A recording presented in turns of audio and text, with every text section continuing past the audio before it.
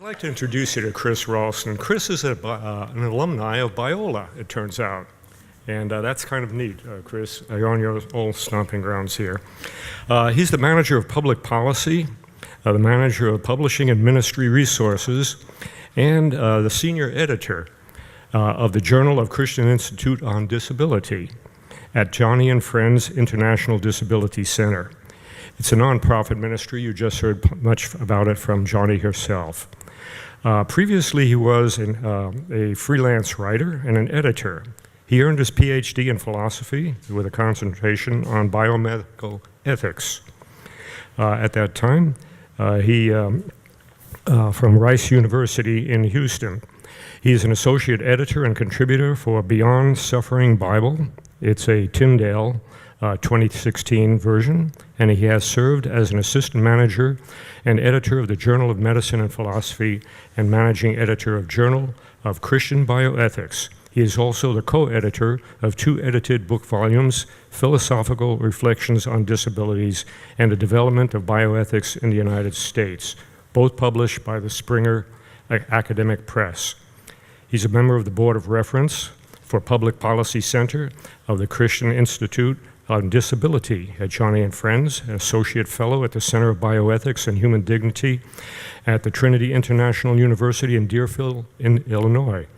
Dr. Ralston is a graduate of Biola, and he is a philosophy and religion ethics. Very interestingly, as Dr. Chris Ralston was married just a few weeks ago in the midst of all this to his wife, Stacy. So talk about a stressful period. They were coming back and they were on a freeway and they got rear-ended that totaled their van. And no injuries, thank God, to either of them. But this time can be somewhat stressful. And I think he is a living testimony of the name of this first session, which is human life. It's resiliency, it's tenacity, and it's sacred trust. So I'd like to introduce Dr. Chris Ralston.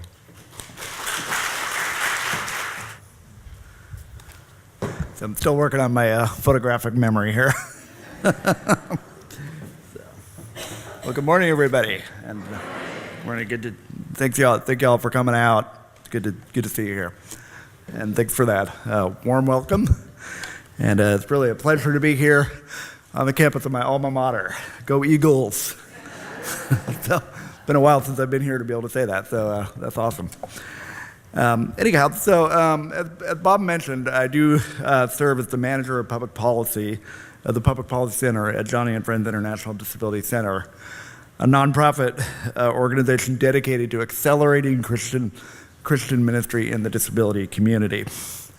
Our mission is to communicate the gospel and equip Christ-honoring churches worldwide to disciple and evangelize persons affected by disability. We fulfill this mission through a variety of means, including our Wheels for the World program, which refurbishes and distributes used wheelchairs worldwide to individuals with disabilities who can use the gift of mobility, as well as organizing week-long retreats, both domestically and internationally, to provide much-needed respite for families affected by disabilities. At Johnny and Friends, we believe strongly that we cannot simply talk about the dignity of all human life. We must live out that commitment with our sleeves rolled up as we come alongside individuals and families affected by disability. We believe passionately in what we call the Luke 14 mandate, in which the master of the house tells his servant to go out quickly into the country lanes and compel the poor, the lame, the blind, the crippled to come in. Why? So that the Father's house may be full. Now, one aspect of fulfilling that mandate is engaging with our broader culture on issues of life, dignity, and justice as they pertain to persons with disabilities. That, in a nutshell, is the purpose of the Public Policy Center, and I come before you here today in that capacity. Now, I've been asked to speak today on the topic of human life, its sanctity, tenacity, and resiliency. Of necessity, given the limited time available here, my remarks will be of a thematic and somewhat general rather than programmatic or detailed nature. In the few minutes we do have, I want to explore briefly what it means to speak of the sanctity of life, of tenacity, of resilience, in the context of end-of-life decision-making. Now, there's many experts in this room, and you're going to hear from some of them up here from the podium. Some of them have been in the if you will, in the trenches, in the battles to preserve and protect the dignity of vulnerable human life, including people with disabilities. So I'm going to let them speak to their respective areas of expertise, and I'm going to stick to my own, which is generally in the domains of philosophy, theology, ethics and bioethics, and disability studies, those kinds of areas. Now, obviously, I also bring to the table my own personal experience as a person with a disability, which inevitably colors my perspective on these issues. My remarks will be explicitly, though not exclusively, theological in orientation. Specifically, I approach these issues from an evangelical Protestant point of view. The Christian worldview I submit offers unique resources for it. Sorry, let's try that again. The Christian worldview I would submit offers unique resources for addressing these issues. That having been said, these comments are made with the recognition that many, perhaps most, of the people that we engage with on these issues will not share the Christian worldview or its basic underlying theological and other commitments. Consequently, while engaging with those who do not share the same worldview commitments, a certain amount of translation is going to prove necessary. However, given the limited time available here today, that project will have to await another occasion. Now, the rest of this day here will involve diving into the practical, nitty-gritty details of bioethics issues, things like hospice and palliative care, futile care guidelines, brain death, organ donation, and the like. My goal here right now is to lay out some of the conceptual questions and thematic considerations in terms of which we ought to approach these issues. So in that sense, my talk is going to be primarily at sort of at the 40,000-foot level of theory and concepts. But I do hope that you'll be able to, as the day progresses, you'll be able to start to see some of the implications of the theoretical reflections for specific concrete bioethical issues that are going to be addressed throughout the rest of this day. So, without any further ado, let's start with sanctity. What does it mean to speak of the sanctity of human life? Well, dictionary definitions of the term sanctity include references to holiness, saintliness, or godliness. It can also be used to refer to having a sacred or hallowed character, as in the expression, the inviolable sanctity of the temple. For our purposes here, it's that latter definition, the condition of being inviolable, that is of most salience. Here, the thought conveyed by the phrase, the inviolability of human life, is the idea that given our status as finite, contingent, created beings, there are certain things that we cannot do to or for one another, even when asked to do so. From the perspective of Christian theology, this claim is grounded, in turn, in the biblical affirmation that human beings have a conferred dignity that entitles them to special, I got to back up here. This claim is grounded in turn in the biblical affirmation that human beings have been created in the image of God, as a result of which they enjoy a conferred dignity that entitles them to a special protected status. Because human beings are bearers of the imago Dei, they possess dignity. And because they have this dignity, human beings enjoy certain rights that cannot legitimately be violated. Moreover, precisely because of our status as created beings, our lives are not our own. We belong to God. We are not self-made, and we are not self-sustaining. Therefore, we have no right to be self-determining. If we take seriously this conception of the sanctity of human life, rooted as it is in the notion of human dignity secured by our status as creatures created in the image of God, then it follows that there will be limits to what we should and should not do, what we can and cannot do to and for one another, even when the decisions and requests being made are voluntary. Arguably, these limits include, but are not limited to, prohibition of physician-assisted suicide and euthanasia, among other practices. Now, before proceeding further, a quick word of caution is in order here. In speaking of the sanctity of human life, we must be careful not to imply that life itself is somehow sacred in the theological sense of the term. That, it seems to me, would be to make of life almost an idolatrous object of worship or veneration, a place properly reserved only for God. Left unchecked, this can lead to a kind of vitalism, a view that says no matter what, preserve life at all costs, no matter what. By contrast, I would submit that we can affirm a biblical view of the sanctity of life and yet still allow room for the fact that there are times when it's appropriate to say we've done enough, and to choose not to do everything in the book just because it's in the book. Properly understood, that's the whole concept behind hospice and palliative care, which are going to be a topic that you'll be hearing about shortly.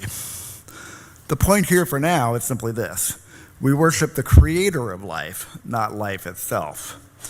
Human life is a precious gift, one that is to be treasured and protected, but it is not the ultimate good. Only God enjoys that status. So, moving on to tenacity. Tenacity is an active choice to persevere in spite of or in the face of opposition, challenges, obstacles, pain, and suffering, even death itself.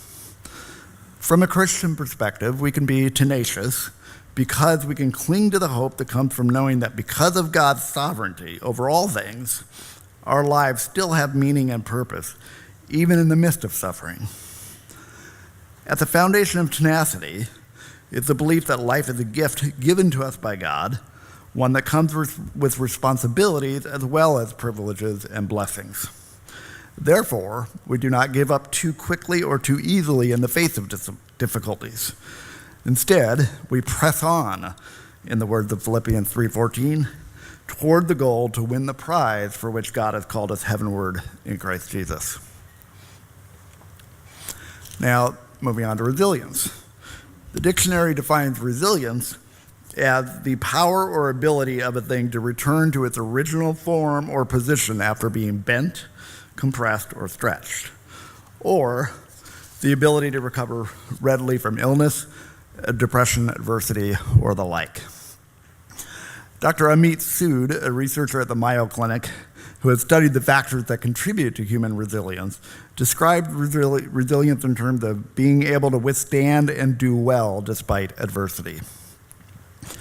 From a Christian standpoint, resilience involves holding up and standing firm with hope and faith in the sovereignty of God under the pressure that comes through suffering, opposition, challenges, pain, suffering, and death. If tenacity is forward-looking, Christian resilience is by its very nature upward-looking. It looks to God for strength and support. As the Apostle Paul put it in 2 Corinthians 4, we are hard-pressed on every side, but not crushed, perplexed, but not in despair, persecuted, but not abandoned, struck down, but not destroyed. So what is it that makes tenacity and resilience possible? Ultimately, they both require that one have a genuine sense of hope. For the Christian, hope is rooted in three key theological ideas, namely the incarnation, the cross, and the empty tomb.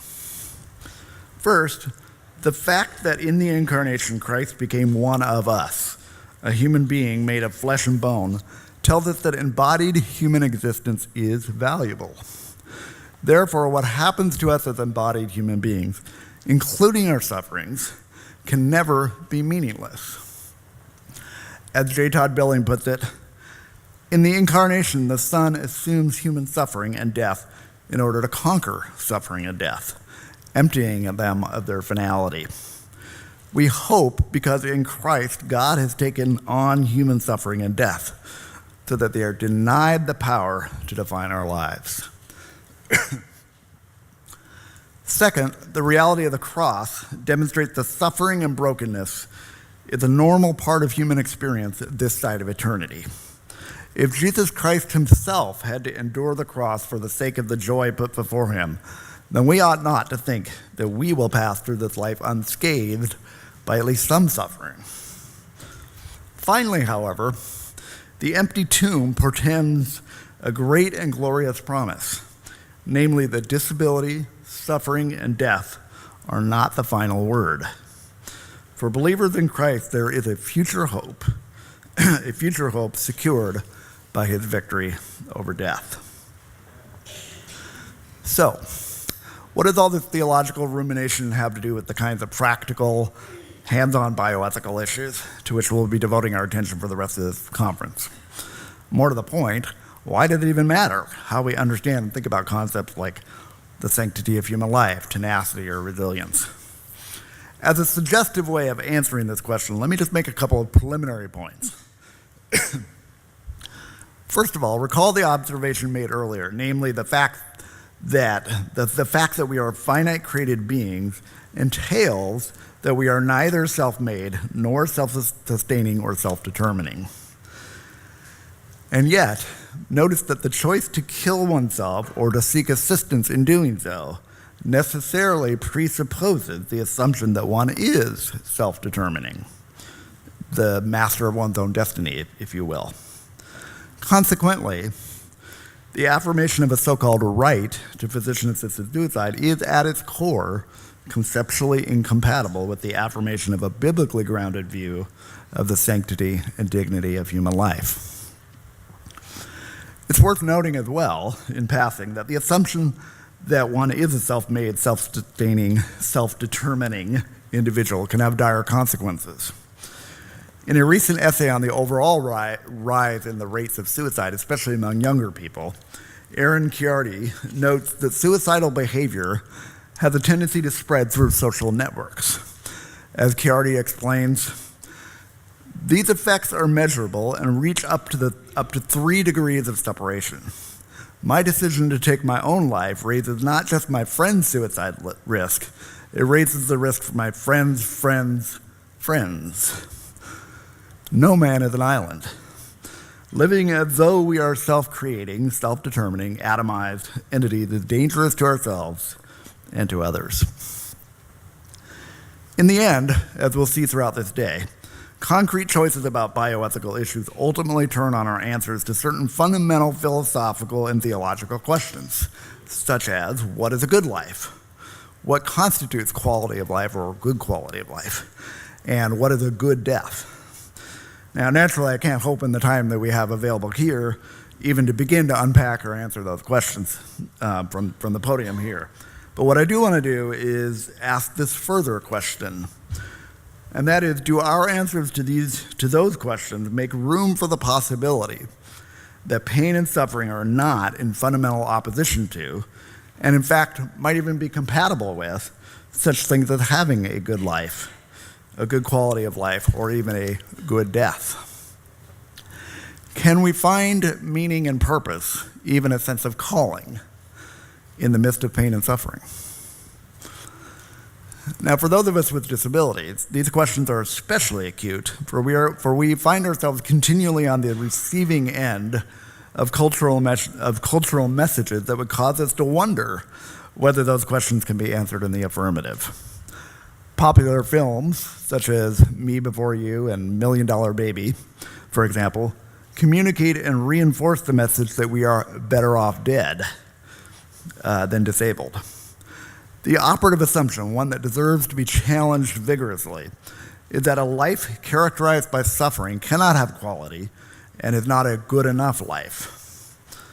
But as one of my former professors here at Biola was fond of saying, why think that? So, in conclusion, what to do about all this? How should we move forward from here? In closing, let me encourage each one of you quite simply to engage. First, engage intellectually. Learn the facts. Master the arguments, scientific, philosophical, theological. My fellow panelists are experts in their respective fields. Take advantage of this opportunity to learn from them. There are a host of excellent resources out there to help you learn more about these issues, such as in the display table room. Access and absorb those resources. Prepare yourself. And then participate in the conversation at home, in the workplace, at church, and in the public square. Respectfully, but confidently, communicate the truth that all human lives are valuable and precious, not because of their possession or exercise of functional abilities or capacities, but simply by virtue of the fact that each human being is a person made in the image of God, known and dearly loved by Him. This is good news with radical implications for how we as human beings relate to and interact with one another. Our world needs to hear that message. Second, engage politically. It's often said that politics is downstream from culture. The idea being that politics is a function or an outgrowth of the broader culture. As the culture goes, so goes our politics. In a recent article in First Things magazine, however, Maggie Gallagher and Frank Cannon provocatively challenged this truism, arguing that perhaps just as often, it is also true that culture is downstream from politics. That is to say, culture is itself informed and shaped by political forces. Cultural attitudes, for example, can shift dramatically in response to effectively organized political campaigns. The success of the pro-life movement on the one hand and the pro-gay marriage movement on the other hand being two sort of prime examples of that. In the end, politics and culture are deeply intertwined. Politics, Gallagher and Cannon explain, and I quote, allows the American people to give public, okay, I'll be done in about 1 second, allows the American people to give public form to what they believe to be true, good, and important. It is also the main way Americans decide which views are within the pale and which are beyond it. Consequently, if we wish our moral principles to continue to be seen as being within the mainstream of cultural acceptability, then we have no choice but to engage on the playing field of political action.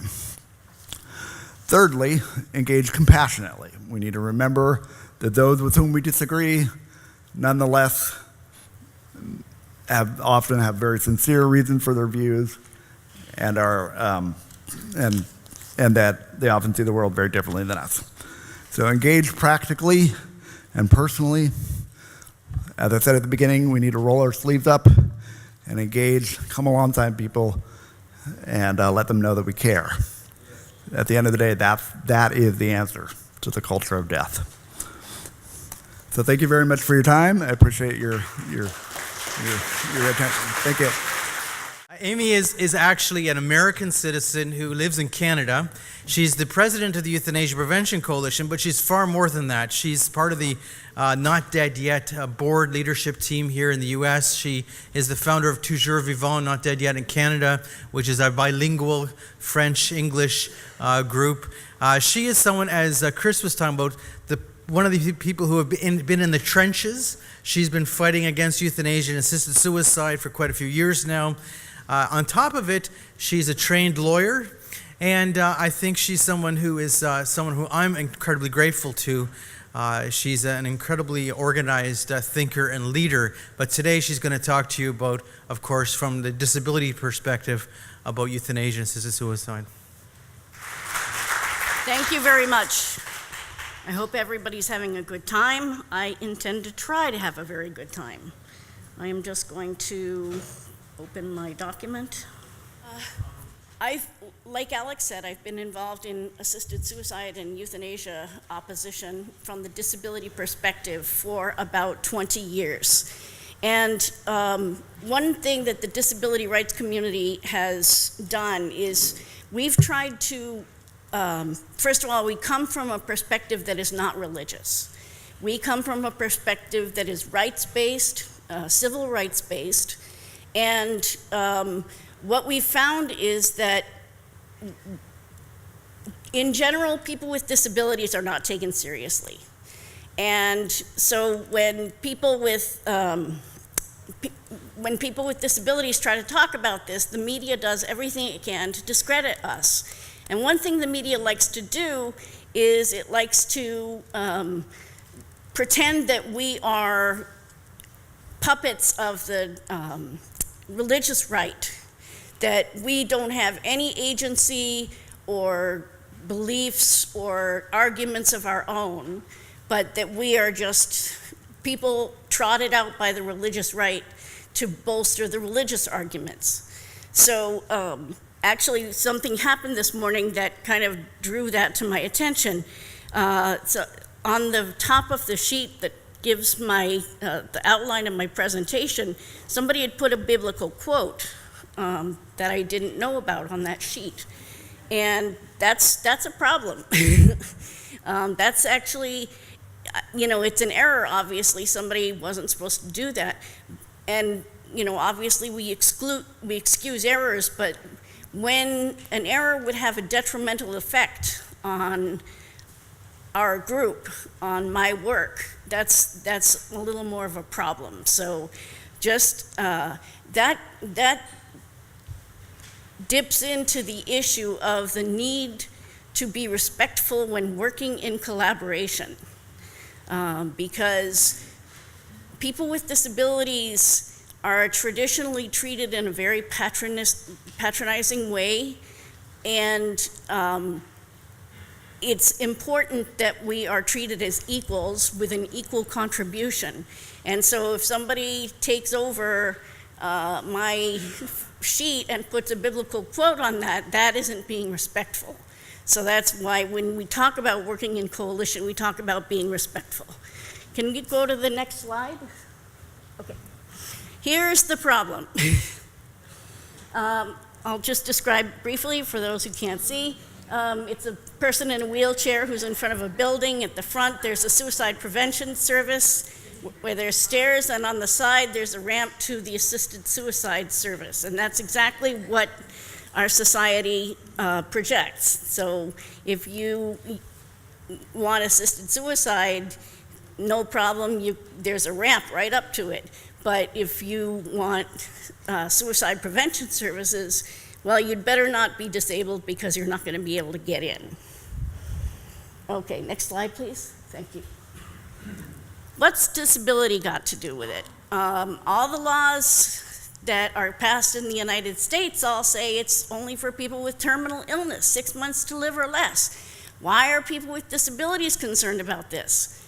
Well, there's a lot of reasons. One is that everyone who receives assisted suicide and euthanasia has a disability.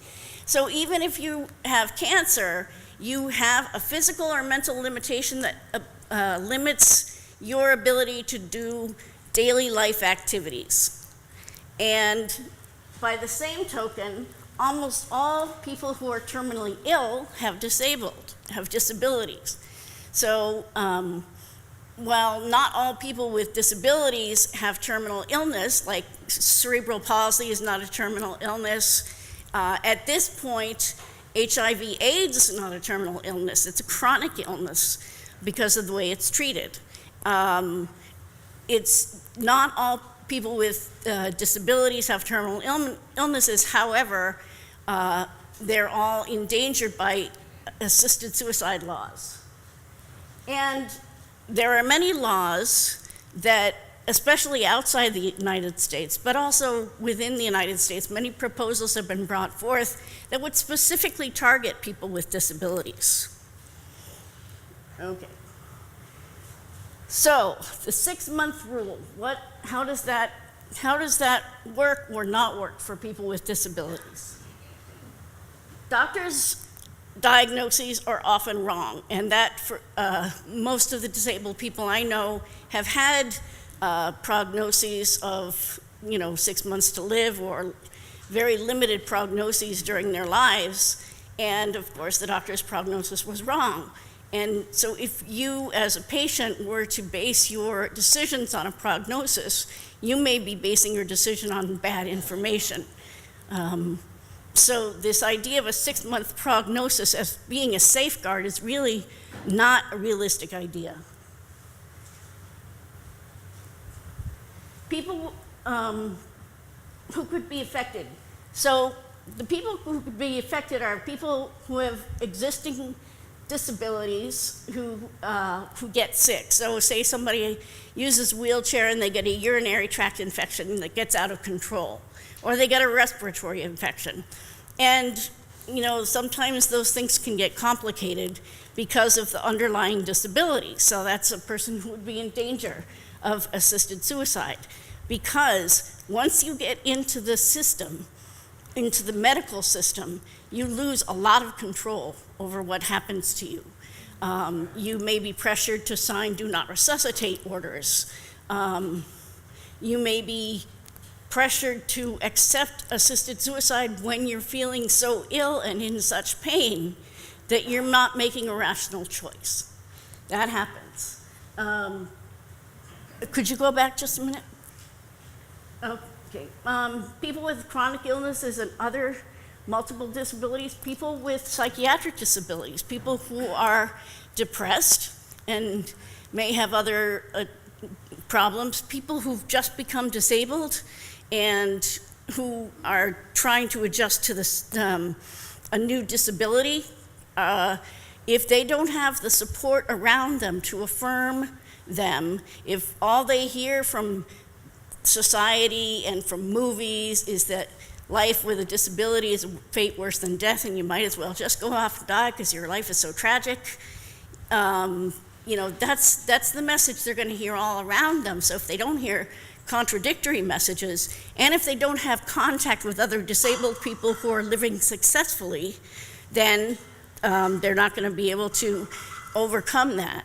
So these are all the ways in which people can be in jeopardy. Okay, next slide.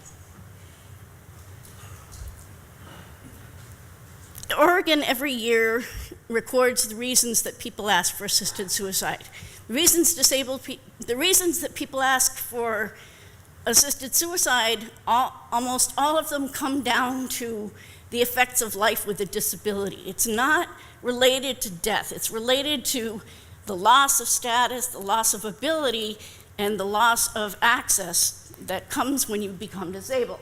So no longer being autonomous. Autonomy, being able to live at home and direct your own personal assistance services is a social policy that has not been completely accepted. It's gaining acceptance, but it's not universally applied. So a lot of people are forced to go into institutions if they have extensive care needs. So people don't want to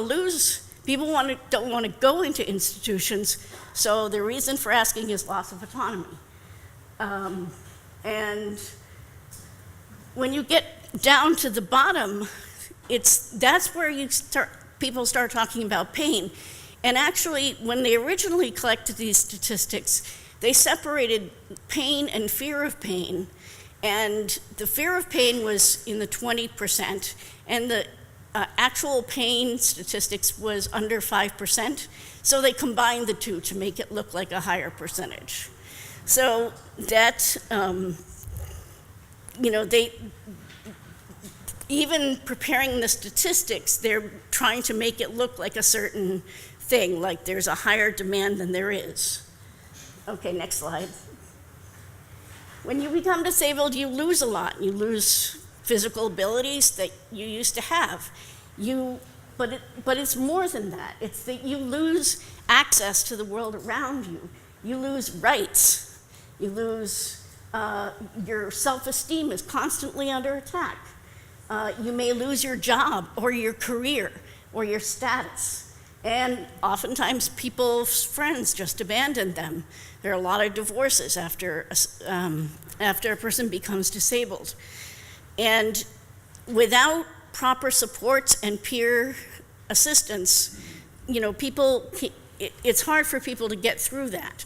But one thing you do gain is a new community and new perspective. It's hard to find that community now. It's a lot harder than it was 20 years ago when people would spend a year and a half in rehabilitation and make new friends. Now people are out of rehabilitation in 6 weeks and they're still, in the shock stage of going through the grieving process. And most professionals aren't very helpful about dealing with the grieving process. So,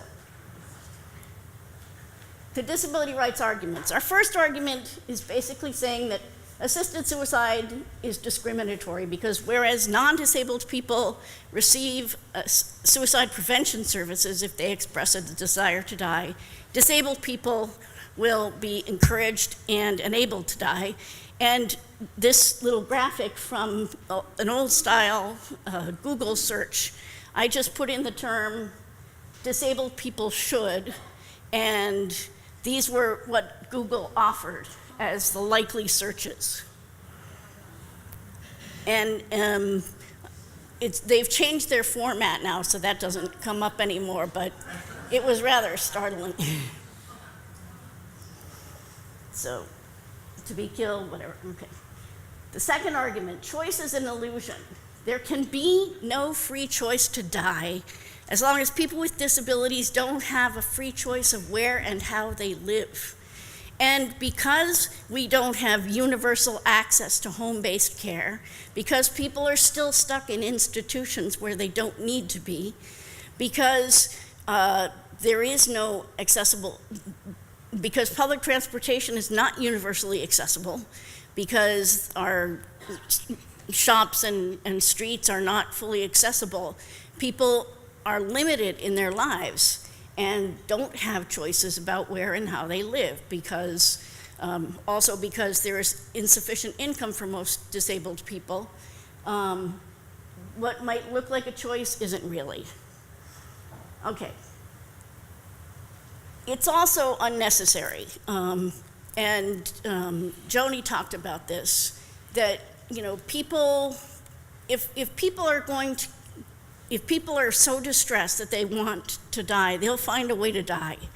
And we also have the option to have palliative care and palliative sedation. If someone is in that much distress, they can have palliative sedation until they die. My mother, when she died of cancer, had palliative care that she was able to control the amount of medication herself, and in the last few days she mostly slept and then she died. So that was largely under her control. I wouldn't say it was I wouldn't say it was suicide. I just think of it as the process that ended her life. Okay, next slide. Finally, safeguards don't work. Safeguards, they don't prevent ineligible people from being killed. There are studies that say, oh, there's no problem whatever. But when you look at those studies are based on reports that are filed by the doctors, and they don't look beyond those reports. There are other studies that look at all the deaths and then backtrack.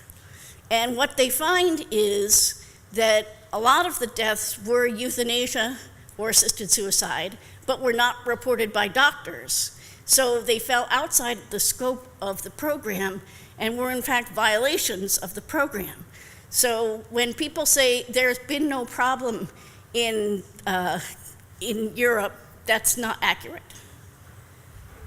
Okay, the laws are designed to hide information. The Oregon law eliminates the records after 1 year, so you can't go back and do retrospective studies except for on the data that they publish, which is very minimal. And one thing that we heard a lot in Canada when they were thinking of, when they were adopting assisted suicide was, it won't happen here. We're better than those people. Well, sorry, but no. It is happening there. The slippery slope is happening there. Okay. So the National Council on Disability in 1997 and 2005, and the Council of Canadians with Disabilities in 2003, each did studies on the efficacy efficaciousness of safeguards, and both showed that effective safeguards are unworkable, that a prohibition really is the only way to go. And this has been borne out by the experience of the Benelux country. And I just put that thing, it's all fun and games out on the slippery slope until someone gets hurt. Because it is a slippery slope. Next. Okay, some more arguments. The desire of a few to plan the death versus the risk to many of coerced assisted suicide and euthanasia. That's a really important thing, because they're saying, I want my death the way I want it when I want it, and that's, that would be one thing, but the problem is that creates a danger for many more people. We don't need to die to have dignity. We have dignity. But the way all the laws are written, it's dying with dignity. And the implication that if you don't die with a disability, then you don't have dignity. And they say it's a personal issue, but it's not a personal issue when it gets into changing laws and when it gets into the state paying for people to be killed, which is what happens in Canada and in Europe. Next. Okay, how much time do I have? Not 10 minutes? Okay, I'll do this quickly. This is a little history of the disability rights movement's response to the issue. In 1983, Elizabeth Bouvier, or Bouvet, I think she pronounces it, came into the hospital. She was 26 years old. Her van had been repossessed. She had to leave her graduate school program. Her marriage had broken up. She had had a miscarriage. Her brother had just been diagnosed with cancer, and her mother as well. She came into the ER and said, I want to die. And while ordinarily, she would be given suicide prevention treatment, the fact that she had a disability, she wanted that to make it so that she would be allowed to have comfort care while she starved herself to death. And the hospital said, no, we don't do that. When people are suicidal, we take care of them. We prevent their suicides. She fought all the way up to the Supreme Court for the right, or up to the California Supreme Court for the right to die, and eventually won that right. She did not go through with it, and as far as I know, she was still alive at least a couple of years ago. Because in that process, she became empowered in her life. She was able to resolve some things, and the crisis that she was in was over. It was past. So that was the first case in which disabled people intervened to say, look, there's another way of looking at this, because the judge's decisions were so negative. Of course she should have this right. Her life is so miserable, blah, blah, blah, blah, blah. And disabled people were saying, no, this is not, disability does not equal misery. And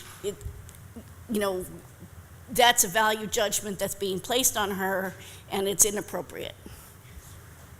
So the next series of cases came in the 1980s and early 90s. It was a bunch of people who were quadriplegics who did not want to live in institutions. And they basically said, I'd rather die than live in an institution. And the courts in general said, fine, no problem. One person, Larry McAfee, won the right to have his ventilator turned off. But in that process, again, he was empowered. And he was contacted by the local state independent living program. He got an apartment, he got personal care attendants, and he eventually went on to testify before the state legislature on how he was treated as a disabled person in an institution and how his humanity was not respected. And there are some of these people who did choose to die. And in the 1990s, there were 2 trials for Jack Kevorkian. One, which he was acquitted, which included no disabled people in the gallery. The second time, the disability rights movement organized and showed up in force, lots of disabled people basically saying, hey, wait a minute, we're not dead yet. We aren't ready to die yet. And that had an impact on the way the case was presented and ultimately on the verdict that he was convicted. Next slide. In 1996, Not Dead Yet was founded by Diane Coleman and Stephen Drake. In 1997, the Supreme Court established that there is no right to an assisted suicide, and that has been upheld by many courts since then. And since that time, we've had state legislation. 150 bills have been defeated, more than 150, and 6 laws have been adopted in various states and territories in the United States. So, next slide.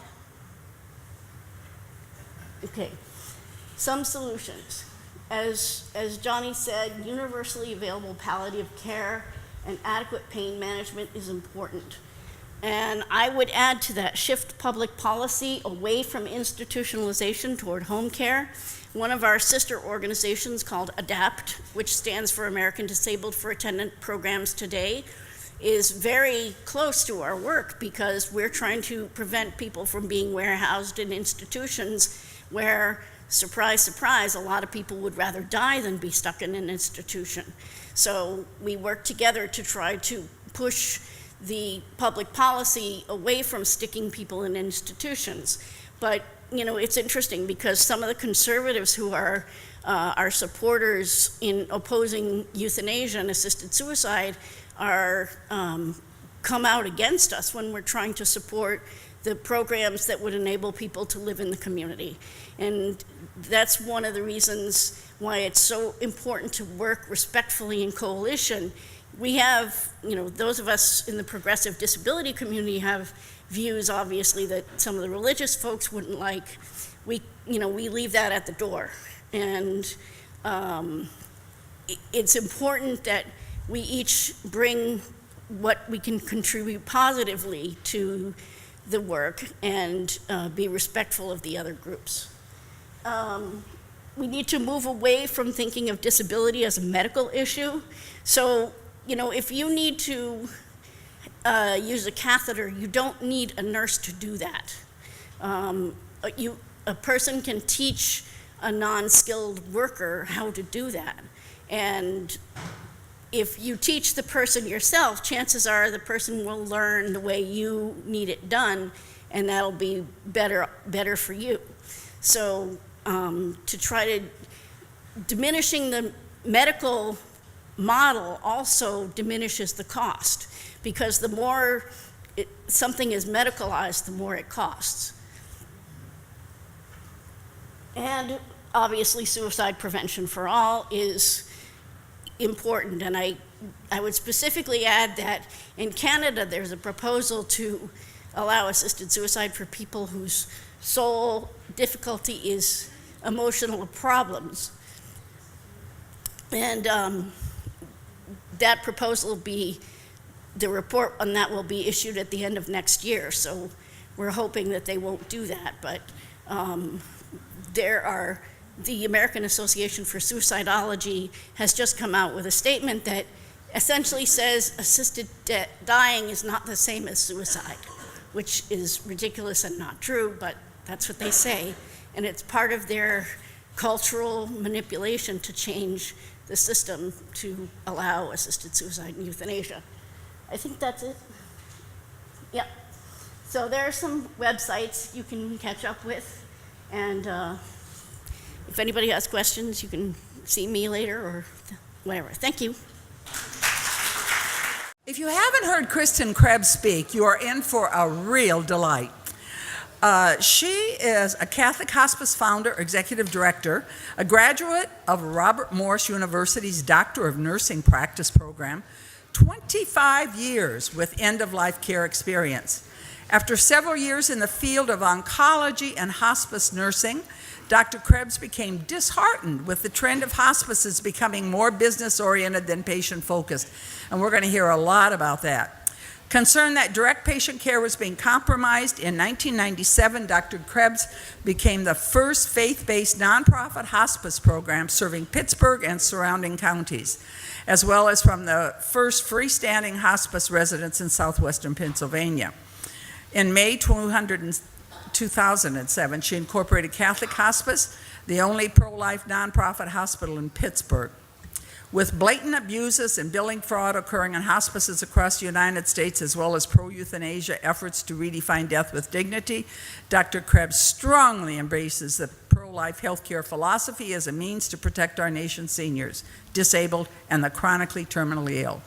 In the current ever-changing climate of healthcare, Dr. Krebs remains dedicated to providing excellence in the end-of-life care for vulnerable populations and individuals, and just does a lot. I could go on, but I'm not going to forever. I think that I'm going to let Dr. Krebs speak for herself. She does a wonderful job. You're in for a real treat. Thank you. Can you all hear me okay? I always say I'm the Italian girl from Pittsburgh. You can hear me, trust me. So good morning, and thank you all for having me here. Thanks to Biola, the Scholl Institute, to Betty, to Bob, to Elizabeth, all of the volunteers who make these days possible. Thank the people at the registration table, the people who are going to show you where your lunch is. It takes a lot of effort, people, to organize this, so please make sure you do say thank you. Thanks personally to Betty and Bob, Elizabeth, for inviting me to be here. I'm probably one of the most least likely to be speaking to you. As a little girl, I didn't speak publicly until I was 8 years old. I could speak, but I chose not to. Nobody really knows why. But here I am today, speaking kind of all over the place in the last several years, and I truly do appreciate the opportunity. As Betty said, I'm a clinician, so I am in the trenches every day, coming up on almost 30 years of caring for people who are terminally ill. I'm here on behalf of them today. They are truly the most vulnerable and voiceless population, the sickest of the sick. So on behalf of them, this is what I think they would want you to know. So many of the topics we're going to touch on today, for the sake of time, we can only kind of touch the surface of some of them. So when we get to issues like terminal sedation in hospice, when we get to issues like hospice Medicare fraud, we're literally going to spend a snippet of time on those things, but those are things we could spend an hour just talking about hospice fraud. So we will get started.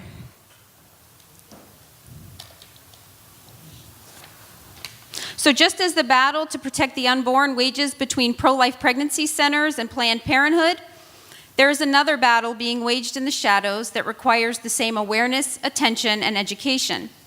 So this is the battle that's occurring at the other end of life spectrum, with care of the dying, a battle that many of you don't even know exists. In the years since Roe v. Wade, would you dare say all pregnancy centers are equal? Most of us here today would all agree that pro-life pregnancy resource centers have been called the true face of the pro-life movement. Free pregnancy tests, ultrasounds, anti-abortion information, parenting classes, those are just some of the services that they're offered to empower women to choose life. But listen to these statistics. Pro-life pregnancy centers are nonprofit organizations. The overwhelming majority of them in the United States are run by pro-life Christians according to a conservative Christian philosophy. Even more specifically, many are run by the Catholic Church or other church groups.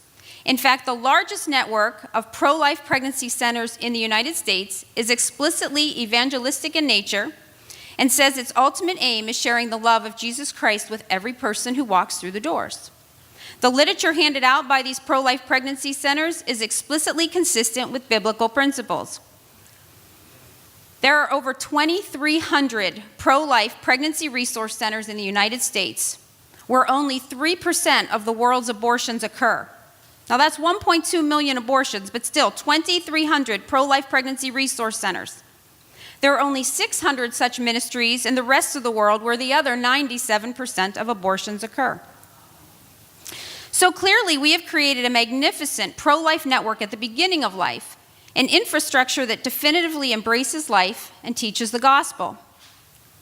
So if I ask you where the closest pro-life pregnancy center is, you would know. And if you didn't, you'd get your phone out, you'd Google, get your computer out, and you would clearly find the closest one that promotes life. The godly principles aren't hidden.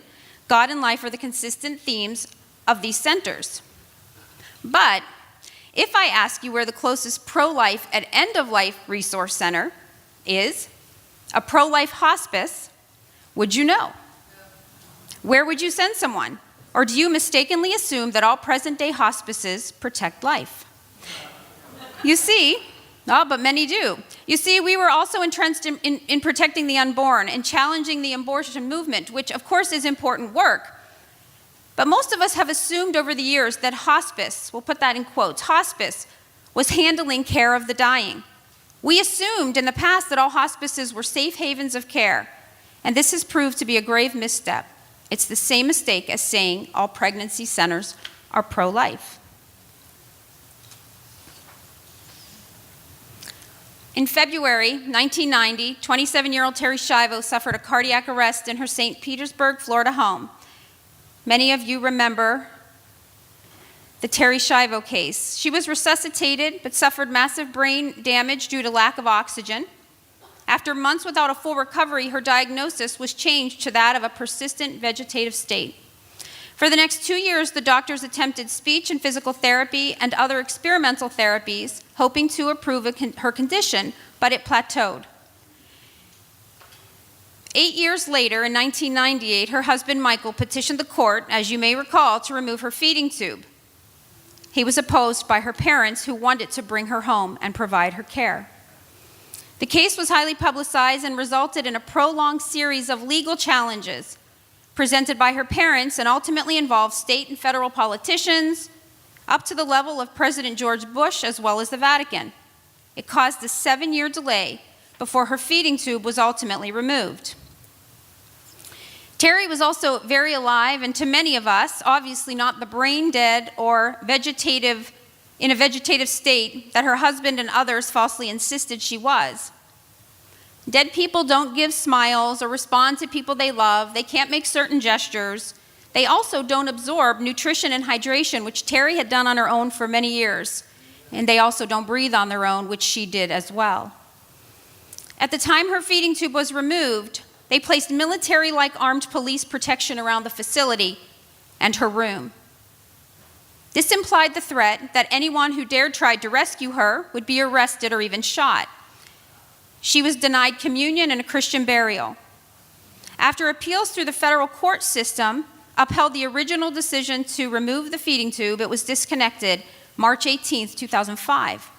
She died on March 31, 2005, 13 days after the feeding tube was removed. The facility that was surrounded by the military armed police was a hospice facility. The police obviously weren't protecting Terri. And this for me was career changing. 2 years later, I had left the hospice that I had originally founded that had a pro-life mission to work with others in our community to start Catholic hospice with a definitive, very outspoken pro-life mission. Thank you.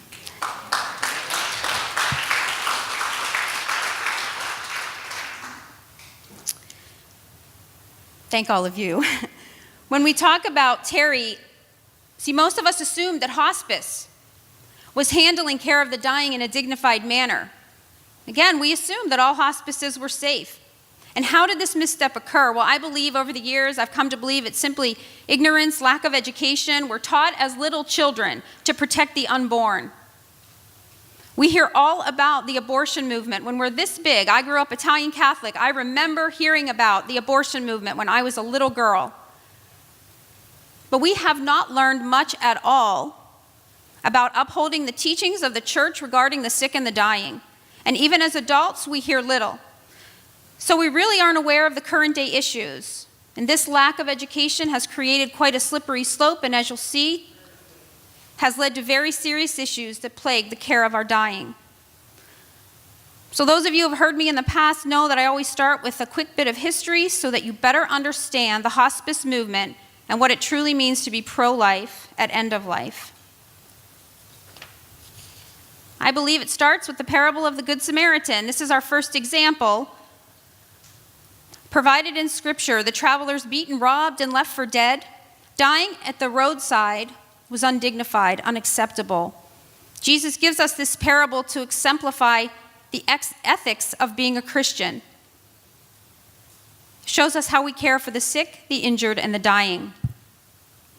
In 1095, there was the rise of the crusading movement. People were traveling across Europe to reclaim the Holy Land. And this lasted many, many years. People naturally became sick, and they often died on their journey. It was simply unacceptable to leave a dying loved one on the roadside. It was considered undignified and unclean. So they built safe havens and shelters where people who were traveling, if they became ill or began the dying process, had a place to go. These were called hospices. Same thing happened in the 1300s in Rhodes. Hospices continued to flourish throughout the Middle Ages, but it wasn't until the 1600s, the Daughters of Charity of St. Vincent de Paul in France became the first religious order to organize care of the dying. In the 1800s and early 1900s, terminally ill then spent their last days being cared for by monks, nuns, and laywomen. The laywomen working in these Christian monasteries were wealthy women and often widows, who were some of the first actual recorded nurses documented in history. Of course, this movement then gained momentum during the Second World War. And this woman in 1950, Mother Teresa, many of us associate her with the pro-life at end-of-life movement. She started the Missionaries of Charity in Calcutta. She was also instrumental in caring for those who were dying of AIDS in the East and West Coast. And I was very privileged to be part of caring for many AIDS patients in the early 90s under her mission. But it is this woman who is truly the founder of the hospice movement, Dame Cicely Saunders. She was born in England, studied at Oxford, became a medical social worker, a nurse, and as if that wasn't enough, she went on to become a physician. In 1948, she befriended a dying man named David while working at a London hospital. He had escaped the Warsaw Ghetto and was now dying of cancer. Through her relationship with David, she discovered that he had deeper issues than those relating to the pain caused by his cancer. It wasn't that he was just suffering pain, but it was the pain of being alone and the pain he had seen in the sufferings of his past in the Warsaw Ghetto. She gained great insight into his emotional and spiritual needs, as well as his physical needs. And she began to understand and document the complexity of the dying process. She also recognized that his hospital care was very different than others. He was alone. He had different visiting hours than those who weren't dying. He had poor pain management. And the staff required the room to his door to be shut.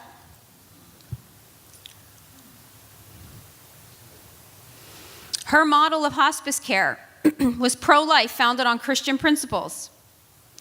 Hospice becomes an option, she says, when illness no longer responds to curative modalities.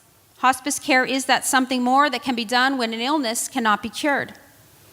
The goal is to help people live symptom-free while affirming peace, dignity, and sanctity of life. Her word, sanctity of life. Hospice care provides an opportunity for the patient and their loved ones to focus on life. Her model focuses on the family as a unit, the whole person, physically, emotionally, and spiritually. She came to the United States in the early 70s as a visiting faculty member at Yale University. She helped them start the first hospice in the United States, the Connecticut Hospice. Started in 1974, she was instrumental in starting this, and they used her model of care. What's important to understand is that there was no revenue source.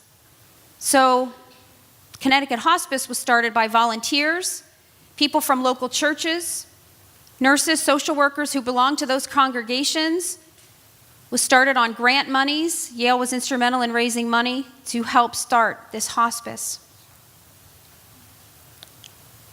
In 1980, Pope John Paul publishes the Declaration on Euthanasia. It's the Roman Catholic Church's official document on the topic of euthanasia. It clarifies the Church's position and provides moral direction on how to care for those who are terminally ill. The document makes clear the right to life, not just for Catholics, but for all faiths. It advocates that those experiencing terminal illness receive the care due to them according to Scripture. And this is a quote from the document. The terminally ill should not be preyed upon, neglected, or offended at this sacred time of life. The Pope declares the terminally ill deserve solidarity, communion, and affection. So if we just stop right here with this little snippet of hospice history, it's definitively pro-life. And up until this point, there's no revenue stream. People are coming together out of their church congregations to care for the dying in their communities.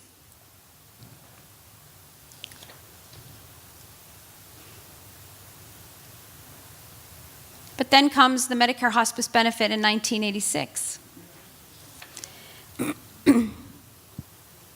The hospice benefit is federal law. Medicare states that a patient must have a terminal diagnosis and a prognosis of 6 months or less if the disease runs its normal course. So in 1986, when this is written, it's to provide specific clinical criteria and guidelines for how a hospice would organize itself and care for the dying. It states the hospice must obtain medical records, tests, lab results, scans, proving a terminal diagnosis. There aren't any assumptions. It also requires that 2 physicians, the hospice medical director and a physician who is personally involved in the care of that particular individual, certify that the patient is indeed terminal and would have 6 months or less.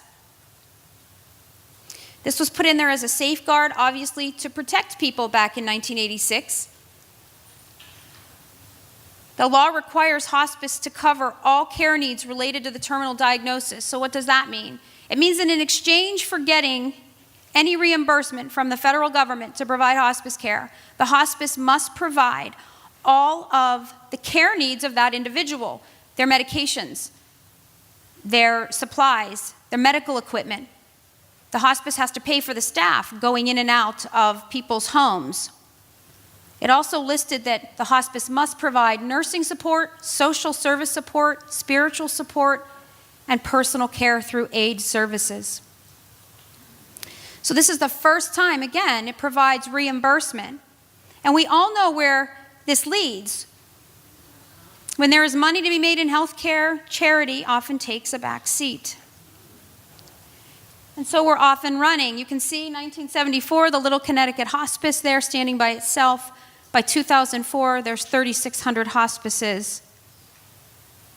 Hospice is growing on average about 25% a year across the United States. 2017, it's almost inching close to 30% growth in the marketplace.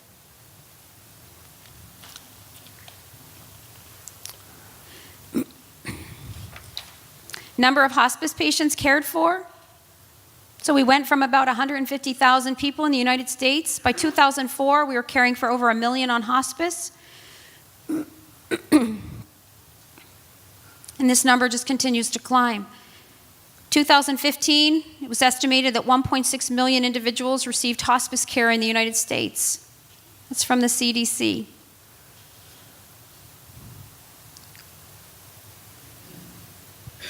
So we summarize this. There's about 2.7 million deaths in the United States, just in general, 2.7 million deaths. But now our statistics are claiming 1.6 million of them are admitted to hospice before they die. There are now 4,300 hospices in the United States. But what's interesting to me, when I got involved in hospice, almost everybody was at home. I rarely went into a nursing home to take care of anybody. Only 44% now are cared in their own home. Leaves the majority, the The majority of them are in nursing homes, personal care homes, and assisted livings. And you'll see why in a second. Our statistics show us that a third of terminally ill patients receive in-depth hospice care. What does that mean? Only a third receive in-depth hospice care. It means when we list that list of services that patients are entitled to, all of the different staff visits, their medications, their DME, their durable medical equipment, their supplies, if they need dressing change supplies or catheter supplies, only a third are getting what they're entitled to under the hospice benefit. And disturbingly, more than 200,000 that are reported, that we know of, are discharged alive each year. So that means they weren't appropriate, most likely, to begin with. So, specifically, the challenges we're facing. The elephant in the living room, limited knowledge and communication. You know, this is a topic nobody wants to talk about. For some reason, it's easier for us to talk about being pro-life at the beginning of life. We don't like to talk about death and dying as a society, and as we've crept further and further away from talking about it, again, it's that slippery slope principle, and this is where all of these difficulties unfold. When we ask patients the end-of-life issues of most importance to them, disease process and prognosis for survival, likely symptoms and how they will be managed, their treatment options and how they will affect quality and their duration. When we start talking to them about the Medicare hospice benefit, most of them don't know, but they're interested. They want to know. They also want to know what dying might be like, what advanced care planning really means. But most don't ever get the opportunity to know what they're signing on to. The hospice admission papers are put in front of them and they just sign. They really don't understand their rights or entitlements under Medicare. And of course, we know that this poor communication leads to misconceptions and makes a vulnerable population ever more vulnerable. The next challenge, the for-profit mentality invading the hospice movement. So I'll stop here for a second because this is usually where I get myself in trouble. I am not saying that all for-profit hospices are bad, and I'm not saying for-profit-minded hospices are bad. There are nonprofits who are run like for-profits. There are many good people that happen to work for for-profits, and inevitably after I talk about or where I've been, someone comes up to me and says, I work for a for-profit hospice, and I'm really offended. Well, I don't know you personally, and I've studied this a really long time. I can show you what the statistics say. My grandmother used to say, if the shoe fits, sometimes you need to take it off and put it back in the box. So, with that, here we go. You can see by 2013, we're losing momentum. We had the surge of not-for-profit hospices in the 90s, early 90s, after the Medicare benefit got developed. Churches were still organizing and creating these wonderful nonprofit hospice organizations, and you can see we've lost the momentum now. And here's the underlying reason why. Medicare is spending a lot of money on keeping patients on hospice. 2017, over $20 billion spent by Medicare to different hospice organizations around the country to care for the dying. 2018, it's projected it'll be over $25 billion spent by Medicare. So, that tells us there's a lot of money to be made in end-of-life care, unfortunately. So, hospice care has evolved from charitable roots to a $20+ billion a year business, run mostly as for-profit companies. The CDC reported 60% of hospices in the United States were for-profit. That's in 2014. By 2015, the CDC reported 63% were for-profit, and it's projected to be over 75% by 2020. The range of mandatory services offered by for-profit-minded hospices is less than nonprofits. Of course it is. They want to take a cut off the top and show profit. Many of these for-profit companies are trading on the stock market. If you open your paper, you'll see them listed there. They typically employ fewer nurses, so each nurse has a greater number of patients to care for on their own. The focus is on increased productivity, how few staff members they can utilize to care for the largest number of patients. They pay a higher salaries to these people, but they're often less skilled staff. And why does that matter to you? Well, it matters because the acuity is going up. People coming out of the hospitals now. We know people don't stay in the hospital 2 weeks, 3 weeks. They usually spend a few days and they're discharged home. So the acuity, things they're coming home with, drains and pumps and things that they didn't typically come home with before, they are now. So that doesn't bode well with a less skilled staff. Also, the medications that we use in end-of-life care obviously can be incredibly dangerous. So we don't want to put them in the hands of someone who is not skilled enough to utilize them well.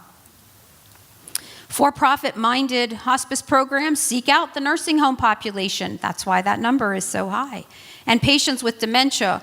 Why? Because patients with dementia often don't obviously know what they're signing.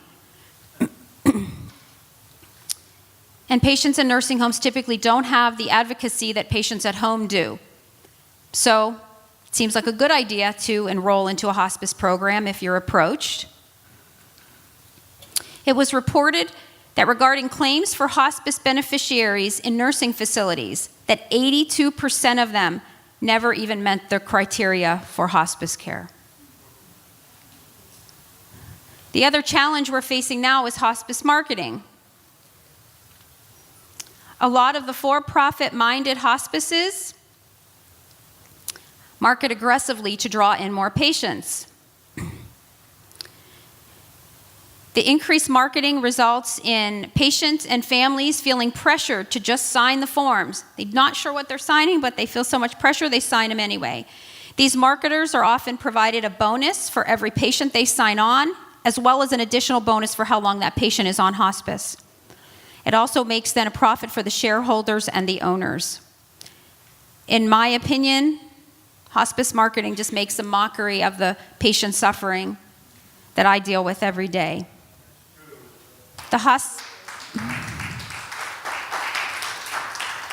And hospice marketing in no way enhances hands-on bedside care. These are not the people taking care of people who are dying. These are people just trying to create lots of profit for the owners of these hospices.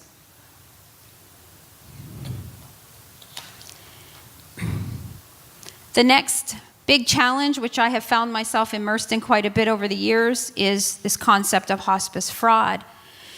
I would encourage all of you at some point, when you're having a cup of coffee in the morning, Google hospice Medicare fraud, and you will, I promise you, be blown away at what you find and what comes up on the screen. It is rampant across the United States. These are a few of the headlines. This is coming out of my city, Pittsburgh, PA. Hospice fraud becoming a costly problem for Medicare. Former head of Horizons Hospice, because you'll see it if you Google it, indicted for false billings. Ended up being about $6 million of false billings. And that's small. Here, Covina Hospice sought millions for treating patients who were not terminally ill. That's right here in Los Angeles.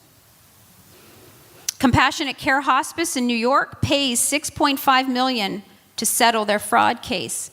And that's important to understand. If they paid $6.5 million, it was probably $40 million in fraud. So they settle these cases for very small amounts compared to what they've stolen from the government.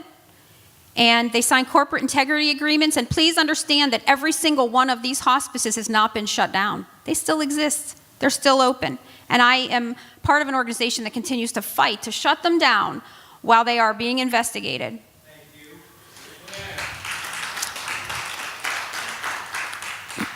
A Sarah Care Hospice, I don't know if you have a Sarah Care out here, was accused in 2012 of defrauding Medicare $202 million. Vitas, the largest for-profit hospice chain in the United States, they believe when that case is done, it's still being investigated. The investigation was started in 2013. It's still not concluded. They believe it'll be over $1 billion in hospice Medicare fraud when it's all said and done, and Vitas is still open across the United States. Since 2006, the U.S. government has accused nearly every major, the big boys, the ones on the stock market, of committing hospice billing fraud. Despite the widespread allegations of fraud and abuse, the regulators have consistently rated hospice as a lower priority for routine inspections. The average U.S. hospice has not undergone a full certification inspection in more than 3.5 years. And Medicare data shows that some hospices have not been inspected in more than 6 or 7 years. So how is this fraud committed? Well, what they've been cited for is falsely reporting a higher level of care, which there are only a couple of Medicare billing ranges. Most of ours are on the routine level of billing, but there's another level of billing that is 4 times or 5 times the regular billing level. So they report these higher billing levels so they can get more money from the hospice benefit. They keep patients on for 4 and 5 years with little or no decline, most of them in nursing homes. These patients, of course, aren't really appropriate for hospice, so they require little bedside care, so they don't have to outlay a lot of money to provide care to them, and then they discharge them. They focus on these nursing homes and nursing home contracts. They falsely certify patients as hospice eligible by often stripping many of them of their routine medications so they appear sicker and more appropriate for hospice care. Now, these are the things they've been cited for. And my question there is how many deaths have been hastened based on this practice? The government continually investigates and they look at the dollars and cents only. They don't look at the faces and the patients behind this fraud and how they have maybe been horribly adversely affected by it. And that's just the slide of this Medicare reimbursement. So routine level of hospice care is what the majority of patients across the nation are on. They do have these other categories for specific circumstances. VITAS, one of the things they're cited for is putting people on this crisis care. They put every single patient on crisis care for the first week to 2 weeks so they can capture that daily rate. Then they take them off. The next challenge, of course, as we've talked about, and you all know well here in California, physician-assisted suicide. Often called aid in dying, death with dignity, compassionate dying. We now know it's legal in Washington, Montana, Vermont, California, and Colorado, but it's pending in 16 other states, Pennsylvania being one, and we have worked very, very hard to thwart their efforts. But every time it's reintroduced, it's been reintroduced for the 4th time in Pennsylvania, it gains momentum.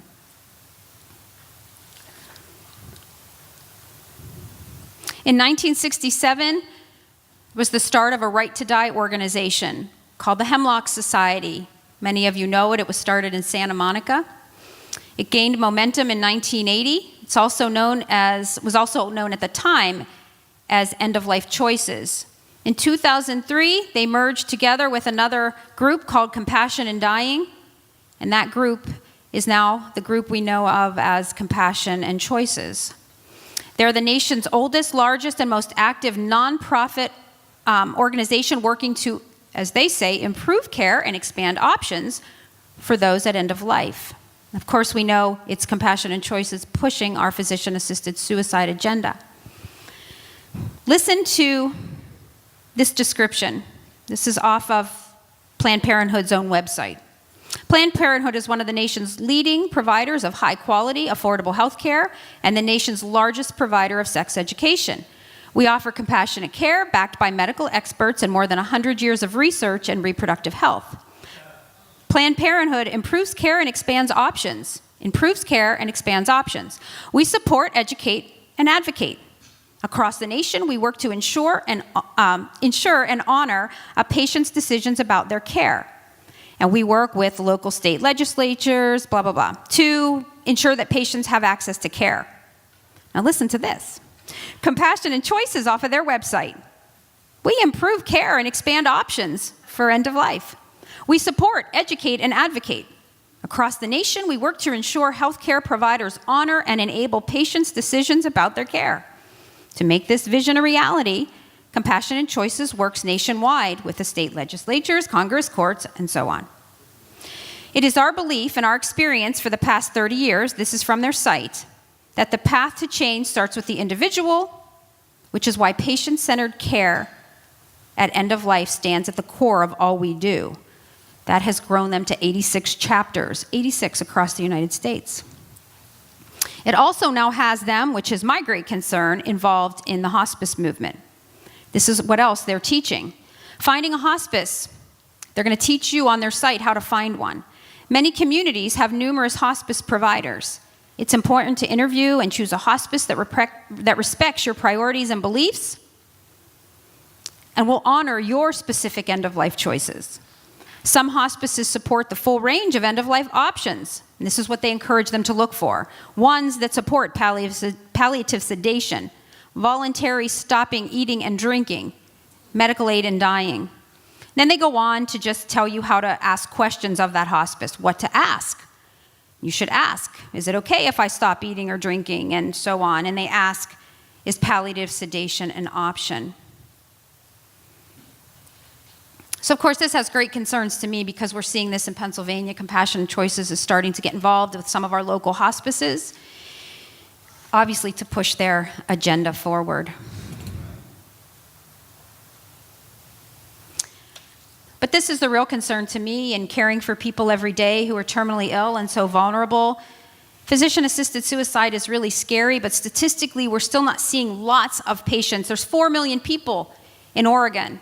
In 2015, I think it was 202 asked for the prescription for physician-assisted suicide, and I think it was 133 utilized it. So it's significant, but the concern is really what's behind that movement. Let's face it, they want to see numbers. Compassion & Choices is pushing an agenda. They want to see momentum. And euthanasia, clearly, and you'll have Alex be talking to you later about it, but euthanasia is the greatest concern. But even greater still for me is this concept, stealth euthanasia. So while we know euthanasia is an intentional action or an omission that directly or indirectly causes the death of a person to end pain and suffering, this concept of stealth euthanasia is really sort of kept hidden from everyone in the public. The concept of stealth euthanasia is hastening death due to negligence even, while pretending to provide appropriate care to terminally ill, seniors, disabled, and the mentally ill. It can be an intentional act or a non-intentional act. In 2013, Pope Francis warned against this concept of stealth euthanasia. He says, in this consumerist society, we are accustomed to the idea that there are people that are disposable, and among them are the elderly, chronically ill, handicapped, and terminally ill, and we must, at all costs, protect them. Amen. So how do you commit stealth euthanasia? Whoops, sorry. So certainly, discontinuing or denying people of food and fluids when a loved one is not dying or not near death. It's often accompanied by morphine to deaden the pain of starvation and dehydration. Denying people medication or ordinary treatments. Think back to the fraud concept. How many of those patients had their routine medications denied and it ultimately led in their death? Just over-medicating, using medications that aren't warranted for the condition. We do a lot of education about, our hospice does a lot of education, I should say, on what is the right dose of morphine, what is the right dose of Haldol or Ativan, and how do you use these medications appropriately, and how do you look back at someone's health history to know if they're even a candidate for those medications. And last, of course, this concept of terminal sedation. You render a patient unconscious, permanently sedating them and allowing them to dehydrate and die. It looks outwardly peaceful as people are made to sleep in a medically induced coma. Terminal sedation done under the umbrella of a hospice doesn't outwardly appear as euthanasia. And those in favor of this, euthanasia and stealth euthanasia, use the words mercy and compassion as an argument for allowing it. So the general public believes that hospice is the alternative to euthanasia. That's what we've been led to believe over the course of time. And that many hospices, most of them, are the equivalent of pro-life organizations. Most Americans don't know that many advocates of the euthanasia movement have entered our end-of-life care arena via hospice agencies to achieve their agendas. And this should make you very much aware, it's not to scare you, but make you aware of how much we need a definitive pro-life and end-of-life network across this nation. Which brings us full circle back to Terri Schiavo.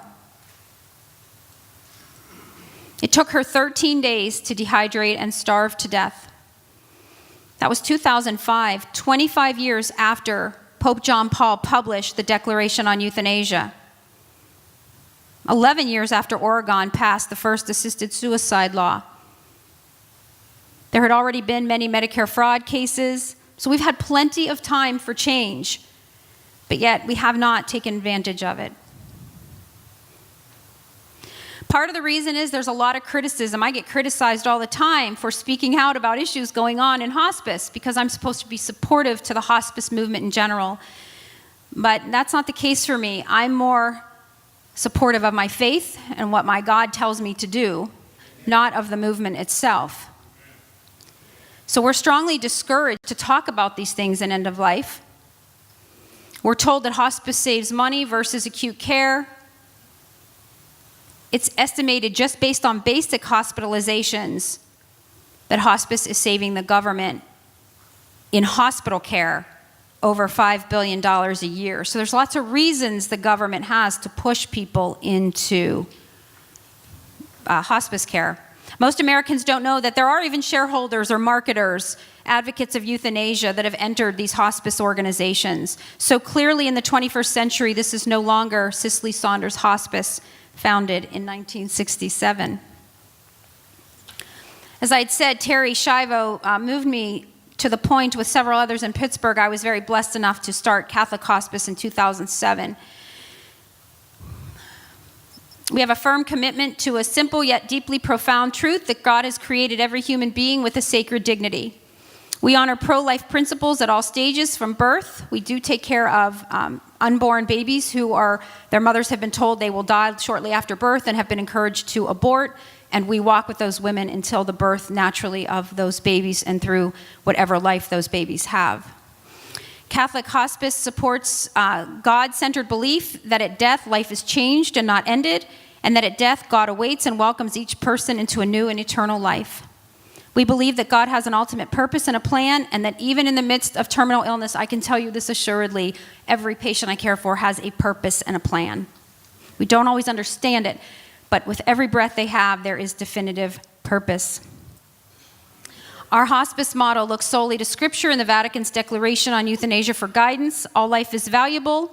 We affirm the dignity and sanctity of human life and stand on the principle that dying means being ready to meet death at the hour willed and chosen by God, not by man.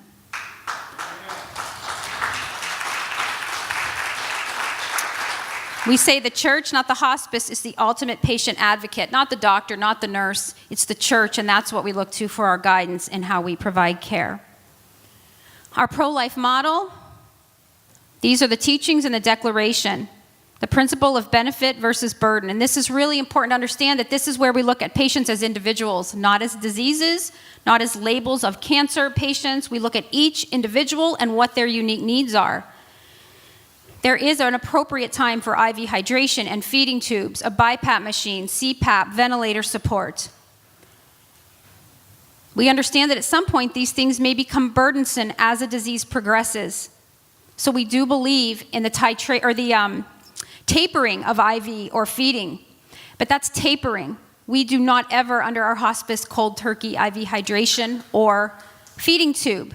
We let the body tell us, and God is amazing in how if we just look at people as individuals and take our time, the body will tell us everything we need to do for that particular patient. Nutrition and hydration. We do hydrate patients on our hospice program. We do encourage feeding tubes. We have many cancer patients who have stomach or esophageal cancers, and they really benefit a lot from IV hydration. Our esophageal cancer patients, many of them are up talking like I am, and they want, and they're hungry. And so we encourage placement of feeding tubes before they leave the hospital. Additional use of therapies. We do have patients that choose radiation therapy, but you have to understand how this has become a concept that hospice doesn't encourage is because hospice has to pay for any issue related to the terminal diagnosis. So if your mindset is profit, then you don't want to pay for these things. IV hydration, feeding tube supplies, they're not cheap. Somehow at our hospice, we make it work. Inevitably, I can tell you something happens where we have an expensive set of supplies that somebody needs, and I don't know how it happens. I just know it happens. And God is good, and His grace just covers these patients' needs. And we've been doing this for years, so we know that that's how it works. DNR is not mandatory for a hospice admission. There is a concept that goes pretty much with the for-profit-minded hospices that you have to have a post or you have to have a DNR signed. Federal law says you don't. You can be admitted to a hospice and not ready to sign that document. As somebody's declining from cancer, for example, or Lou Gehrig's disease, if I'm doing my job well, then I'm helping them process these very, very difficult mental and spiritual questions that ultimately they may choose or not choose. I give them the options. But some patients, to the very end, want to be resuscitated, and that is their right and their decision. I don't make it for them. Proper pain control. We do use routine opioids, but it's not a hospice concept. Not all of our patients are on them. In fact, at our hospice, it's the tinier percentage that are on morphine, Ativan, Haldol, those kind of medications. And then, of course, terminal sedation. Under our umbrella, that is never, ever an option. So very quickly in closing, I'm not sure how I am on time here, but it'll be the Italian girl that runs us over, I'm sure. 3 minutes. Okay. Thank you. So I was walking along the beach in Florida this past summer, and I came across this sign. And I go to the same place, and I've seen this sign. I never honestly took the time to read it, but I was standing there with my children, and we were reading this sign. And it says, May 1st to October 31st, the sea turtle nesting season in Florida. It goes on to tell you, that there are natural predators to these little hatchlings, and there are man-made obstacles like chairs and beach umbrellas that could do damage to these little hatchlings. And here's how you can help a sea turtle. Don't leave your chairs out. Fill in holes that your kids make with the sand. Pick up trash. Don't use flashlights at night because that will cause the turtles to be disoriented and it will affect the development of their hatchlings.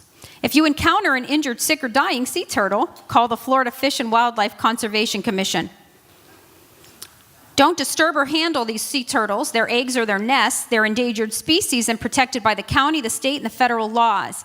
If you hasten the death of a sea turtle, you will be punished with fines up to $25,000 and imprisonment. So, of course, my kids are like, Mom, you got to use that. These days, we live in a society obsessed with rights. Legally, humans have stepped in and protected the rights of the sick and dying sea turtle, or its baby hatchlings. But to be clear, the sick, injured, or dying turtles have more rights than a human dying of disease. We take less advantage of those turtles than our own. In Florida, violating these rights would lead to jail time and a stiff fine. But today, in the same society saving turtles, in certain states, a physician can assist with the hastening of death of one living with late-stage chronic or terminal illness, all within the confines of the law, no jail time and no fine. And individuals with terminal illness can be preyed upon by those supporting euthanasia, hospice fraud. So let's face it, in today's society, the terminally ill are easy prey.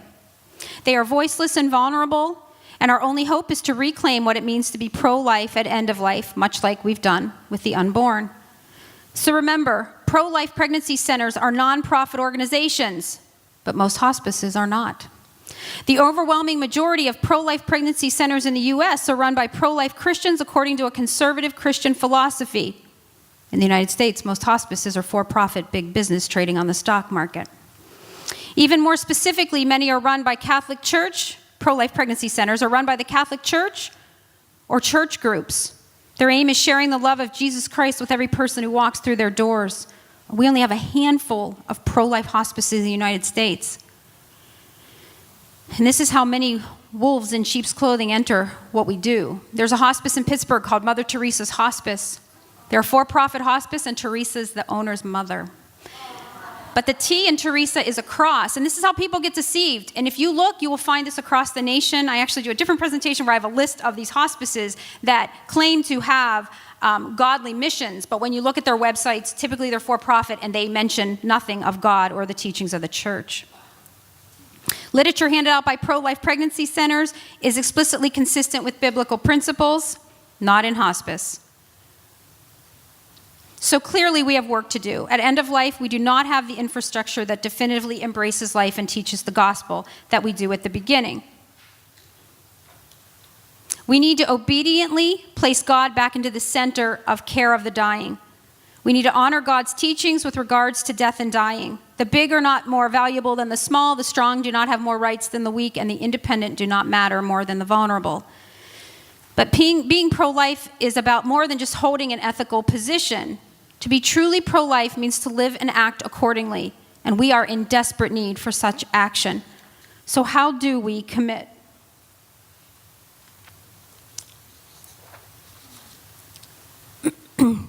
Be present. So thanks all of you for being present today.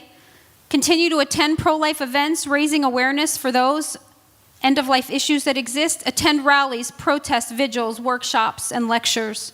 Make it a priority to show up when people have taken the time and effort to organize such events. Being present also means building an online community. Use your social media to pose questions or critique the limited ways in which the media frames issues surrounding death and dying. While attending these functions, get to know those sitting next to you. If you haven't, exchange info. In other words, hone your allies. Strive to build stronger allies. Be more conscientious of the issues facing not just the terminally ill, but seniors, those who are mentally and physically handicapped. Listen, offer support, and be vigilant. Get to know your communities. Think about your own neighborhood, your city, your church, and your workplace. Keep exploring. What services are available for the terminally ill? Who are the players around you, and how are they participating in care? Are they for-profit, not for-profit? See the connections. Movements don't exist in a vacuum. Examine how terminal illness intersects with issues of physician-assisted suicide, euthanasia, and abuse of our seniors. How does it intersect with other economic and social justice issues? Don't ignore connections, or we increase vulnerability to our patients. Organize and map out a course of action. Take risks. For some of you, the risk of speaking out is scary. But what do you have to lose? On behalf of those who can't speak for themselves, speak up, speak back, and show up. Amen. Run for office. We need more elected officials who are willing to take action on issues affecting care of the dying. Share your story, share your skills, use your talents, and stay loud for those currently living with an end-of-life diagnosis and for those who will be. Stay loud and drown out the death agenda. Stay loud for the generations who came before you and those who will come after. Stay loud until we build an end-of-life network that is as established as the one that protects the unborn. And then, my friends, get louder. Thank you.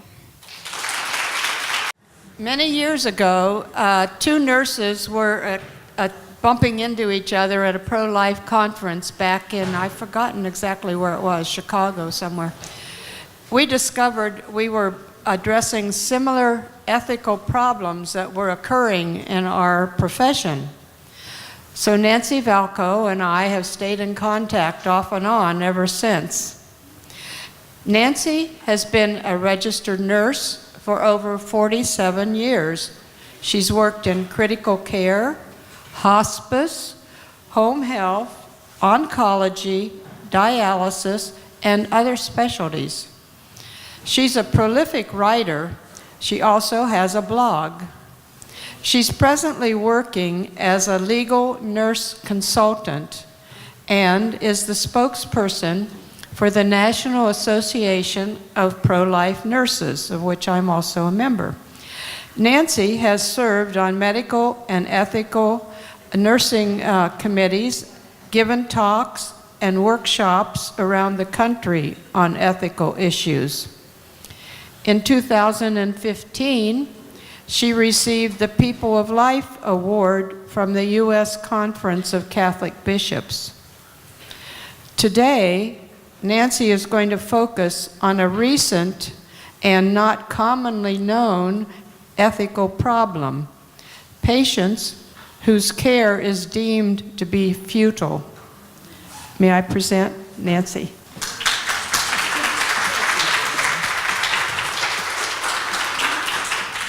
Well, I came from St. Louis, and I'm so happy to be here. And this has been a wonderful conference with many of my heroes like Kristen and Jermaine, who I've known for years. I have to tell you, first off, that I am not a volunteer in the pro-life movement. I am a draftee. 50 years ago, I started nursing school, and I got into it. One of the reasons was because, unlike business, you had pure ethics. We weren't there for money, for anything. In fact, when I went to my first job interview, my father said, "How much do nurses make?" I said, "I don't know." He said, "Take a guess." I said, $200 a month? He said, "Oh, it can't be that." I said, "Am I too high or too low?" I probably would have paid them if I had the money. But I was so excited because it was an ethically pure thing. And back then when I started in nursing school, we had the Marcus Welbys and the Jack Gannons with Medical Center, where they were our heroes as the people who were involved in medicine, selfless and dedicated and didn't care about money. It's changed. I thought I'd let you know.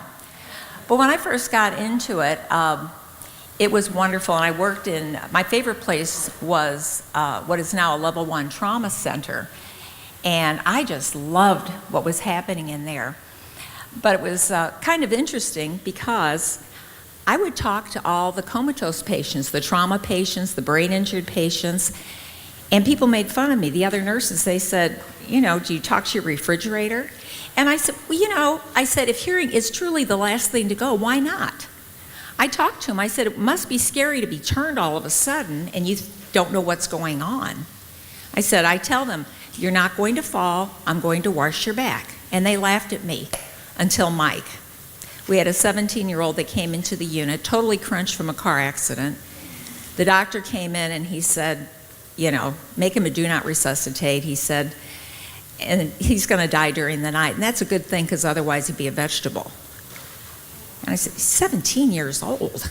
You know, so we worked really hard, and I worked with Mike. In those days, it wasn't 3 days and you're out from ICU. Worked with them. Eventually, we got him off the ventilator. He did well, and I got him to move for me. He would move on command, so we called in the brain surgeon. I'd say, "Mike, move your finger." Wouldn't do it. So the doctor would try deep pain and no response whatsoever. So finally, the doctor thought I was crazy, but other nurses said, "No, we saw it." So finally, we got Mike off the ventilator, and I taught him to say hi. So I said, "Please say hi when the doctor comes in." He wouldn't do it. Finally, I said, "Mike, he thinks I've got a brain injury. You've got to do it." Doctor came in. I said, "Mike, say hi." And he goes, "Hi." And the doctor almost fell over. Mike then was soon transferred 60 miles away to a nursing home where we figured he'd be warehoused for the rest of his life. And I thought, I wish I could follow him and see how he did. Well, we figured he was gone, and 18 months later, this handsome young man walks into our unit. He says, "Remember me?" I said, "No." He said, "I'm Mike." And we started crying, and laughingly I told him, I said, "Mike, you're not going to remember this, but you used to move for me and a couple of the other nurses, but you wouldn't move for the surgeon." And he got very serious. He says, "No, I wouldn't move for him. I heard him call me a vegetable." After that, every nurse was told, you treat every single person as if they're totally conscious. And by God, we started having people wake up. Very simple stuff. And I've done this for years, but that was in 1971. In 1972, the term persistent vegetative state was invented by two doctors as a state assumed awake but unaware, where they'd open their eyes. I always say assumed unaware. I have worked both in the hospital and on my own with many of these people. Almost all of them got better in some way. Some recovered completely, and they were written off. And that was a tough thing to see. But when we talk about futile care, we really have to go back to the 1960s, 1968, 1969. back in the 40s and 30s, they had a Euthanasia Society of America, which tried to get bills passed for euthanasia and didn't get anywhere. Their big breakthrough came when Lewis Kuttner, a Chicago lawyer, came up and put it in a law journal, due process of euthanasia, living will, a proposal. That was the breakthrough that they needed. And they started talking about how we can't have paternalistic doctors keeping us alive forever to make money. And I'm going, wait, what? I haven't seen that. Sometimes you would see some overtreatment, but it was always for good reasons. You know, I never saw anyone do it for money. And he brought this thing up, and if you read it, it is online. He actually talks about dementia too. He's not talking just about terminal illnesses, and he's talking about taking things away. And but most people were not aware of it. In 1976 was the Karen Ann Quinlan case, where a girl who had an overdose was on a ventilator, and it was a big deal. They were going to take her off the ventilator because she was in a state where she was really comatose, is what they said. And it was a big deal, and they finally got her off the ventilator, but she lived for another 10 years. She didn't stop breathing like they thought. And one of the ethicists who was all for this at the time said they weaned her, which means slowly take off the ventilator so they get used to breathing on their own. And they thought that was terrible. Well, what happened after that was California became the first state to pass a living will law. And it was marketed as that, is you want your right to die. At that time it was called the Society for the Right to Die, now Compassion and Choices. They had changed their name. They got away from euthanasia. It doesn't poll well, but that's really where they were at. And they were saying people are being kept alive forever. Well, it comes to Missouri, and we're a pretty pro-life state. And they came up with a living will for Missouri. Well, I had already known about the food and water cases in the eastern states where they were already trying this. Like with Elizabeth Bouvier in California, they had people who were brain injured and court cases there. So they came up with a living will for Missouri, and this is so you know exactly how this stuff runs. And it had down that if I am imminently dying, I don't want any extraordinary means. Well, that was fine. I mean, we knew, we were taught back in the 60s. Feudal care means something that is ineffective, harmful, or would extremely burdensome the person, like extraordinary means, which you could take if you wanted to, but that's what it meant in terms of survival. Now, all of a sudden, it kind of took a little bit of a turn, but they originally came out with that. So I brought up to several of the people in charge, I said, feeding tubes. So they went to them, and they said, oh, no, we're not talking about feeding tubes. Here, we'll put a provision in that food and water is among the kinds of things that can't be removed. I said, don't fall for it. They did. I told them, I said, within 6 months, you will have a food and water case in Missouri. And that was Nancy Cruzan, which went up to the Supreme Court. And it was a debacle. I have to say, I did a lot of opposing op-eds. I did on-camera debates. Almost invariably, it was with a Catholic priest or nun.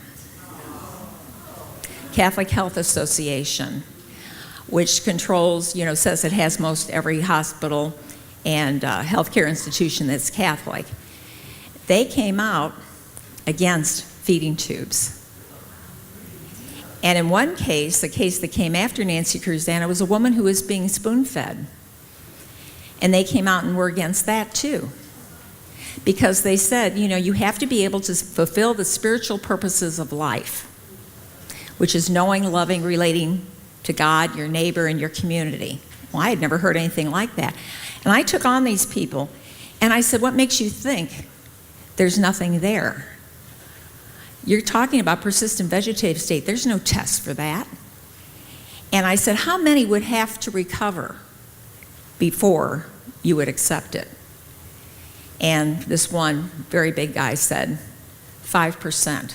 I said, how do you feel about 40%, 42, 43%? He said, well, the others are just misdiagnosis. I said, no, these are studies. And they said, well, that's by pro-life people. It's not. In 1996, and this was not the first study, Dr. Keith Andrews at the UK Royal Hospital for neurological stuff said that over 40% of people diagnosed in vegetative states were not. And it was an amazing thing. But in the Cruzan case, this went to the U.S. Supreme Court. I helped write the nurse's amicus brief for it from NAPN. And one thing that concerned me is they came out and said a competent and incompetent person has the same right to refuse treatment. Incompetent meaning not able to speak for themselves. But Missouri and New York had this thing called clear and convincing evidence. You had to have clear and convincing evidence. Well, there wasn't any for Nancy Cruzan. So they said, supposedly, that Supreme Court case saved Nancy Cruzan. I said, she's a dead woman. And she was. They took the case back to court. It was so roiling in Missouri that the Attorney General finally gave up after being lashed as being mean and inhumane and hurting the parents. Nancy was married at the time of her accident. She actually had been able to eat by mouth for a while until she had pneumonia, so they put a feeding tube in. Her parents got her divorced. Now, explain to me the legality of that. I'm not casting aspersions on the parents. I feel bad for them.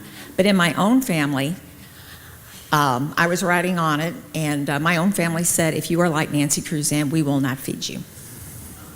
You know, so emotions were very, very high. So the case went back to a lower court judge. The state of Missouri stayed out of it, and they had somebody stand up that had been students with Nancy 10 years before when they were doing they were at a special needs school for school. And there was a 3-year-old drinking out of a baby bottle, and they think Nancy said she didn't like that. Fine, clear and convincing evidence, and she was starved to death.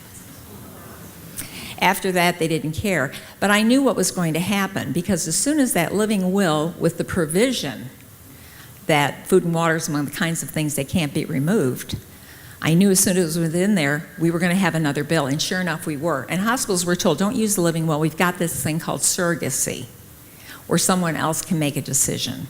Get rid of that clear and convincing thing, and it's off to the races. But like I said, I was not I'm not a volunteer, I'm a draftee. Because when the pro-life movement started with abortion, they said something that really bothered me. They said legalizing abortion would lead inevitably to the legalization of euthanasia. Amen. And I was horrified and offended. We don't do that kind of stuff. We didn't take away feeding tubes, you know. We had DNR orders and everything else, but we wouldn't purposely hasten a death, or cause a death.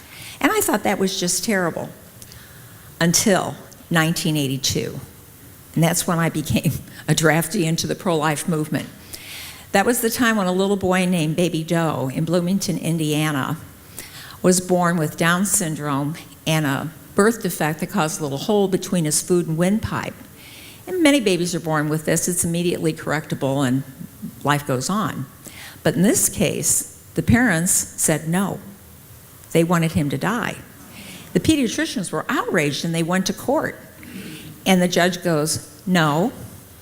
He said, the parents have the right to make any treatment decision they want, even if it would lead to death. Well, the pediatricians were upset and it was being appealed. We were reading about it. I was pregnant with my 3rd child, and my husband was a doctor, I was a nurse, and we were one of the people who wanted to adopt Baby Doe. We said, we'll pay for the surgery. But before, and there were many parents who came forward offering to help. But as lawyers were flying to the U.S. Supreme Court for an emergency injunction, at 7 days of age, Baby Doe starved to death. At the end, one of the pediatricians who goes, this is an insane case. You know, if parents want a child to die because of a disability, we go to court automatically. That was one of our first test cases in ethics 50 years ago. He was so upset he tried to start an IV, but the baby's veins had collapsed. And it was at that time I went, oh my God, a convicted mass murderer is kept alive until his appeals are through, but not this innocent baby. The parents turned down everybody who applied to adopt the baby. And I went, oh my God, this is what the pro-lifers were talking about. And I had a friend who was pro-choice, although she said she wouldn't have an abortion herself. I said, well, then why would you want it for someone else if it's not good enough for you? And she said, what would you do if you had a baby doe? And I said, well, I'd operate. We were one of the people who wanted to adopt. She goes, you don't know and you can't say till you've been there. 2 months later, I was there. My daughter Karen was born in 1982 with Down syndrome, and I wish it had been just this small defect. She had a terrible heart disease, one of the most severe kinds of heart disease possible. I was told she was inoperable after a C-section in the recovery room a few hours after she was born. They said, take her home. She'll die in 2 weeks to 2 months. It's a tough thing when you've got 2 little kids at home, too. But Karen didn't die. And I started doing research, which is how I got into doing medical research. We didn't have the internet in those days for you young people. It was very difficult. But I was immediately with the Down Syndrome Association, did the research. By the time she was 3 weeks old, we went back to the cardiologist, and he was surprised at how good she looked. He said, let me take another look. So he did. And he said, it's not as bad as we thought. She has an 80 to 90% chance with open heart surgery. I go, yay. He goes, but I'll support you either way. I went, excuse me? Oh, I let him have it. Medical discrimination against people with disabilities. I crawled down his throat. And he goes, oh, I'll do whatever you want. I said, that's not good enough. That is not good enough. When do my daughter's constitutional rights kick in? Are you telling me I can have a 4th trimester abortion? To his credit, and this is what's so sad about so much of this, is he was a good, caring man.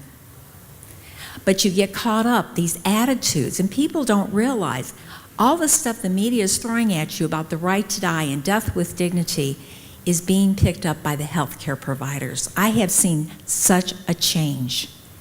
Before I retired from critical care nursing, I was hearing over and over again, this patient needs to die. They didn't do anything, but that was the attitude. And I go, they're not even asking for it. Well, I wouldn't want to live like that. That's the point.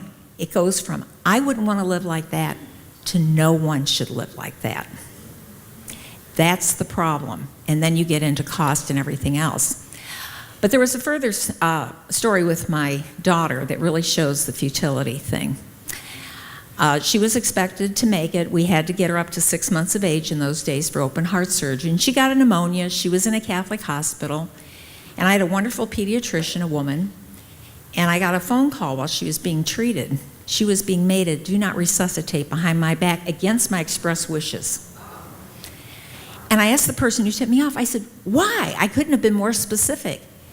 I was told, the doctor thinks you are, quote, too emotionally involved with that retarded baby, unquote. This was not about survival. This was she was not going to be normal, whatever normal is. And that was immediately reversed. I couldn't trust the doctors. And here we were, a doctor and a nurse saying we wanted our child to live. One doctor said, people like you shouldn't be saddled with a child like that. I said, then who should? Give me a scenario. Somebody who's poor? This is insane. I knew this was insane. Unfortunately, Karen developed complications from a second bout of pneumonia and died at 5.5 months in an ICU. With a do not resuscitate order, but with a ventilator. People think you can't die on a ventilator. Yes, you can. I can tell you that. If it's your time, it's your time. And I have to tell you, her doctor, the cardiologist, I had to comfort him when Karen died. He became the top cardiologist for our Down Syndrome Association.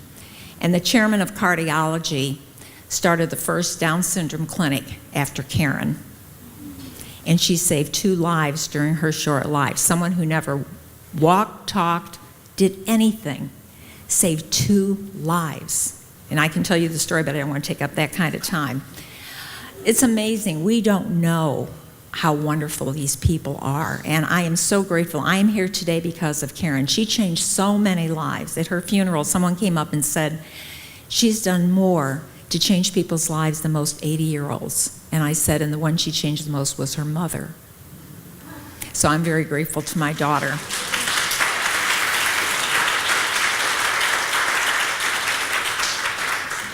And this is the problem, is we are getting more and more into it. The living will was supposed to save you from the paternalism of doctors. Well, what happened was some people didn't get with the program, and they were very surprised.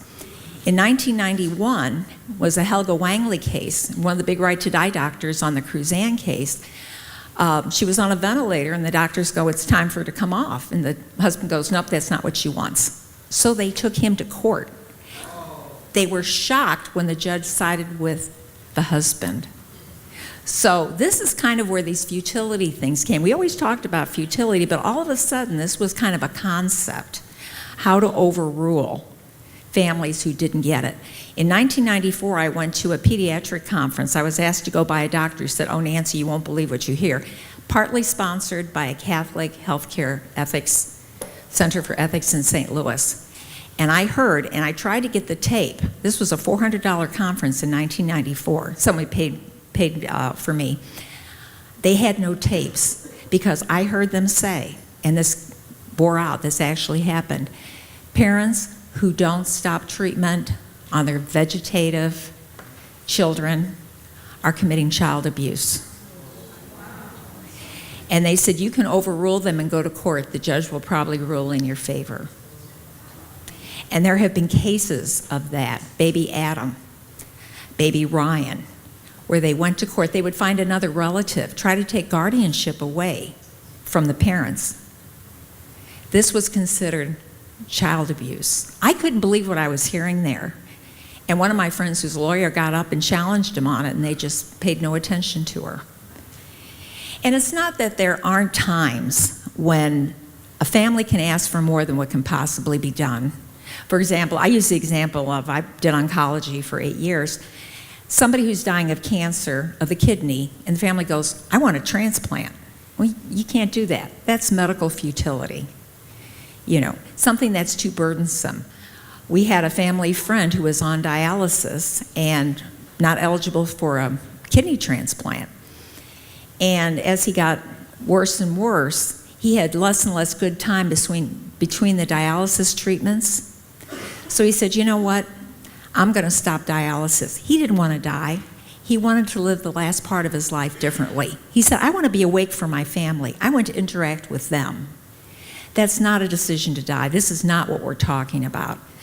This is where they have standards. Well, they've tried to come up with standards for medical futility. And some places actually have done persistent vegetative state. In Catholic Health Association, it said people who are older with strokes shouldn't have feeding tubes. There's articles on this kind of stuff. I mean, it's crazy stuff. The AMA got involved and they tried to come up with criteria, and nobody could. You know, there's no cut and dried criteria. And doctors are not God. I think you should know that. They're kind of like that. But what happened is in Texas, they actually put it into law. And I had a case like that. I have worked a lot with severely brain injured people. I don't advertise it because it's time consuming, but I've always kind of done this on my own. And I was called to see a man in a level 1 trauma unit who was hit by a truck. He was 61 years old. And I'll call him Jack, and I've written about him in my blogs before. And he was like 4 days out. The family said, we think he's kind of responding a little, but they're saying he can't. He'll never get off the ventilator. He'll never wake up. So I went down and I said, well, here's some tips. And there's a pamphlet that Jane Hoyt wrote that I think is very good. I was doing it before I read Jane's pamphlet. It was just a gentle way of working with people and encouraging them to wake up. And I said, there's no guarantees, but you can try it. Well, they said, we really think this is working. And one of the daughters said, well, they said his CAT scan shows nothing but little black dots, dead areas of his brain. They said, there's no way he can get better. What does that mean? I said, I've seen people where they were told the entire brainstem was infarcted, which is considered brain death in England. And I've seen them come back too. I mean, who knows? We really don't know. So they were working with him. And finally, after about a week, 10 days, they told the family, they said, we need to take him off the ventilator. We're getting to the point where we'd have to put a tracheostomy in. They go, well, put a tracheostomy in. No, find another place. This was before the Texas futility law. and they gave a few days to find a place for that. Well, we were jumping around. Social work didn't help, and we found a place that took him. And the man got very sick just from being transferred. And when he went to that place, people came up to me and they go, "What's wrong with this family? This guy's not going to make it," and stuff. And I said, "Why is his temperature 104.5? Scary. I was in the right place at the right time, and we worked with him. And I have to tell you, 2.5 months after his injury, he was off the ventilator, awake, talking, starting to able to swallow. And in the next couple of years, a British documentary group somehow found out about him, and I was called, and they said, "We want to do a documentary. We don't do this in the UK," and that's a single-payer national health system. They said, "We don't do that here." This is how different it is, and this guy did fantastic. Not everybody would do as well, and he still had some emotional ability and short-term memory loss, but he was amazing. You just never know what can happen. And this is what's so wrong with futility. In the old days, when we thought things were futile, we'd see somebody on what I call the terminal trajectory, where it looked like, oh, they're just not going to make it, they're going down. We talked to the family about no further means, but we never took away life-sustaining treatment.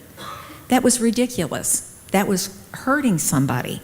And sometimes, because we gave them time, and we didn't automatically, after 3 days, say, "Let's pull the plug and take away everything," we were surprised and humbled when people made it that we thought had no chance. Absolutely amazing. Well, what happened with futility is Texas decided to try a law putting it into that ethics committees could legally overrule family members if they couldn't find a place to transfer their loved one to and disagreed with withdrawing treatment. It was horrible. And since then, they've been trying to get more and more laws passed. In Missouri, it's kind of interesting.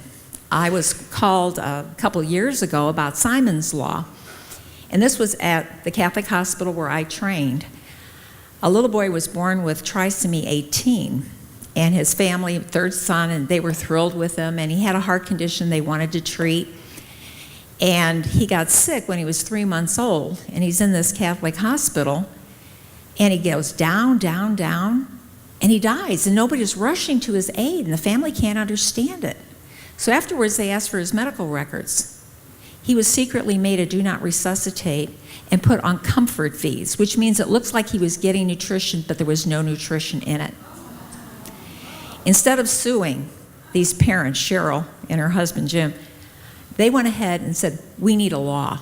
This is against the law." So they came up with the idea of Simon's Law, which we've been trying to get passed in Missouri. And all it does is say that families of minor children must be notified before life-sustaining treatment or a DNR, do not resuscitate, is made. I mean, it couldn't be simpler. Cannot get it out of committee. We have a doctor of osteopathy who's in charge of the committee. I testified myself. And he goes, "Doctors wouldn't do stuff like that."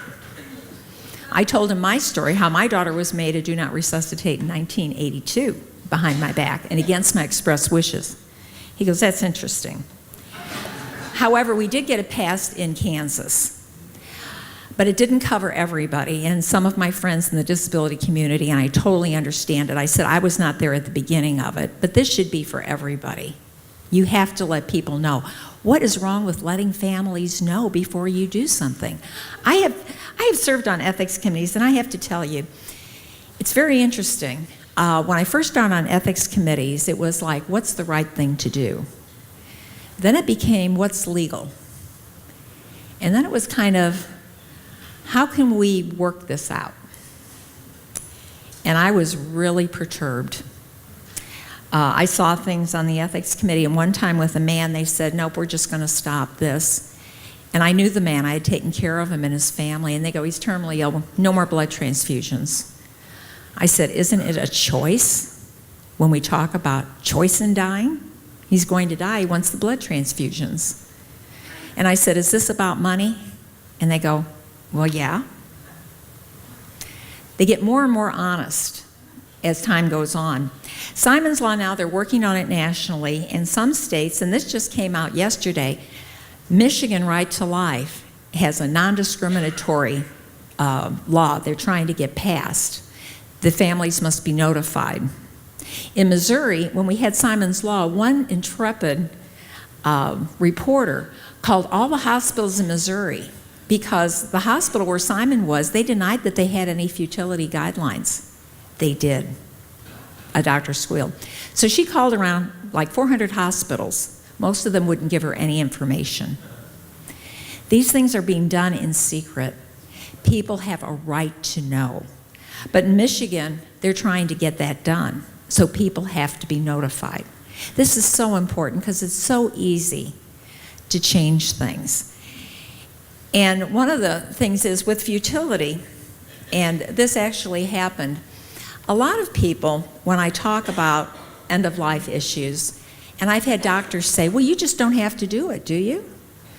I said, you're in California where you have unions. I don't know if they would help you in ethical questions, but most nurses are at-will employees, which I call fire at will. You can be fired for any or no reason at all, and I've had people say, no, it says here. They've got a handbook. I said, did you read to the end? They go, yeah, I'll take drugs, you do this, you do that. I said, keep reading. And in our handbook where I worked, at the end it says, or anything else the hospital considers detrimental. So I said, we are fire at will employees, which puts us at a different disadvantage. And this is where it came up to. I became, unfortunately, a single parent while my children were little. I had no child support or child care and went back to work and worked like 3 jobs at a time. And so I was very dependent on nursing. And we had a gentleman come into our ICU. He was 72, and he was having a routine knee surgery, but crashed and burned. His blood pressure went down. They didn't know what was going on. They couldn't figure out what was wrong. Brought him back to our unit. We did everything. We brought him back. We were just so pleased. And we got him stabilized and everything else. Well, when you're on a ventilator, you usually have sedation so you don't fight the ventilator. In this guy's case, they took off the sedation, getting ready to wean him off the ventilator, the next day. They were going to slowly reduce the oxygen, have him put more effort into it. This is how you do it. Well, they took him off the sedation, and he was not awake in 24 hours. So they called a neurologist and a brain guy. And I was told by the shift, they said, well, the neurologist said he's pretty much brain dead. I said, he is not. I said, not under any criteria, and there's problems. You'll hear from Dr. Byrne about the problems with brain death anyway. But I said, the one thing everybody does agree on, you can't breathe off a ventilator. There's no respiratory effort. This guy does. When I take it off of him, he breathes. And they go, close enough. So I said, give him more time. You have got to give him more time. I advocated for my patients. I knew I could get in trouble. Well, I had a day off. I came back. The plug is pulled. The family had ordered an autopsy because they wanted to see what was wrong. But they had talked to them about taking him off the ventilator, and because he was obviously, nothing was going on in his brain. They figured he had stroked out or whatever. I came back and found him off the ventilator. They did not wean him. They just pulled it and left the tube in, which is kind of like breathing through a straw, which is horrible. But the guy didn't stop breathing. This happens a lot. When I came in, the nurse before me said, he's on a 30 milligram an hour morphine drip. I said, what? And the doctor said to keep increasing it until he stops breathing. This is what you call stealth euthanasia. And I said, no, you can't do that. And she said, well, I didn't write the order that way. I put titrate morphine for comfort, no limit. So I went up the chain of command. I turned it off. And I went up the chain of command. I said, I can't do it. I was the only nurse on that night. The other nurse didn't show up, and they would not allow anyone who is not ICU certified. I had another patient on a ventilator who was going to be weaned the next day. She had woke up, and she was having pain. I called one doctor, and I said, can I give her just 1 milligram of morphine to make her more comfortable until morning? He goes, what are you trying to do, kill her? This is the irony of the whole thing. So I go up the chain of command and I go to the supervisor who tried to convince me this was just being done to prevent pain. I go, no, it's not. And I said, I will not do this. You know, I turned it off, it's going to stay off. I talked to the surgeon himself. The pulmonologist had ordered this, but I talked to the surgeon, a good Catholic doctor. I love him to death. And he goes, I don't want to get involved. He played Pontius Pilate, as I said. He's now one of my biggest supporters, by the way, and had me help his 14-year-old son write a paper, which was good. But anyway, so I don't want to get involved. And I'm sitting there going, now what else can I do? And I'm trying to wake him up in the meantime, and I put oxygen on him. I said, this is not comfort care. You didn't even put oxygen on him. You're just pulling the plug. I said, this is wrong. We've never done that kind of stuff before. But he was considered futile. There was no point in doing any of this stuff. So, and I had a respiratory therapist who agreed. We're trying to wake him up all night and working with that, and I'm thinking, where can I get a job? And I know I'm going to be fired. And I thought all I had to do was keep my mouth shut, and I wouldn't have to worry. But I couldn't do that. That's not ethical. You can't do that. And I didn't know what I was going to do for a living, but it wasn't going to be in nursing after I got fired. Well, I left that night, and the family was actually pretty pleased. He was still breathing and everything. They go, you go, Dad. You know, they were pleased, but the doctor was furious. This was a terrible thing we did to the family. I did to the family. So I had a couple days off. I knew they'd put it back on, and I came in, and sure enough, the man was gone, and I was called into the office. And they said, the doctor wants you terminated. I go, well. And I said, well, come to think of it, I followed orders. It said titrate for comfort. He didn't have any. So I turned it off. They go, oh, well, you're a good nurse. We really don't want to fire you. So how about we just put a reprimand in your file? I go, no. And I'm thinking, oh, God, what am I doing? I'm going to make it worse. They're going to fire me and boot me out at the same time. Probably hit me. I said, no, I refuse to accept it. They said, okay, how about if we just put down that we educated you on end-of-life issues? I said, I lecture on that. No. So they said, we're going to think about it. Well, I figured what would happen, because I've seen this happen, is they harass somebody out of a job. That happens. And you have no recourse. And I thought, I'm going to get harassed. And sure enough, the doctor who had ordered it, he wouldn't speak to me for a long time. But I never hold grudges. It's not personal. It's ethical. Amen. And eventually, he turned around and he'd come in and go, Nancy, do you have my patients? Oh, good. They tried it one more time with another patient. I started yelling at a doctor. I said, don't you dare tell me this is comfort care. They took the oxygen off. I put oxygen on him. This was a man. They upped the Ativan on him. He was an alcoholic. He wasn't even terminally ill, I don't think. And I put oxygen on him because you could hear him breathing down the hall. It was not my patient. And then, so he stopped. And then I heard him breathing loudly again. And they said, the young woman doctor, she said, well, the main guy said, no oxygen. I burst into tears and I started yelling at her, don't you dare tell me this is comfort care. This is garbage. This is cruel and inhumane. And that was the last time it ever happened in our unit. Well, I figured I would be harassed out of a job, and I have to tell you, 1 month later, two things happened. I wasn't harassed out of a job, but my story gotten all around the hospital, and some nurses agreed with me, some thought I was being too picky, and some were just glad I stood up to nursing administration. And I didn't tell anybody about it, so there was a big change. But down on another floor, some nurses came up, and they said, Nancy, we know what happened to you. It made us think. It made us think. We're so busy, we're just doing orders and doing orders. Doctor ordered a large dose of morphine on a patient. And I knew the story, so I knew what it was for, too. The doctors, this guy would constantly come in with an exacerbation of his pulmonary condition. And they had talked to him about, do you want to keep coming back here? And he goes, no. And they said, do you want us to help give you something? And he goes, well, talk to my kids. And they go, well, if Dad wants it, I want it. Well, anyway, the guy did write for this big dose. Every nurse went up to this doctor and said, hell no, we will not give it. You give it. Doctor said, I'm not going to give it. So the man lived until natural death. And I was so flabbergasted because I was sure something horrible would happen. And a month later, we got the autopsy results back. There was no terminal condition of any sort.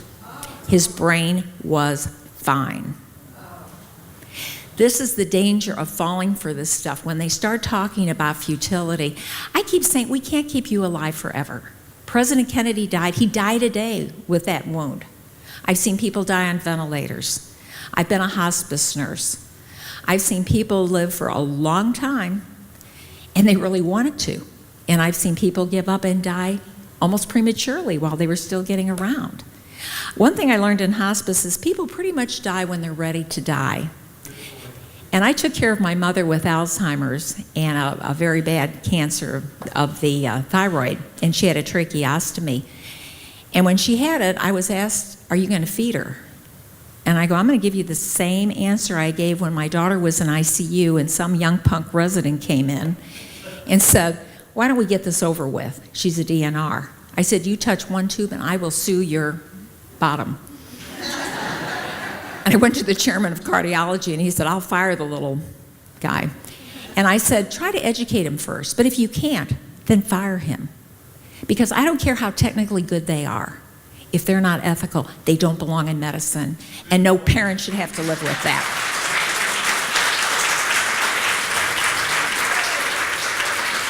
And I truly, truly believe in all of that stuff. But it changes things. Those of us in healthcare, we need to know other people are out there. This is why I love National Association of Pro-Life Nurses. When I go out on speaking engagements, I always put a plea in for them too. I do a lot of Catholic radio, and I was asked one time, are you nonprofit? I said, we're kind of no profit. We're so nonprofit, we're no profit. I said a lot of us, we're kind of like self-funded, but we do things like have scholarships for nursing students who write essays. And by the way, I am getting stuff, Jermaine, I think you sent me one, from student nurses ready to put their next payment in nursing school that go, uh-oh, will there be any place I can work ethically? And it used to be if you stayed away from labor and delivery, you were okay. There's no safe place anymore. There really isn't. I've worked in home health everywhere. There's no safe haven anymore. And as far as conscience rights go, Dr. Ezekiel Emanuel, one of the architects of Obamacare, wrote something. I have it on my blog. He wrote about there shouldn't really be conscience rights for healthcare providers because we are doing what the patient wants to do. And people, the organizations, AMA, American Nurses Association, we should not allow that. One of the people with the Right to Die movement actually said, if you don't want to do it, find another profession. I said, do you really want a healthcare system totally populated by people who are as comfortable with killing you as they are for caring for you? You can't do that. And I've seen the attitudes change, and I'll tell you something. There's a difference between someone who's pro-life and someone who isn't. Those who are pro-life are the first ones to answer your call light. We're the ones who take relatives' clothes home and wash them because somebody's from out of town. And you see the ones who aren't, who complain about the demanding people. One of the most interesting articles I read was in the early 1990s in the New York Times. They had the biggest mass murder in Austria, and it was in a nursing home. And the nurses and aides were killing off patients, and not very nicely either. Sometimes they just pour water down their throat until they drowned.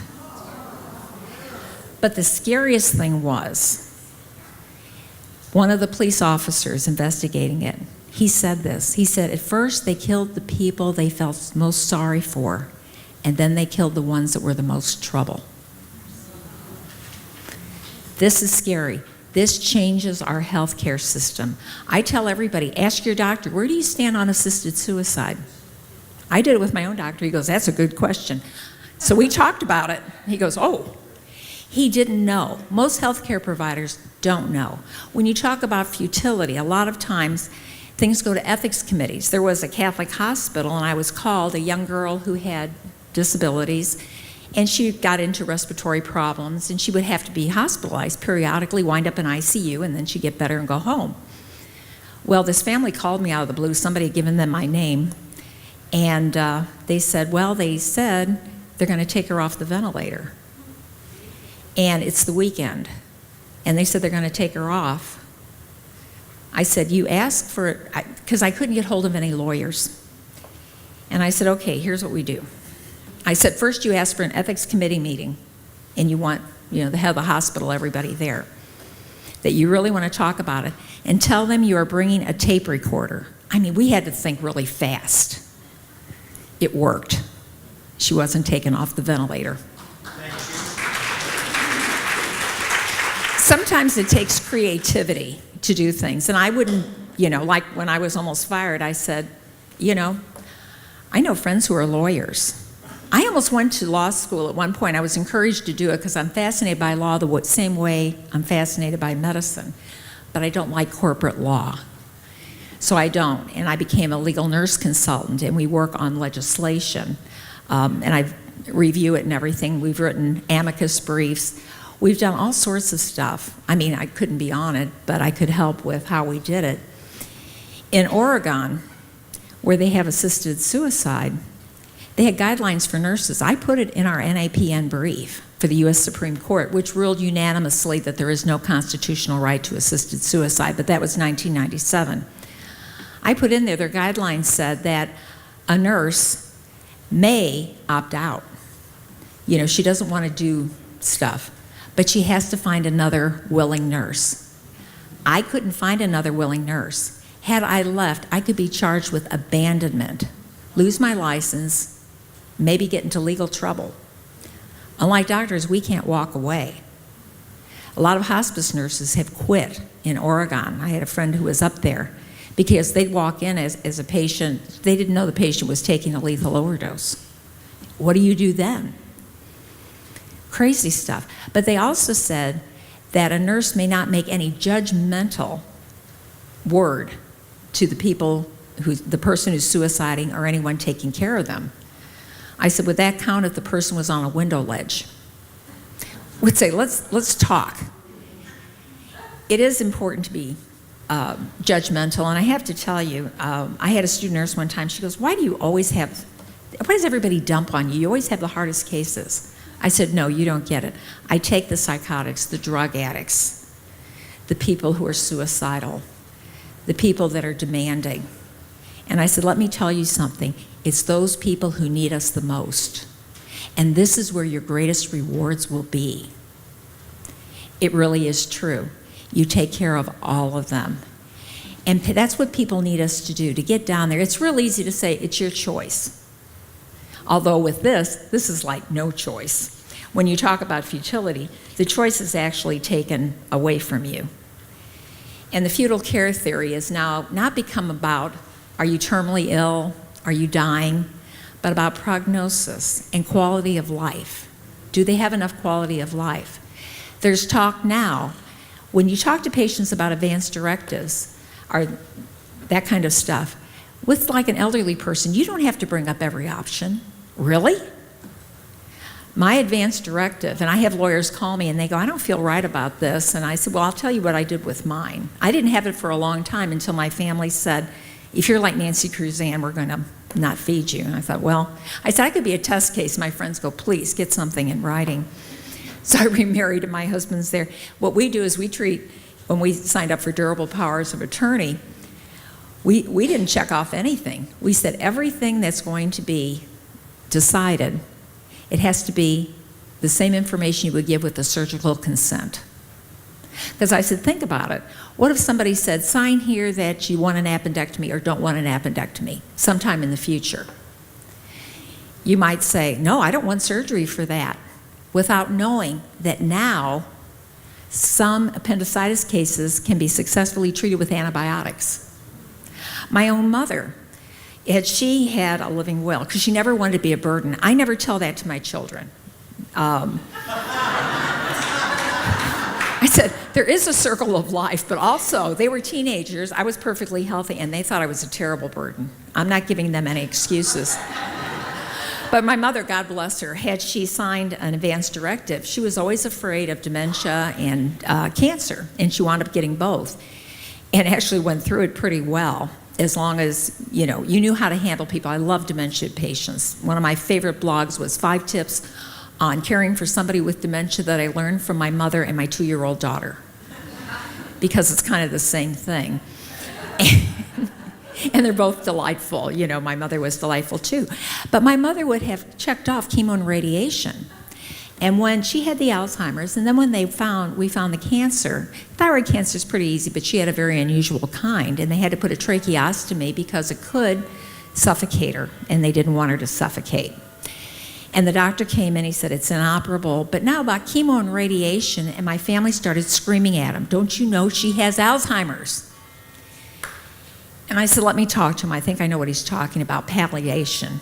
And sure enough, where it was a nexus of nerves. They said, we don't have any guarantees, but a short course of chemo and radiation may keep the tumor from growing, which was growing daily, from that nexus, and she might not need so much pain medicine. And my dad goes, well, should I or shouldn't I? I said, let me tell you, I'm from the old school. There are 3 options, and I always tell people this. Do it, don't do it, or what I love, try it and see if it works. Try and see if the person can tolerate it. My father goes, well, that's just common sense. I said, we kind of lost that a while ago. Yeah. So my sister didn't speak to me, but, and she died. It did not prolong her life at all. My mother had this short course of chemo and radiation. She died without needing a Tylenol, perfectly conscious, and died in her sleep that night. And I always tell that to people because that's always an option. I had a priest who wrote on nutrition and hydration. He goes, Nance, I know I heard everything you said, but my grandmother stopped eating. We weren't sure what it was, and she said, I just can't get it down. So he talked to her about a feeding tube, and he said, just try it for a little bit. So they just put an NG tube down, gave her some food and water, and she perked up and lived another 10 years. They took it out and she started eating again. Nutrition is very important for the elderly, and sometimes they can get depressed. These are the kinds of things that it's really, really important to know about. And it all has to do with futility, and that's what they talk about so often, is about how, Ezekiel Emanuel wrote one. He almost got censured by the AMA. Why want to die at 75? And they actually wanted to stop it. And he got through with the censure. He goes, no, I don't mean I would do it, but after 75, just maybe flu shots. I think it went out. Try the other one. I think it's because it's time. So. Yeah, I think it's on a timer, and I know my time is up, if that works. But he says just flu shots, nothing, no antibiotics or anything. And I've seen that happen, where they've stopped antibiotics on someone who's dying of who has terminal cancer, maybe not even that sick, but they've got to go sometime. And I actually had a doctor tell me that, do not call me for antibiotics. They're done. So the whole point of this is that futility, redefined as prognosis and quality of life, has permeated medical attitudes and policies at all stages of life, from abortion to even organ donation and assisted suicide, is a danger that affects healthcare, medical ethics, and society. We need to know, we need to ask questions, and my favorite thing from Kristen, be loud. Thank you. Hi, I'm Johnny Erkson Tata of Johnny and Friends.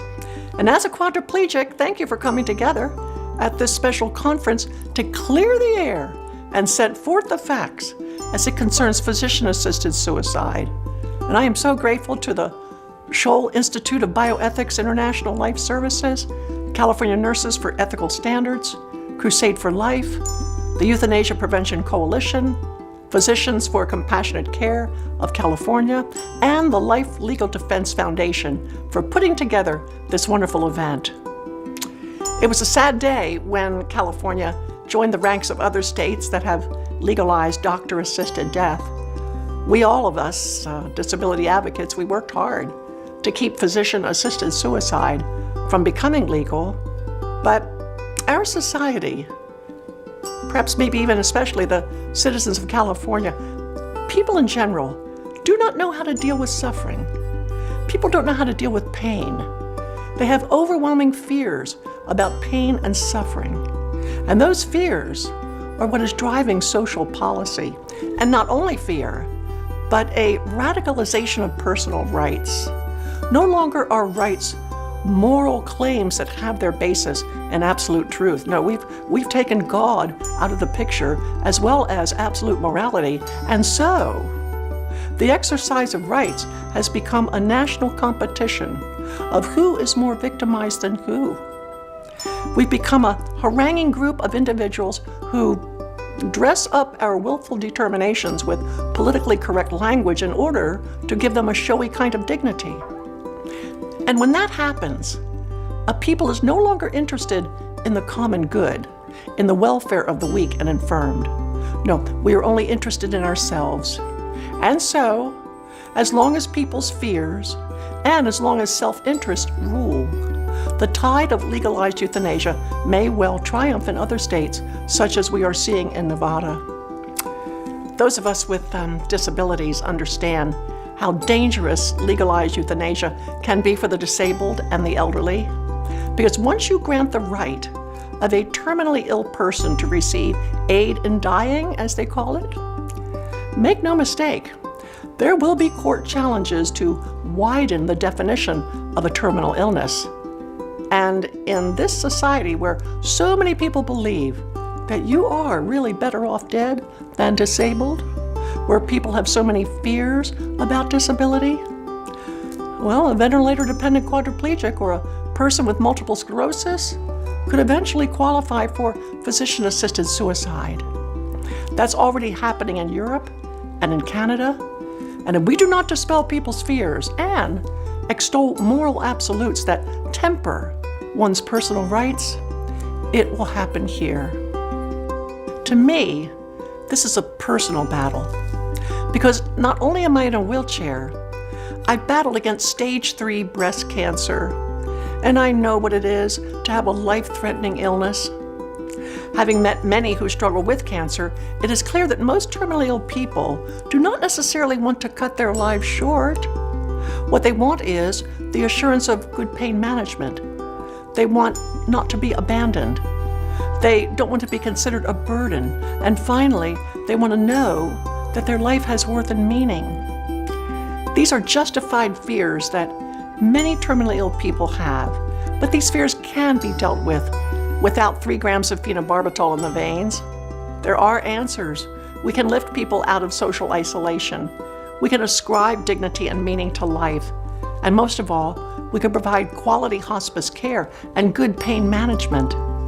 I believe the people of this nation can better channel their resources into practical solutions such as these, rather than opt for physician-assisted suicide, which only further erodes the caring and compassionate nature of our society.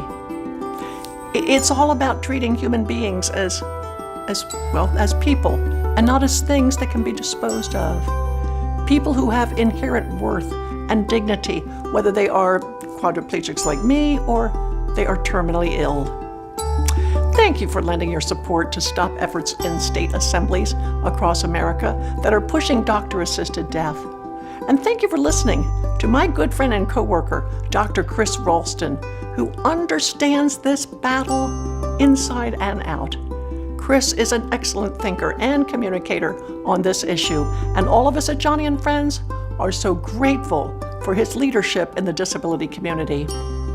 On behalf of Californians, on behalf of all Americans with disabilities, thank you for upholding the dignity and worth of all human beings, especially our friends who must deal with chronic, painful conditions.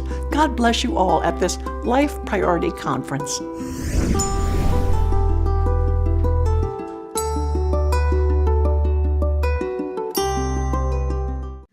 Well, it's my pleasure and privilege to introduce Alexandra Snyder, who's going to be speaking on these real critical issues of conscience rights, which are enshrined in the First Amendment of our U.S. Constitution, and physician orders for life-sustaining treatment, which we know it is pulsed. So Alexandra has a background in public policy She's having been served as a legislative counsel to the California Member of Congress, both in Washington, D.C. and Sacramento. And in that capacity, she's handled a wide array of legislative and policy matters, including pro-life issues, bioethics, and protection of the human rights. So prior to joining Life Legal, Alexandra worked as counsel and policy director for a nationwide organization that provides safe housing for young women who have been rescued from human trafficking. She's also operated a small legal clinic that offered pro bono consultation and services to victims of abuse and exploitation. Alex also continues to serve as a consultant on law and policy matters to several anti-trafficking organizations and as an adjunct professor at the Trinity Law School in Orange County, and where she teaches the Right to Life course. Her passion is pro-life work, which was kindled when she was working as a volunteer at the Pregnancy Resource Center. She has produced and co-hosted talk radio programs in LA, in Colorado, Sacramento, Washington, D.C., speaking on human rights and the protection of human dignity. Alex received her JD from Trinity Law School and is a member of the California State Bar. Ladies and gentlemen, please give a warm welcome to Alexandra Snyder.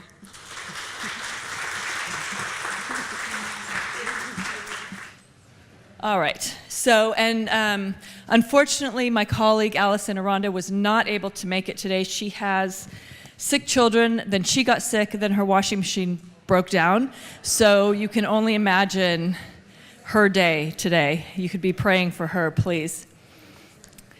But we did work on the presentation together, and we work on our cases together. We have a really cohesive team. So I look forward to doing the presentation.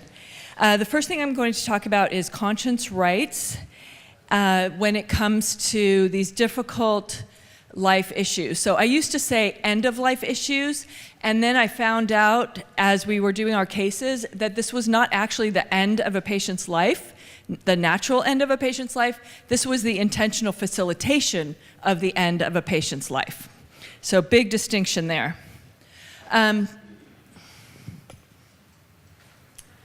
I heard there was a remote here. Is there a remote up here for the... Oh, here it is. Okay. All right, so the first thing when we talk about rights, obviously, is to talk about where our rights come from. And Brian Johnston addressed that a little bit, so I'm not going to go into great detail. But the first thing that we have to know, especially when we're dealing with the right to life, is that all of these rights come from God, that we don't even actually belong to ourselves. We belong to our Creator. He made us, He gives us life, He takes life. That is the end of that story. Okay, then we talk about, from there, the Declaration of Independence, which actually goes back to that, referring to our God-given rights. And then our Constitution.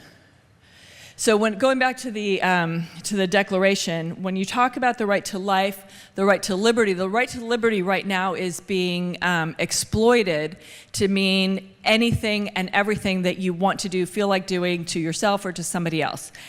And I will just say, in my work with victims of human trafficking and in my work on life issues which intersect at so many levels, that there are just some things that we don't have the right to do. Okay, we don't have the right to do them to other people, and we don't have the right to do them to ourselves. We don't have the right to sell ourselves into slavery. Why? Because we don't actually belong to ourselves. You cannot sell your body to somebody else because your body doesn't belong to you. And I know I keep saying that over and over, but it's really important in this context of the so-called right to die. You do not have the right to take your own life. Our religious tradition has recognized that for thousands of years. Our legal tradition has recognized that, at least in the United States, for hundreds of years, and yet now all of a sudden we turn that on its head and say, we're not really going to protect the right to life, but we are going to fight very hard for this right to die, which is a complete perversion. And I really want people to talk about this, that you cannot have a right to die because you don't have the right to take your own life. I think we need to really learn how to articulate those principles in those terms. Okay, and then we also have the freedom to exercise one's religion, and that's also where these our right to life often conflicts with our culture. So I want to talk about briefly the End of Life Option Act. This is California's assisted suicide law. It's modeled on a number of other laws. It has a few minor distinctives from those other laws, but I want to talk a little bit about what that means, because that will have to do with what we talk about going forward. So we talk about the End of Life Option Act is for adults with capacity. However, in California, now patients who are in state-run mental institutions now have the right to request assisted suicide. And if it was that they would have to be released from the hospital and kill themselves outside of the hospital, but if they can't find a facility or a place that they can kill themselves outside the hospital, now California state mental institutions have to accommodate the wishes of those patients in our state-run, taxpayer-funded institutions, which is crazy because it was all supposed to be about an adult with capacity. Those people, by definition, are incompetent to make those kinds of decisions. And not only that, but a lot of those patients are in there because they wanted to kill themselves and tried to kill themselves to begin with. And now we're saying, go ahead, not only will we let you do it, but we'll actually get you the doctor to do it, we'll pay for the drugs, and we'll watch as you take them and kill yourself. So, crazy. Okay, so the next thing was a terminal illness. A terminal illness, by definition, under the statute, is an illness in which a patient is expected, basically has a prognosis where they're expected to die within 6 months without intervention, okay? So my husband, for example, takes blood pressure medicine. Without intervention, he would likely fall under this category. Anybody who's diabetic and is insulin dependent would absolutely fall under this category. So this isn't just this narrow category of people with very serious illnesses that cannot be treated. These are people who could be treated, but for whatever reason choose not to be treated, now can request state-assisted suicide. May request an aid in dying drug. Okay, we have to call it aid in dying. We're not allowed to call it assisted suicide. The statute says so. You may not call this a suicide. So this is a language game that they're foisting on us, in addition to just a grotesque violation of basic principles. And then diagnosed by the attending physician, and then voluntarily requested. The problem is you have no idea whether that person voluntarily requested it, because once they're dead, nobody's going to do an investigation. I've talked to coroners. I live up in Sacramento. I've talked to the coroner of Sacramento and our surrounding counties, and they all said under this statute, they're not required, and they would never do an investigation unless they got some kind of credible, actionable tip saying that there was coercion involved. The assumption is when the person ingests those drugs that it's completely voluntary, even though one of the witnesses can actually be somebody who stands to benefit from that person's death. So a beneficiary in their will, for example. Yeah. Okay, and they have to comply with requirements. So there are forms that they have to sign, and the forms say, I am aware that ingesting these drugs will result in a quote-unquote humane and dignified death. And they have to stipulate to that no less than 5 times before they get the drugs. Well, we know, and many of you probably know from research that's done in Oregon and Washington and other states and countries where assisted suicide is legal, that the deaths are not always, and not even often, humane or dignified. First of all, I would argue that there's nothing inherently dignified about somebody who is so despairing of any hope or any, of even seeing one more sunrise that they choose to kill themselves. And humane as well. We know that I just looked up the data from Washington. In many of the cases, the person does not die after ingesting the drug. Sometimes they fall into a coma. Sometimes they become violently ill, very confused, extremely anxious, all kinds of horrible, inhumane consequences. And then they have to be able to self-administer, although we know there too that there have been admissions in other states of people who have assisted the person in ingesting the drugs. And there was a famous case in California early on, a young woman with ALS, Lou Gehrig's disease, very tragic situation. She had invited all her friends for her sort of going away party and then went off by herself with her doctor to ingest the drug, but nobody was there to watch whether the doctor actually gave it to her or whether she took it herself. And then all of the witnesses there, all they could hear was that there was this, what they called a primal scream. So I don't know, was she refusing at that point and somebody gave it to her? You know, I mean, there was just so many unanswered questions. Okay, so now we talk about conscience rights. What are the rights of physicians when it comes to the End of Life Option Act and other assisted suicide laws? So in California, participation in the act is voluntary. That is the one kind of redeeming or saving grace about this particular statute. We know, as Alex said, in Canada, participation is involuntary because you have to refer. Even if you don't yourself make the prescription, you have to refer your own patient that you've cared for and walked with through very difficult circumstances. You have to now refer that person to a physician who's going to end their life. That is not the case in California. Okay, and then a healthcare provider is not subject to liability for refusing to participate in the act. But again, here is where the language is very tricky because the assumption is that everybody opts in, and now you have to explicitly opt out. So again, the way that the language is, this is not suicide, it's aid in dying, and it's the standard. And if you want to deviate from the standard, you are allowed to not comply, when it should actually be the exact opposite.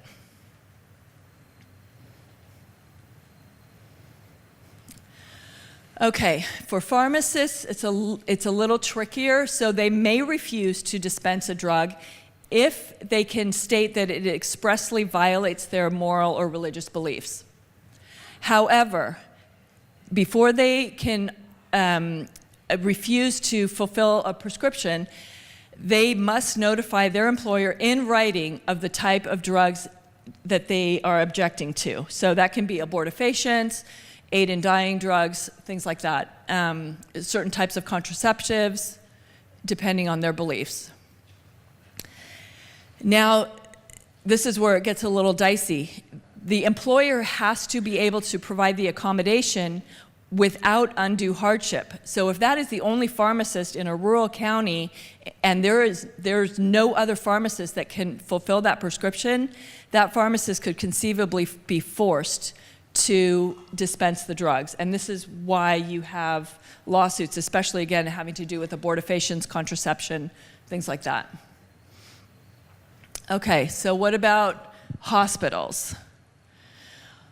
Hospitals can not only opt out, but again, they have to choose to opt out and state that they're opting out in writing. So the assumption is that they are in other words, that they will facilitate their patients' deaths, unless they expressly say that they will not.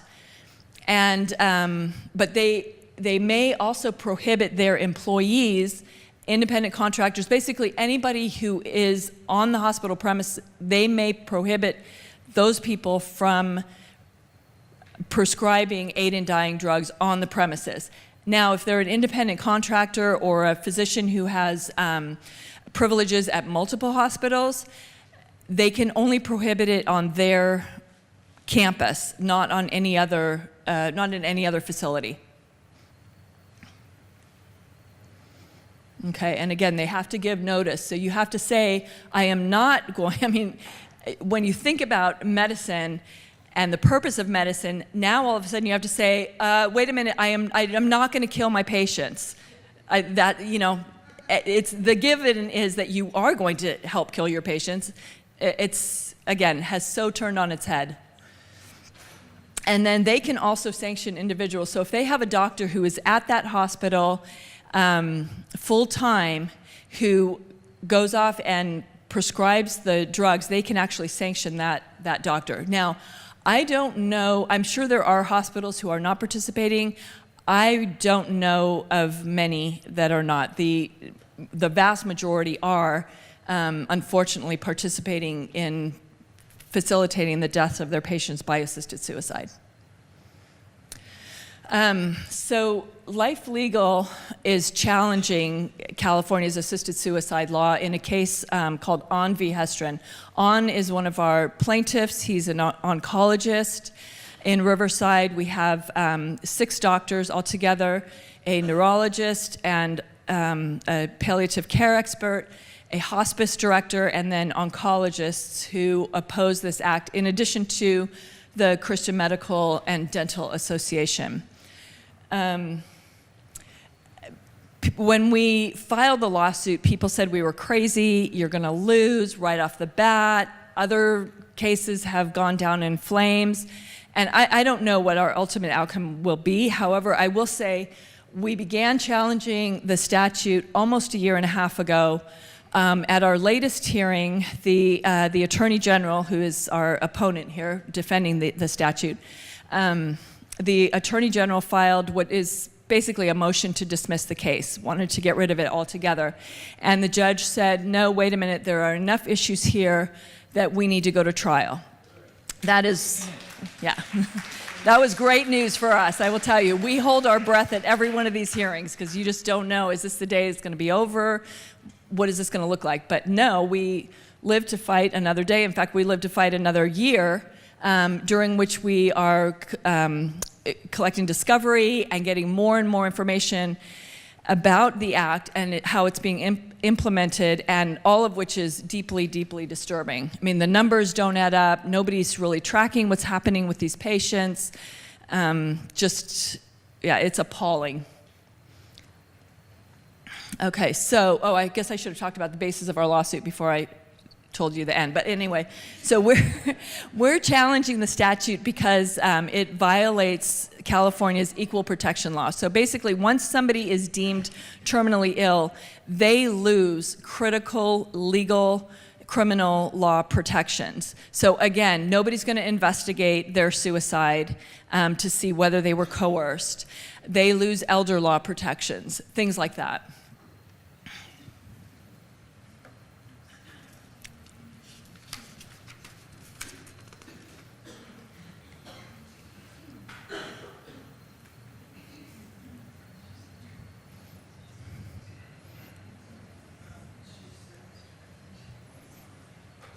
Okay, and again, we are receiving a lot of conflicting information from physicians and coroners, from the state itself, who is supposed to be keeping records on this, and from the organization Compassion and Choices, which is a grossly misnamed organization because they are not compassionate, and the only choice they offer is this one. But if you're here and you're sitting here, you probably are familiar with what they do. Especially if you're sitting here on a Saturday before Thanksgiving. This is not new information. So kind of this is how we got there, and sort of what this culture of death looks like in California and elsewhere. So the California legislature issued a proclamation saying every person has a right to dignity and privacy. That sounds good, right? Dignity. I love the word dignity. We all have inherent human dignity because we are not ourselves. Even the worst of us sinners have inherent human dignity because we still have some of that reflection of the image of God in us. Amen. So an adult has the fundamental right to control his or her health care decisions. That sounds reasonable. Oh, including the right to have life-sustaining treatment withheld or withdrawn. So, and I believe people do have the right to refuse treatment. I do, but what's happening is that what used to be a right and the rare occasion where somebody would request to have treatment withdrawn has now become a duty. You are now under a duty to refuse treatment that is expensive, that resources could be used for somebody else, all under this human dignity proclamation. And then here's the real kicker. When it talks about the process of dying, The process of dying for a person whom health care does not improve the prognosis for discovery may violate human dignity. The problem is that this is a completely subjective determination. Who decides whether that treatment can provide a prognosis for recovery, and what kind of recovery are you talking about? If you have a patient who's 90 years old, as we did, on dialysis, and that patient needs dialysis to live, but their recovery is not going to be such that she's going to be skipping out of the hospital the next day, the hospital says we have the right to discontinue dialysis. And dialysis is a fairly routine procedure. It's not, I mean, every hospital can wheel up a dialysis machine into a patient's room. It's not particularly invasive, expensive, or any of those other things. And providing nothing medically necessary. Well, I beg to differ. That dialysis for that patient was extremely necessary, and yet I had numerous conversations with the medical ethicist at this hospital who said she has no quality of life, she is not going to recover. Well, again, what does recovery look like exactly? And this in this language is wherein lies the rub and the problems and why we get calls from family members. So, given, excuse me, I just want to make sure I didn't skip something. Okay, so given this phrase about that there is a fundamental right, or that there is a fundamental violation of human dignity to basically foist health care upon somebody, what rights do healthcare providers have are they forced to comply with that if the hospital, let's say, wants to remove treatment? Or particularly if a patient has an advance directive, which we're going to talk about in just a couple of minutes, or another document saying that they want to have treatment removed. So the healthcare provider does not have to comply with that decision. Somebody else surely will. I will tell you, we have had thousands of cases, denial of care cases. We've never once had a healthcare provider call us and say, I don't want to participate in a decision to withdraw somebody's life support. Because they know as soon as they say that, it'll be, okay, you move aside and let so-and-so come in, and 3 seconds later, the deed will be done. The institution also may decline to comply, but they have to have a policy in writing stating why they would decline to comply. And again, we've never seen this particular scenario. I would love to represent an institution or a healthcare provider in a case like this, but we have never seen this. So, now we're going to talk about who makes decisions for you. So you can have a healthcare agent, which we'll talk about in a few minutes, a surrogate, conservator. In California, there is no real statutory priority, so unless you name somebody in an advance directive as your healthcare agent, anybody can challenge a decision that a hospital makes or another family member makes, any interested party. So California, in that way, that's really helped us, because whereas in other states, the decision-making immediately goes to the spouse, even if the couple is estranged, and you can imagine the conflicts of interest there. We're actually involved in a case that is trying to challenge that, and they are trying to change the statutory scheme so that there is a presumption that the spouse is the priority decision maker, which you kind of have to ask yourself, why is it always the spouse that ends up being the one that wants to withhold support so quickly? It's a very uncomfortable conversation potentially to have. So the rights and the duties are to make their decision in accordance with that patient's wishes. I'm going to go through this because we are running down of time. If there's a conflict among family, again, I will just say what the court is looking for is what would the patient have wanted in the absence of an express designation of their wishes.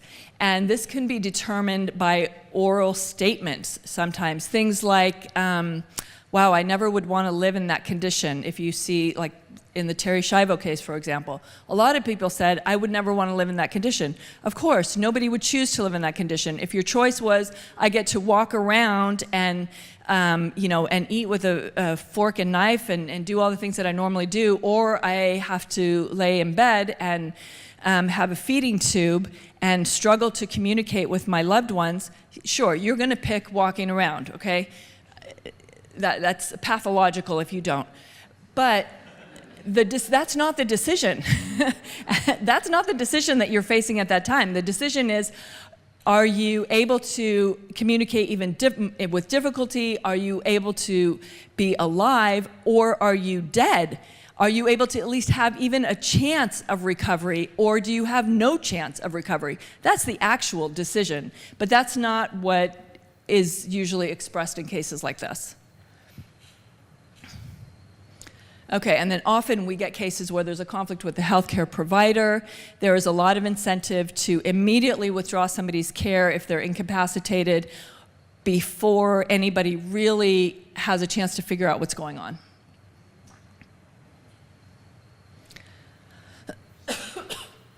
Okay, I will talk about these options more when we talk about advance directives, but we often go to court. We initially try to talk to the hospital when we get a case like this, consult with their risk management department, where we have various degrees of success, ranging from compliance to an absolute, this person has no quality of life, they should not be alive, they don't deserve to be alive, things like that.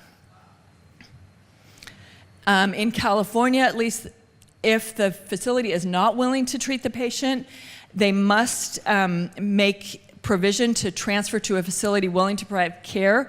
However, there is a federal statute called EMTALA, the Emergency Medical Treatment and Something Act. Labor Act, yes.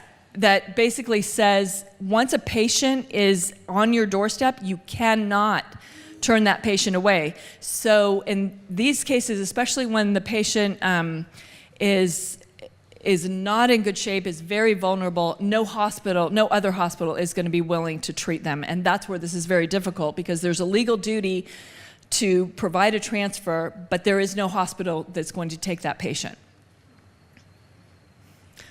I'm not going to talk about these case studies because we have other ones that I want to talk about. But I would be happy to give you our slides, talk to you afterwards. You can look at our website. A lot of this information is on our website. Okay, if we could switch to the other. Where's my timer? How many more minutes do I have? 10 minutes. Okay.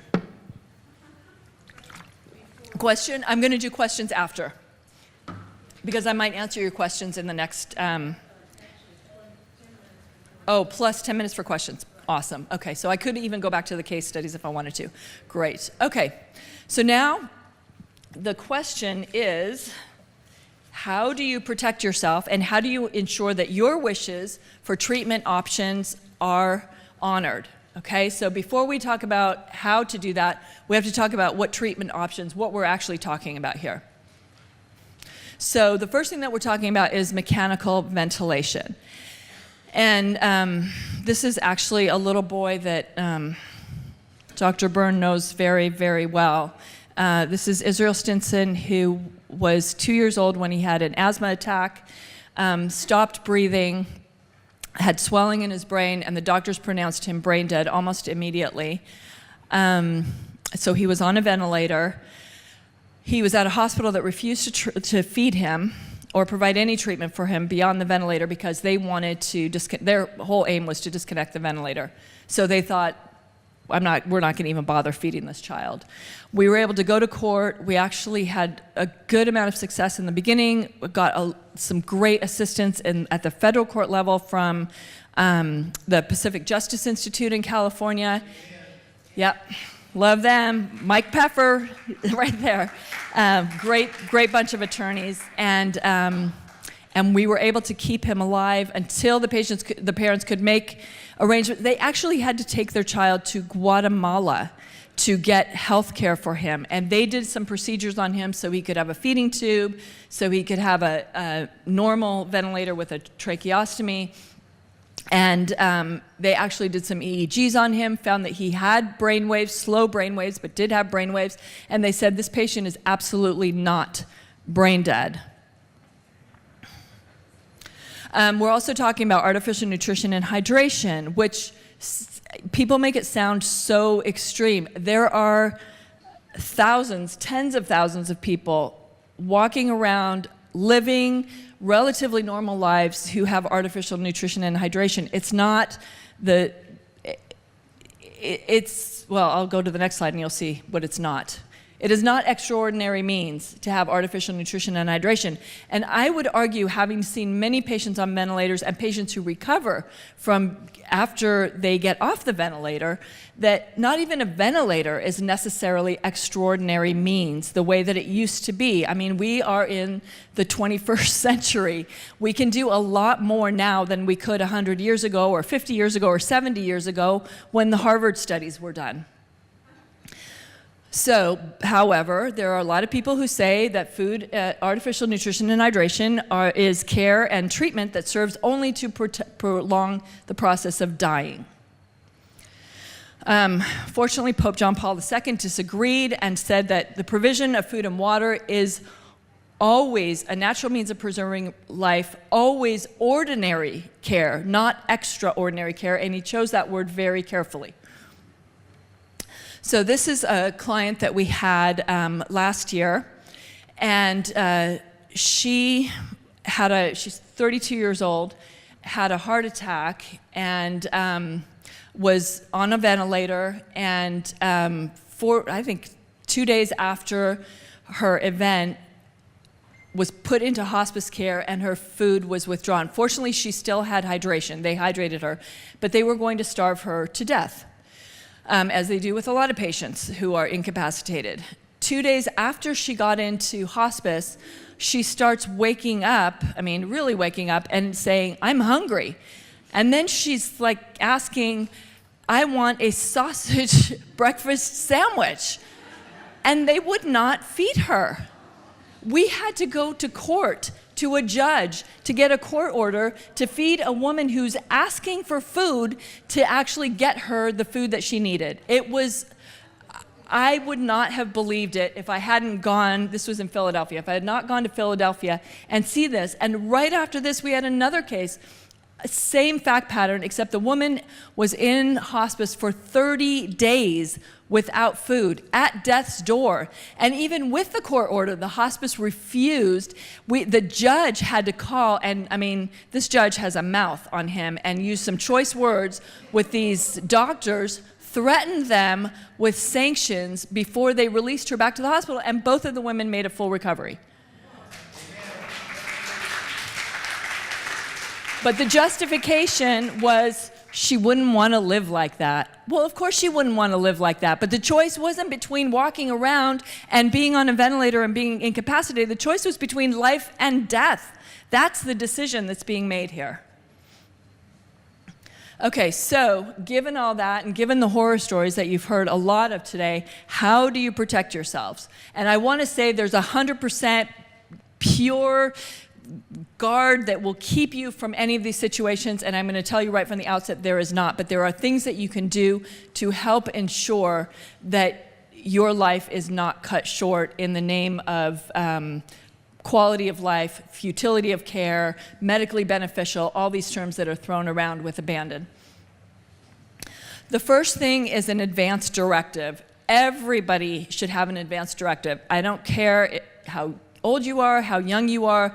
As you see, we've had a lot of, in fact, most of the calls that we get involve patients in their 30s and 40s. Why? Because they don't have an advance directive, because they never anticipate something horrible like this happening to them. Okay? And yet they are the ones who are at the mercy of somebody else's decision making. Don't let yourself be in that situation. An advance directive is also known as a living will, durable power of attorney for health care. Basically what it is a designation of who will make your decisions, healthcare decisions for you, that's part of it, and then explicitly what kind of treatment options you want. And based on my experience, what I've seen over the last 2 years is I say, go whole hog. You want it all. You want everything. Because if you don't want everything, they are going to interpret that as you want nothing. Okay? So be very careful. Now, I'm not saying if you genuinely feel, I never ever want to have a feeding tube ever in my whole life, I would rather die, and you really, really mean that, that is a decision that you make. I would encourage you not to make that decision because, again, we've seen patients who were on feeding tubes get off feeding tubes and now are living a normal life again. So a feeding tube is not always a permanent situation. A ventilator is not always a permanent situation. Just keep that in mind.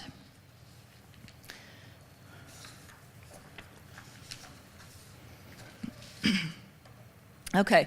This document has to be, and you can find these online. You can find the Scholl Institute has them here to purchase. I would purchase the packet, fill it out. You have to have it in California anyways. You have to have it signed by 2 witnesses. But think about what you want and think about that person that you're going to designate, okay? This is a difficult admission to make. I have 2 sons who I love dearly. We differ on a lot of these types of issues, and I would not pick my own children to be my healthcare decision maker. I trust my husband. He is my healthcare decision maker. So be very, very careful because even somebody that you love and you think loves you and you have a very close relationship, you have to talk to them specifically about what you're looking at and what you're potentially facing and see what they say about that. In the advance directive or separately, you can choose a healthcare agent. That's somebody who makes those decisions for you in the event that you are incapacitated. If you do not pick a healthcare decision maker, one will be appointed for you. And that may not be the person that you want making your decisions. So the internist at the hospital, who is the liaison between the hospital's financial department and their medical department, that is not the person you want making your healthcare decisions for you. The hospital's ethicist is not the person, even though that sounds like a great, wow, they're a medical ethicist, they're going to always act ethically. Well, in their mind, they are acting ethically because they are not going to allow your dignity to be violated by having, being hooked up to a machine or getting care that they're sure you don't want because you wouldn't have the quality of life that they think that you should have. The next item, and the last item actually, is a POLST, a physician's order for life-sustaining treatment. Now, it used to be that people said never, ever, ever sign a POLST, don't use the document, never, never, never.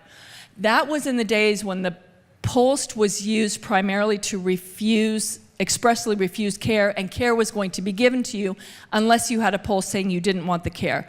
That is exactly the opposite of the situation right now. The status quo, or whatever what happens now is that the assumption is that you want to refuse care unless you expressly say that you want to be cared for. Again, and we are talking about hospitals. We're talking about hospitals. You have to now ask them, please take care of me when I go into your institution that's made and created to take care of people. And this is nothing against the doctors and the nurses who are in this room, who are wonderful people, and I am not dissing all healthcare, but we have had some very, very bad experiences with really bad people in this industry. So this is what the form looks like. I have the first page of this form here, not the second page, because I didn't want you to all run home and sign it, and because this is a legally binding document. So, but I want to highlight some things when you look at this form. And the reason that I encourage people to sign the form is if you don't have someone who you trust to make your healthcare decisions for you, you must sign this form, or I strongly encourage you to sign this form, because this is a legally recognized way to express and communicate your wishes. So, it's a legally valid physician's order. As soon as it's signed by you and your doctor, it's binding. Remember that too. Also, as well as advanced directives, I need to step back here for a minute. If you have an old advanced directive or you signed, if you have a living will or durable healthcare power of attorney or any of those documents that you may have signed just without really reading every word, go back and read those. I went over my parents' trust document last year, and they had signed away their right to food and water, and they didn't even know it. That was the boilerplate language that their estate attorney handed to them. So if you've signed a document like that, make sure you take a close look at it, so that and then if it's not what you want, cross it out, sign it, state what you want, have another document. I would actually redo the whole thing just to make sure that your wishes are going to be honored. Okay. So, people look here and it's sort of human nature to say, well, comfort-focused treatment, first of all, is not treatment or care, so we can just cross that off. Full treatment, oh, I don't want extraordinary means, so I'm going to pick the middle option because that sounds good. The one that avoids burdensome measures like the ones that are used to save your life. So just be careful of that. And then generally avoid intensive care. Well, where are you going to end up? That's exactly where you want to be when you're in need of intensive care, is in that. I want to be in that part of the hospital. Okay, comfort focus, do not use treatments. And they mean do not use treatments like no antibiotics, no food and water, those kind of treatments. Certainly no ventilator. You're already way past ventilator when you get down here. And then not even a hospital. Request transfer to hospital only if comfort needs cannot be met in current. That is no care. Comfort care is no care except a lot of morphine, some Ativan, and all those other things that suppress your breathing and cause you to lay still until you die. And can cause pain. Well, and as Dr. Burns said, dying of starvation and dehydration is not comfortable. That is not comfort care. Okay, so this is how I would fill it out. I am an attorney. I cannot tell you how to fill out this form, but if I was doing this post form, here's how I would fill it out. First of all, okay, I would put under this section attempt resuscitation. The second item there, do not attempt resuscitation, is a DNR, do not resuscitate. That's what Dr. Byrne was talking about. That is when, for example, my father-in-law had one of these documents. He signed do not resuscitate. He had a stroke. He was not allowed to go to the hospital. He had to die on his couch writhing for a week and a half because he had signed this form which prohibited him from getting treatment at a hospital. Why? Because as soon as the hospital takes him as a patient, they have to finish treating him. So be very careful with these documents. Allow natural death. It sounds so great, but there's really nothing natural about somebody in his condition dying the way that he did. Okay, I would pick full treatment. Again, if you don't pick full treatment, treatment will be withheld from you. There's not a lot of treatment in number 2, and there's no treatment in number 3. And then I would say long-term artificial nutrition and hydration. This is where people have differing opinions, and I certainly respect that. If you have thought this through and you pick other options, that's fine if you think it through. The problem is that a lot of people don't think it through, and they're sort of talked into things by their doctor or by somebody else who thinks they know what all of this entails. Okay. That is the end of that. We have less than 5 minutes left, so I would be happy to entertain a couple of questions.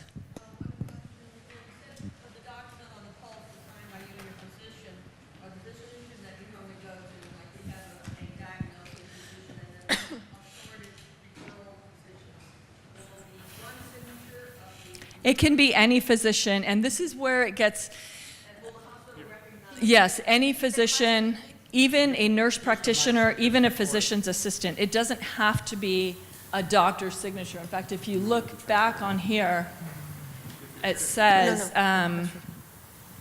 signature of physician, nurse practitioner, or physician assistant. So it doesn't have to be a doctor. And we were recently involved, I'm sorry, but we were recently involved in a case where the woman was given a form by a nurse practitioner, never discussed anything about the form, allegedly signed the form. I'm not actually convinced that she did. Allegedly signed the form. 2 weeks later, she has a heart attack, is incapacitated, on a ventilator, and suddenly this post form is produced with her signature and her doctor, nurse practitioner's signature on it, saying that she only wants, well, John Rannick would know. I can't remember, I think it was selective treatment.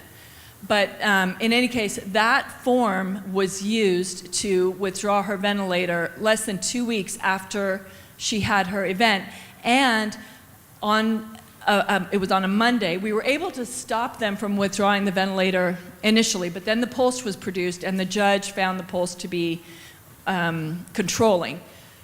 So, but what was really tragic is that the weekend before her ventilator was removed, she was starting to show signs of recovery. She was moving around, she was pulling on the vent like she wanted it out, and there was even plans being made to transfer her to a facility that would gradually wean her off the ventilator, but none of that happened because she essentially checked the wrong box, and I don't even think she knew what she was doing. And again, I'm not even convinced that she actually did it, but so be very, very careful with this form.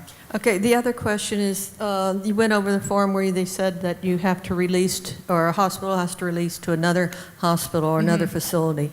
There are now physicians that will do in-home visits in the area, plus there are care facilities, not care facilities, but organizations with skilled nurses and that are properly accredited and are properly trained, and they will make home visits. Why cannot the person be released to the home and establish a home care of pro-life support? That is a great question. And sometimes that does happen. Sometimes that happens, and sometimes it is very difficult. So we tried to do that with this little boy, for example, with Israel Stinson. His parents wanted to take him home and care for him at home, and it was very difficult because he had been declared brain dead. He had a death certificate, so there was issues who would pay for it, what kind of care he needed, but in some cases it's not feasible because the person needs more care even than skilled nursing can provide at the moment. And again, that doesn't mean that's permanent. So I think home care is always a great option. I'd love to talk to you more about it. We try to go that route whenever it's medically feasible, but yeah, I agree. I agree. Well, sometimes you can't just put the person in a wheelchair because they need other care. But yeah, I agree that that's a good option that's not always looked at. And then the hospital is saying, you have a patient here that's taking up space. That's literally what they say. We want that space to belong to another patient, so we want to get rid of them. And we're like, that's exactly what we're trying to do. We're trying to get them out of your hospital into home care or into another facility. So yeah, great point. I work with elderly individuals, and there seems to be a confusion with having a living will or, where you designate someone as your advocate. And then when they're admitted to the hospital or they go into their doctor's office, they're either given this form or they're given the 5 wishes form. Yeah. And so what happens is they believe, oh no, I don't want all this extraordinary stuff. So they check off the box that says DNR. Yeah, and because I've usually, explained to them, but now your advocate can no longer advocate for you. And that's exactly right. Is that true? That is absolutely true. So what you want is for your advance directive and your pulse to align, but a lot of times the person gets this form literally on their way into being admitted to the hospital. Sign here, check here, sign here. You don't want somebody jumping on your chest. That's unbelievably painful. So hit the DNR. Once you hit the DNR, you have no more choice as far as what you're never going to be put on a ventilator. You're never going to have artificial nutrition and hydration because you've got that form Well, you could have artificial nutrition under it anyway, but yeah, you will not. And then the person who's advocating for you, their hands are tied. And that's what happened in this case that I was just talking about.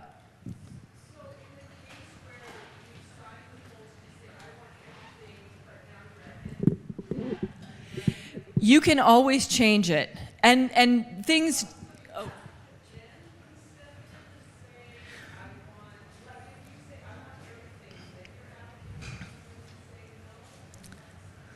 Oh, if you say, I want everything, and the advocate says they didn't want everything, they have to then produce evidence that you didn't want those things. Sorry. Yeah, what I think I'm trying to say is we know we're all going to die eventually. So I guess if you say you want everything, then does that mean you will stay on the ventilator and everything going until you literally, your heart stops? That's a great question. Or your advocate can say, you know what, Yeah. this is really, we recognize this is the end. Let's And make that's them why you comfortable. want to designate a healthcare agent, and you want to have these in-depth conversations. These are not, 5-minute things that you text to each other. I want this, give me this. No, you have to have a long conversation. If I'm at this point, I really, or it depends on a patient's age, physical, there are a lot of factors at play here. But I say I would start with more, because the likelihood is that you're going to get less to begin with. Okay, this is going to be the final question here, because you're going to be around a little bit longer I will. to answer Yep. the other questions, Yeah. Alexandra. Okay, one more question. So to try to clarify, if you have an advance directive and you have a pulse, and the pulse... Speak into it. Can you hear me better now? Yeah, much better. Okay. If you have a pulse and you have an advance directive, and the advance directive caregiver, if you will, or deciding decision maker, has a different opinion as far as how much care to have, but your pulse says do everything, does the pulse take precedent, or is it a case-by-case basis? Sometimes it's the newer document that takes precedent. It's typically the other way around, where the advance directive says, I want everything. The POLST comes later and says, I only want these minimal things. The other thing is the POLST can be signed not just by the patient, but by the legally recognized decision maker. So you might have your decision maker make other decisions for you in conjunction with your doctor, which is why it's important to have that advance directive to say, here's what I really wanted. So in a case like that, if there was dispute among the family, let's say, or between the family and the hospital, that is a case that would likely be in front of a judge to see which document is controlling. Typically, it's the later document, but if there's evidence showing that that's not what the person actually wanted and there could be some coercion there, you might have a judge. Your life might be in the hands of a judge. Our next speaker wanted to introduce himself, but I had the pleasure of working with him. We had weekly conference calls for the last several months, and we'd tie right into Canada. And I'd ask them, okay, is Alex there? And they say, oh, I'm sorry, he's being interviewed by some radio program. And then he'd come on. Or, I'm sorry, he's in Belgium today. Or he's at the Vatican. So this is the kind of, literally, this is the kind of stuff that goes on. I went to the internet to look him up. I know this is your time, Alex, but I do want to give you, it was just been a pleasure to work with him. He has established the Euthanasia Prevention Coalition back in 1999 with some folks. He has been in charge of that ever since. Going on the internet, it says he's put some projects together, and it says this: my blog has become a worldwide resource, and it gives the blog there. And then it says, who are the team members? And there's only one name, Alex Schadenberg. Now, normally you would say this is a bit of overplaying oneself, but you read the stuff there, and it's amazing what he can put together from a vast array of resources, boil it down, and give it to you in a one-liner punch, or relatively fewer than that.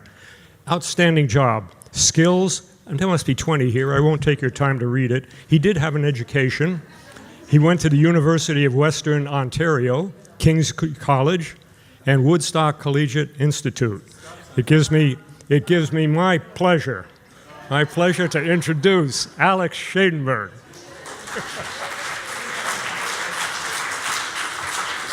is during the debate about euthanasia in Canada, the media had become into a very one-sided position. So let me explain to you a little bit of the history. So in Canada, we've been fighting against euthanasia for a very long time. I've been doing this since 1999. I know Amy's been involved for a very long time also. And we were very successful at fighting euthanasia. And so what happened is that in 2010, there was a euthanasia bill in our parliament, and it was defeated by 228 to 59. So we overwhelmingly had it defeated. And so what happened is the euthanasia lobby went into the courts. They decided, well, they're not going to win in parliament, so they're going to go to the court. So they went to the court. Yeah, so I'm changing my talk up a bit, so don't worry about it. I'll switch my slides. It's all good. And so what happened is that the lower court decision went against us really bad. It was a terrible thing. It was actually a setup.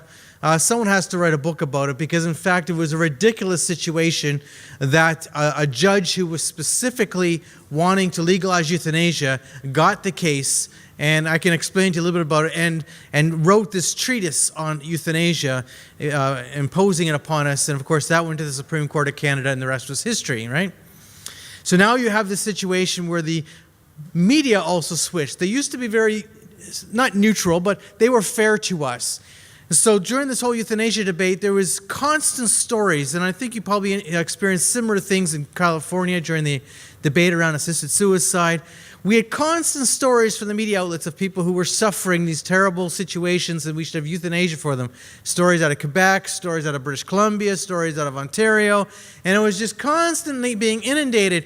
And so then I got the call one day, and this was just before the one vote and everything, and I got this call because there had been a poll done, and I was being in a funny mood because what was going on. And I got a call saying 80% of Canadians support euthanasia. Well, you want to comment on that, Alex? And I said, only 80%. I said, only 80%? What are you talking about? We've been inundated with all these stories from the media, and there's still only 80% who are in favor?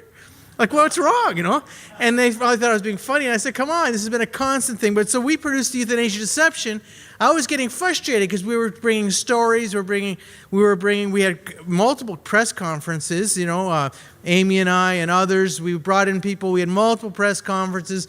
And what were we getting from the media? Nothing personal, zero, right? Zero, over and over again, or the little story here and there, and that was it. So the normal way of fighting back was not working.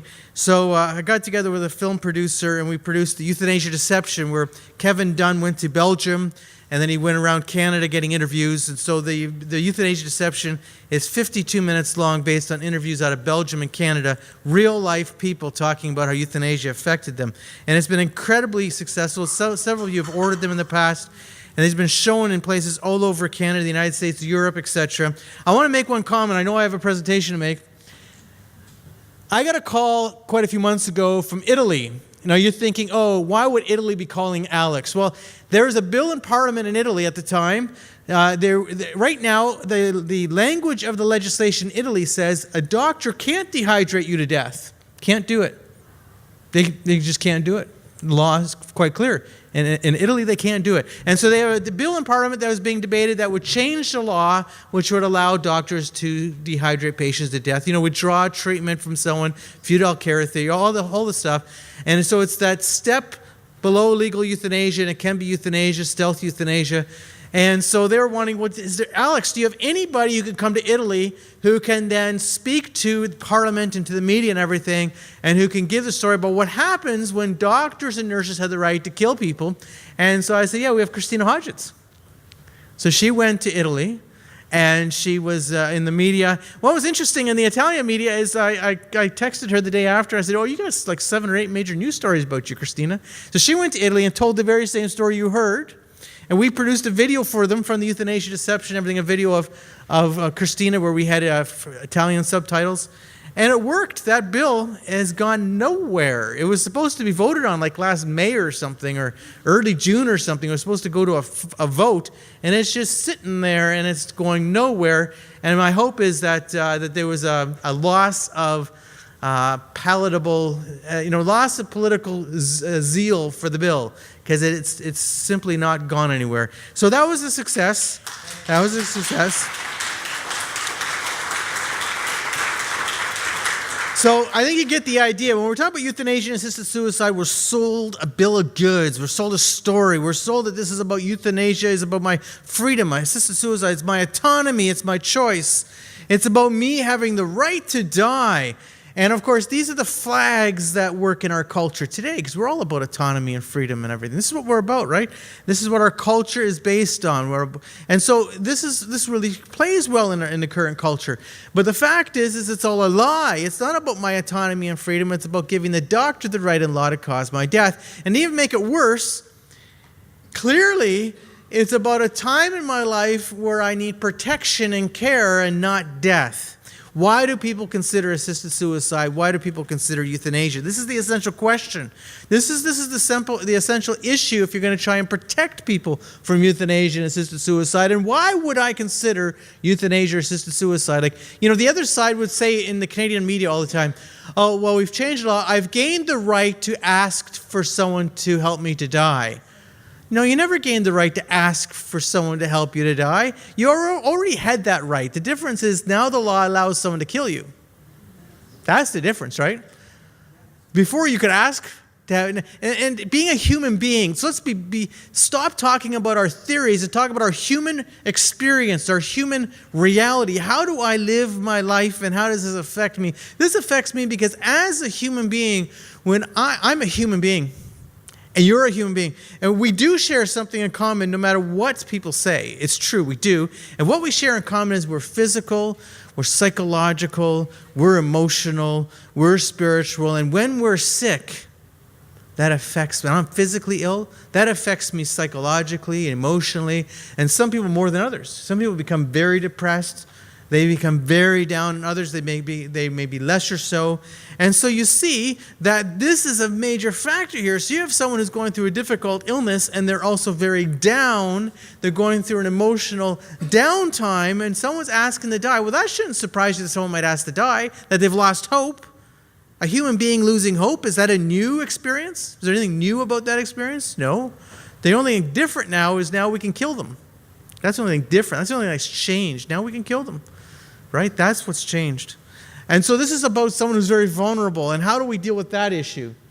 So I think we're going to jump through the junk of the presentation. Assisted suicide became legal, as you know. Let's just hit some here. In 2017, so we've had some success. So don't let them think that there's this big steamroller and that everybody wants assisted suicide and this is inevitable. In 2017, there's been 26 states that have faced assisted suicide bills. Many of those bills were just put aside. Quite a few of them have been debated and quite a few of them have been voted on, and all of them have failed. Every single one of them have failed.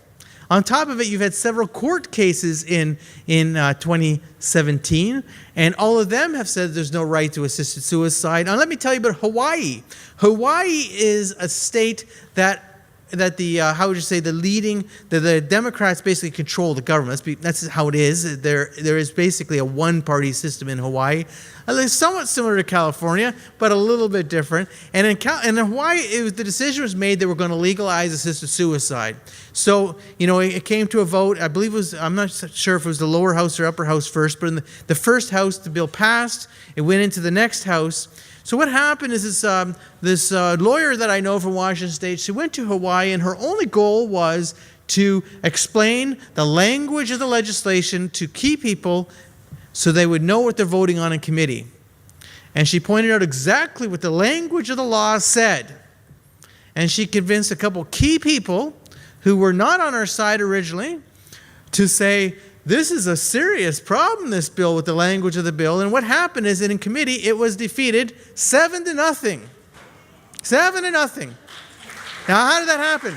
All she did was go there and explain to them that the language of the bill was totally different from what they were selling you on assisted suicide. For instance, they said it's all about your autonomy.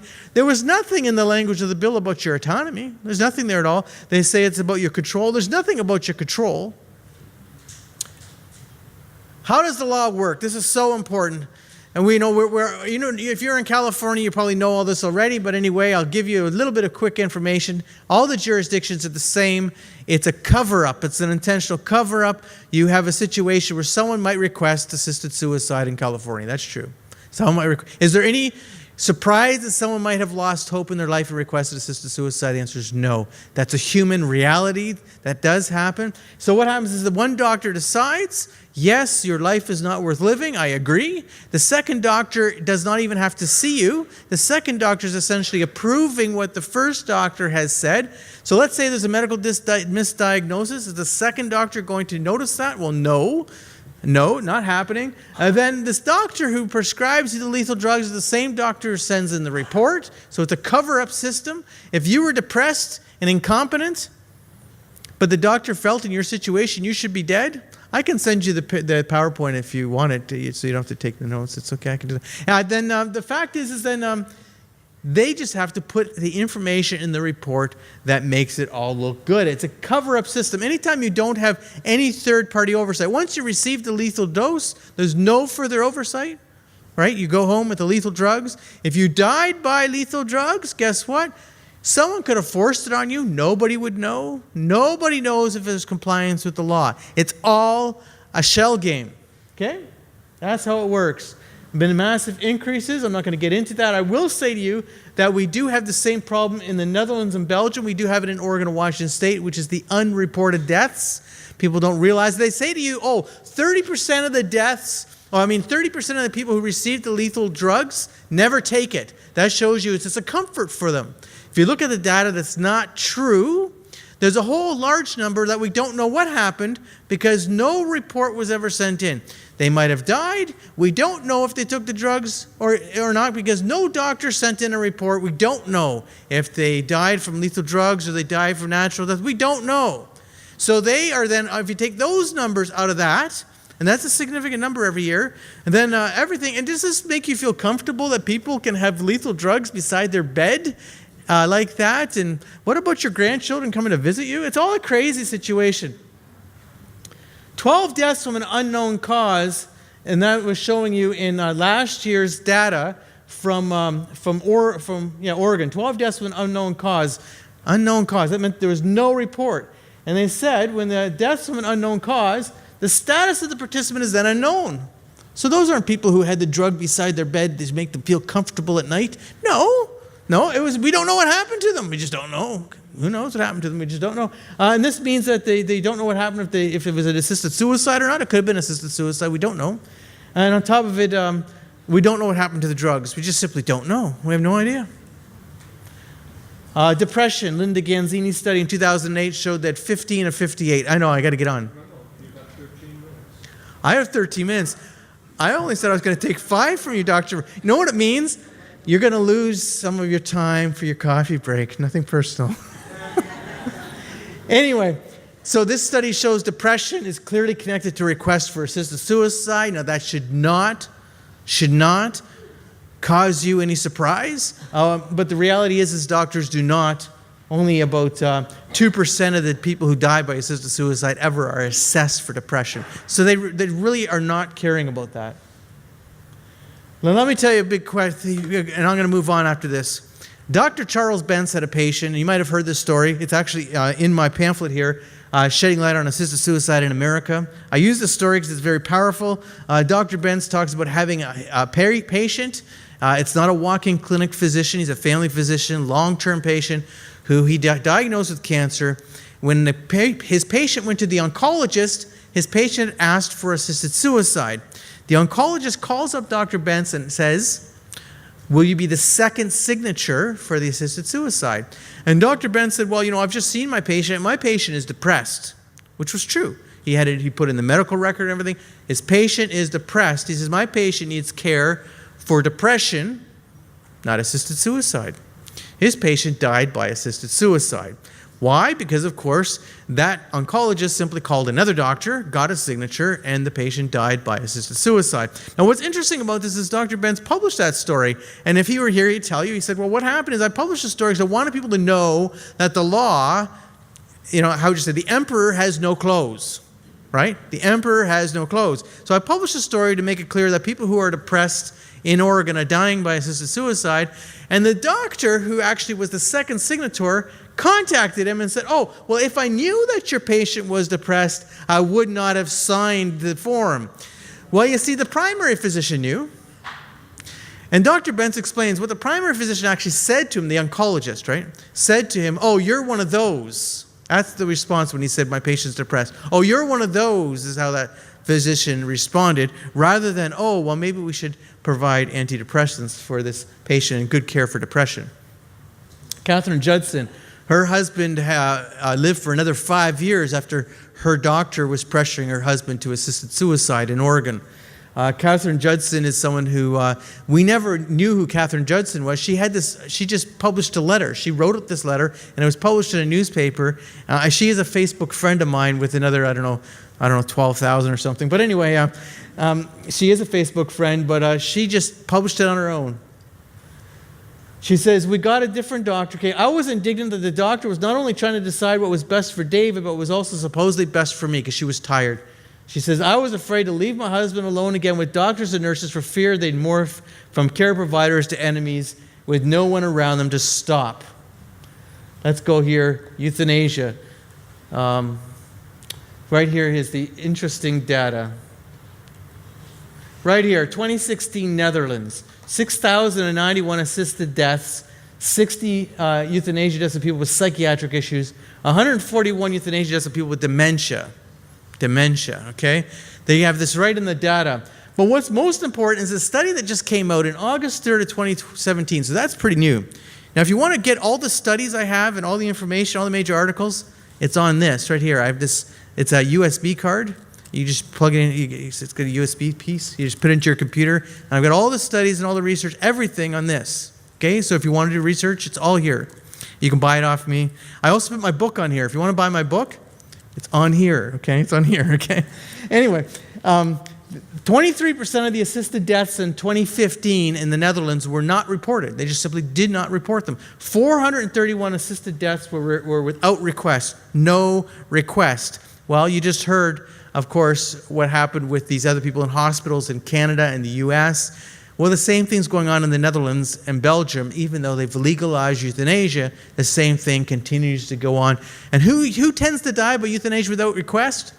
People with dementia, people in coma, Alzheimer's, people who could not request it. These are the ones they tend to kill because it's the most loving thing to do, right? Kill these people.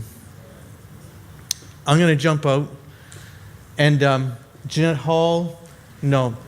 I don't have a lot of time, but we need to speak about assisted suicide from another point of view. We need to tell stories, but I think we need to do it because we need to talk about this from human experience. The other side has been so successful in creating this fog around euthanasia, assisted suicide, by telling these stories. Oh, isn't it terrible that Brittany Maynard was such a young and beautiful girl, and then she had this brain cancer? Isn't that awful that she would have brain cancer? And isn't this wonderful that she was able to go to Oregon and die by assisted suicide? Isn't that just a phenomenal situation? And how come we in California didn't have that? Why did Brittany, a woman from California, have to go to Oregon? Such a beautiful young, she wanted to have a family too. Isn't this a loving thing that at least we could provide her a dignified death? And they sell these stories and they're emotional and they grip us and they move us. But we have to realize from human experience, not only is this a fog and a lie and it's a deception, it's also totally the opposite of our human lived experience. Our human lived experience is that I am very vulnerable, and it's natural I might ask for euthanasia or assisted suicide. It's natural I might ask for it because it's natural as a human being that if I don't feel there's any purpose to my life, or I'm fearing suffering, or I'm fearing what tomorrow's going to bring me because I'm fearing future possible pain. And if you look at the data, no one's asking for euthanasia and assisted suicide because of current pain. It's almost always because of fear of future pain, right? You look at the data of the studies, right? They don't ask for it for that reason. I could get into it longer, but you can get this. You'll see I got a study in there showing you that. But anyway, the fact is that I need support. I need significant community. I need people who care about me. This is what I need. I need that because there will be times in my life I might feel my life's not worth living. That's not a new human experience, is it? And yet we have a problem in our culture where we have a lot of loneliness and depression. So we started something, or we're working with something, it's called, and I have it on my pamphlet here, Did I leave it in my? Yeah, I left it on my table. There's a nice little pamphlet there called "Carry Not Killing," and that's why one of the reasons I pushed for the name of the conference, "Carry Not Killing," because we were going to talk about this topic very heavily. We started something as a group of us. Started something called Compassionate Community Care. So we have a 1-800 helpline, and yes, I do get calls from Americans because it's on the internet, and some of them call us. And we also are working on building this whole model of, once again, convincing people that where they belong is visiting people, being with people who are in hospital, who are shut-ins, who are dying. You know, I know we like to watch our television. We like to be entertained by great entertainers like Brian Johnston, or great entertaining speakers. But I mean, but the fact of it is that we need to be with others. And the reason is very fundamentally, it is what is normal to a human person, that I need others to affirm me when I can't affirm myself, right? It's normal for me to feel that way. So the concept that now, because I'm feeling down and I'm feeling my life has no purpose, that I'm now gaining some freedom to die? No, the doctor has the right to decide. I might ask, but there's many reasons I might ask. The doctor has the right to decide that my life is not worth living. Now, that going one step further, I know I only have a couple minutes. In Ontario, where I live, we have euthanasia, and the Ontario College of Physicians and Surgeons, what did they say to our doctors? And the nurses too, actually. The Ontario Nurses Association's got the same problem. What did they say? They decided the doctors don't have to do euthanasia, but they have to do an effective referral. They have to. They're saying that if a doctor refuses to do an effective referral, that would be a form of abandonment. Now, think about this. How do they define effective referral? They defined effective referral as referral for the purpose of the act. So, a physician who says, I'm not going to participate in euthanasia in any way, shape, or form, they might say, there's lots of doctors down the street. I'm not going to participate in it. You've asked me for euthanasia. I'm willing to provide care for you, but I'm not going to participate in lethally injecting you in any way, shape, or form, or any part of the process. If you're going to continue with this, there's lots of doctors down the road or in the next town who are willing to participate. I'm not going to do it. No, they're being told by the college, no, you must do an effective referral. Now, this has gone to court. They had a big court case in June because the group of physicians, the Catholic Physicians Guild, the Christian Medical Dental Society, and the Physicians for Life joined together and launched a lawsuit against the College of Physicians and Surgeons, and this will end up in the Supreme Court of Canada. But the point of it is think about this. Doctors who don't believe in killing you are being told they have to send you to the killer. And we were so, no, I'm not saying that we shouldn't be. We've been so much saying that how come there weren't more Germans who stood up against the Nazis? Well, there was life to pay often for those people. But let's think about compassionate community care. Let's think about this. We're being told that you must refer. So you don't have to send them, you don't have to kill them, but you're going to have to send them to the death camp. You don't have a choice. That's what they're being told. Think about it. Compassionate community care, the 1-800 number, it does work in the U.S., unlike a lot of your American 1-800 numbers that don't work from Canada. Okay, they don't. I don't know why your American phone system's so bloody cheap that they don't allow an American to use that 1-800 number. I mean, a Canadian to use it. You can call me anytime, and my 1-800 numbers work. Anyway, and this is what we provide. And I'm going to show a little clip of something. This is what happened, just so you know that in Canada it's moving very fast. Last July, we found out about this case, and so we sent a film crew to interview the family. And that is going to be a major feature in the upcoming full-length movie called Fatal Flaws that we're producing right now. And so this is important because we need to tell the stories. Fatal Flaws is based on the Netherlands and the U.S. So Kevin's been in the Netherlands doing interviews, and there's a whole series of interviews we have that are very powerful. Brand new stories you've never seen before from anywhere else, and also American interviews he's been doing. And so the Euthanasia Deception, I had them here. You can purchase them at my table. The other thing is, I've got a thing, if you don't get my emails, you can sign up for my emails, and I'll choose one name and give them one of these USB cards with all the information on it. So that's all I have to say. Thank you very much. And Next presentation. Next on our program, by the way, are you enjoying the weather here, Canadians? Okay, good. You know, there's a lot of things wrong with California, but one thing they always say at the end of it, but the weather's great. I suspect one of the things wrong is in Sacramento, and I wouldn't be surprised if we're going to be taxed on our weather next. But along these lines, we have a person here today, Brian Johnson, who's been in Sacramento for decades, fighting for life up there, literally, on the floors and in the halls of Sacramento. A little background on Brian. He's a former California Commissioner on Aging. He has spent more than 30 years as an advocate for the medically vulnerable. He has testified before numerous state and national legislatures, including those in Belgium, the Netherlands, New Zealand, South Africa, and Australia. He is a frequent spokesman on the threat of assisted suicide and has appeared on Fox News, CNN, World News Tonight, PBS NewsHour, and many other programs. Mr. Johnson has also served on California's State Board of Nursing Home Examiners and the Board of Directors of the National Legal Center for the Medical Dependent Disabled. Brian also led the charge on a referendum that you might recall to withdraw and draw back on the physician-assisted suicide bill that unfortunately succeeded and went through.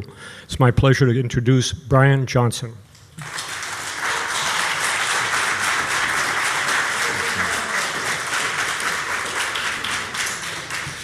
Ideas have consequences. And you are in a battle of ideas. And it's not a metaphor. It's not an overstatement to call this a battle, because as you know, lives are actually at stake with these ideas. Lives will either be saved or lost because of the ideas that people allow into their heads, and they act on them. I'm going to pack a lot into just a little time. I'm sandwiched between two Canadians. So it's an honor. I love Canada. I love my Canadian friends. I feel like a Canadian bacon sandwich. But I want to make sure there's time for Alex. And again, Alex is just a great friend and an advocate for those who need advocates. I'm actually going to touch a lot of stuff very quickly, so I'm going to race during certain sections. I'm going to actually talk about Western civilization and wrap it up with that. So we're going to start with Western civilization. We're going to wrap it up with that. I'm going to start with Western civilization because most people don't know what it is. Most people living in Western civilization have no idea what it is.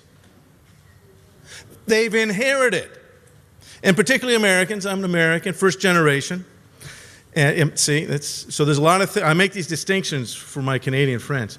But as you know, our founders, America's founders, lived at a unique moment in history when they could create from nothing, from scratch. They could create a new nation. And they did it. But you know what they did? They took the distillation of the best of Western civilization and they distilled it down. What are the essential principles? What is it that makes a just government? For what reason are governments established among men? Huh? For what reason? That's right. To protect these rights. What are these rights? We're going to talk about that a little bit. And then we're going to get into euthanasia. I'm going to speak to the doctors. There's a few good doctors here. You have no idea how important they are and how much they are on the front line. You're getting a sense. And there's nurses here. Can I see nurses? Oh, yeah, good. Now, thank you for coming. You get CEUs. So I'm going to actually address you medicos generically. Some of you, I know Dr. Byrne knows these implications. But you may not. You may not fully recognize the implications of what it is that we're addressing here today.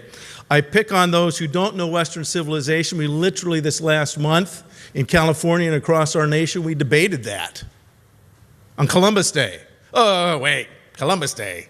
I mean, they named the nation's capital after that guy. He's some European explorer after money. He's just selfish.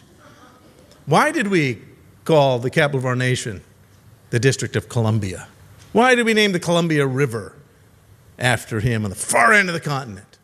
What is it that's here? What did we inherit? What is Western civilization? Is it architecture? Is it? You'd think so. I know kids in this school and many colleges, they get a book on Western Civ. And every one of those books, I don't know why it is, there's a picture of classical architecture usually crumbling, usually the Forum in Rome, those pillars. And so, is that what we're all about? Doric, Ionic, Corinthian capitals on beautiful fluted columns. Hey, I inherited Western civilization. Is that it? Is it the arts? Is Western civilization about the arts? Some people would say yes. Is it about science? Hey, science. There are buildings here committed to all of those disciplines. But as you know, every civilization has its own arts and has its own sciences, for whatever they're worth. Has their own architecture. Some are very impressive. What is Western civilization? I'm going to be so bold as to tell you something. I'm not alone in this assertion, but actually Western civilization has a beginning. Now, I'm proud of this nation. I think I mentioned I'm the son of immigrants. This nation is a nation of immigrants. And those who come here to learn about this nation come here to be Americans. Amen, that's right. Because there are principles at stake. And that wonderful opportunity to create a new nation is of huge significance. I've been in other parts of the world. New Zealand, a good friend in New Zealand, Bernard Moran, we're touring New Zealand. We were going to law schools and medical schools talking about assisted suicide. We went down to the Beehive, which they call the capital, in Wellington. We won that vote by 1 vote. Very important. But Bernard told me as we were driving through New Zealand, he said, you know what, Brian? Any place in the world where there's freedom, it's been in emulation of the American principles. And he went further. He said, any place there's freedom, it's because the blood of American citizen soldiers was shed. And that stunned me, and he explained that really, we don't fully know this, but during World War II, there was great fear that Japan was going to invade Australia. It wasn't even talked about during the war. The Japanese were going to invade Australia. They bombed Darwin. They were going to invade. It's a big empty continent, full of resources. They needed those resources. The Kiwis, the New Zealanders, were terrified. They thought always, because Britain abandoned them. Look up British history. As an Irishman, look up British history, you folks in the Commonwealth. Yeah. But the reality is they were terrified. But when the American ships sailed into Auckland Harbor, they were messianic. Because America was bringing something. America represented something. Yes, it was a foreign power, but the values and principles of America were now here to defend New Zealand and the rest of the Pacific. Hope. He was weeping when he told me this. Something about the principles we've inherited, I want to talk about them. What is Western civilization? Just as our nation had a definitive beginning in 1776, had a birthday, has a document, has a birthday card, the Declaration of Independence, the right to life. We get our name for our movement from that. You already knew that. But now the question is, where did Western civilization come from? Now it's kind of smoky and misty. Now those kids who want to celebrate, the diversity of all the many types of civilizations. And you can't say one's better than the other. I mean, Indigenous People Day, Columbus Day should be Indigenous Peoples Day. Those, again, we're joking about the French missionaries. You should see, there's a great movie, The Black Robe. It's a terrifying movie. It's terrifying. It's about the French Catholic missionaries who came to America. I can easily get on tangents there, but you should see, the indigenous people were not friendly. The noble savage is an ideological construct. There is such thing as savage civilizations. And the human condition is demonstrated time and again, time and again. And as Shakespeare said, the truth, Western civilization has a degree of truth, but even in Western civilization, We have demonstrated the principles, more often than not, by their violation. That truth is most often illustrated through its violation. So we're going to talk about that. When did it begin? Well, numerous archaeologists have said something. Oh, I was going to quote. It's good to write a book because then you can remember what you're supposed to say. So this book, Death as a Salesman, pun, it's not Death of a Salesman, not Death of a Salesman. I'm not Arthur Miller. I've had people say, that's the best play. Thank you for writing that play. No. This is a pun because it is the sales. Assisted suicide is selling death. It is seducing people with death. Those of you who read the scriptures know in Proverbs 24:11, I think the best translation says, hold back those who are being drawn towards death. Really what's implied, they're being seduced by death. Hold them back. Don't say you didn't know it. Don't say you didn't see it, for he who weighs the hearts knows that you know. So I wrote this book years ago when Kevorkian was making the rounds. And is Father John here from... okay. Yes, Father John Moretti still here? Father John and I were talking earlier. We know pro-life people that we knew in common at that time. One of those persons came up to me at the time of this debate when it first came. When Derek Humphrey came here in 1986 to try to legalize it in California, we stopped him. We stopped him many times. But that time, a pro-life individual said, Brian, I'm with you on the babies. I'm with you on the babies, but you weren't there when my dad died. We couldn't handle it. We just wanted to send him to be with Jesus. I have many things to say about that, but I do know this, that many people are committed not only in the pro-life cause, but sometimes their own understanding of life and theology, when they're trying to find truth, they're really more committed to their emotions. And I do know this, it works for us. You know, the advertisers will tell you that pictures of babies, the best single, pictures of pretty girls, and then number 2 is babies. Guys like to look at pretty girls. Girls like to look at pretty girls. Why is she so pretty? Gosh. I don't know all the psychology of that, but I know it's true. But the next image is the picture of a living baby.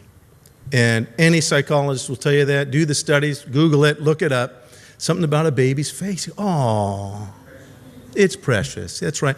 Something deep. You know, it's beyond thinking. It's an emotional reaction. That's good news for us. I use pictures of living babies in the womb. That's on our side. We're killing babies. Exactly. I'll take converts to life any way I can get them. But if that's the extent of their commitment, if it's only because that's a cute baby, you don't understand. Killing that baby is not wrong because he or she is cute. It's because that's a vulnerable human being, a unique human being. And if your emotions are guiding you then at the other end of life, when you're not so cute, when in fact, now you're changing diapers again. And it's not fun. You're changing those chucks. And you're costing people money. And really time more than anything else. Don't have time to talk about nursing homes in California. There's a handful of good ones. But many are warehouses of humanity. Many don't get visitors. And if Nancy is still here, Nancy and I hang out and talk a lot. She knows about this long-term care. I got to tell you that the average nursing home, half of the people in the nursing home don't even have family visiting them. And if it's a dementia facility, it's down to 1% visitors. People don't care. It's emotionally uncomfortable to go to that nursing home. Years ago, before World War II, when Grandma and Grandpa died, they died in the room upstairs. It was part of life. That bittersweet experience was part of life, but now we can't handle it. Quickly, I want to read to you a quote from an anthropologist. I told you we talk about the beginnings of Western civilization. This is from Margaret Mead. Yeah. But she's not the only one. But let me just read from her analysis of this. Throughout the primitive world, the doctor and the sorcerer ended to be the same person. He who had the power to cure would necessarily be able to kill, depending on who was paying the bill. The doctor, which doctor, could try to relieve pain or send the patient to another world. Then came a profound change in the consciousness of the medical profession, made both literal and symbolic in the Hippocratic Oath. This is the quote she uses. I will use treatment to help the sick according to my ability and judgment, but never with a view to injury and wrongdoing. Neither will I administer a poison to anybody when asked to do so, nor will I suggest such a course. For the first time in our tradition, there was a complete separation between killing and curing. With the Greeks, the distinction was made clear. One profession was to be dedicated completely to life under all circumstances, regardless of rank, age, or intellect, the life of a slave, the life of the emperor, the life of a foreign man, the life of a defective child. This is a priceless possession which we cannot afford to tarnish, but society is always attempting to make the physician into a killer, to kill the defective child at birth, to leave sleeping pills beside the bed of the cancer patient. It is the duty of society. It's an anthropologist saying this. It is the duty of society to protect the physician from such requests. Let me address myself to you medicos. Let me explain something. Let me do what you should do. Let me do what every 5-year-old does, and it irritates you. Why? Why? Why is this the only profession in our society that swears, I'm not going to kill anybody. I'm not going to harm anyone? What? How come carpenters don't swear that? Hey, I want to be a carpenter, I want to join the union. Can I get a union card? Oh, you got to swear not to kill anybody. Carpenters are pretty strong. They've got big hammers. How come ballerinas don't have to swear they won't kill? I mean, it would mess up their tutu, bloody tutu. Oh, no, that'd be terrible. That would be an offense to my artistic sense, Western civilization. No! Let me tell you why nurses and doctors, why you swear you won't kill anyone. You know why? You're the most capable of doing it. You are actually the most terrifying people in society. If you don't have some code of ethics, you are.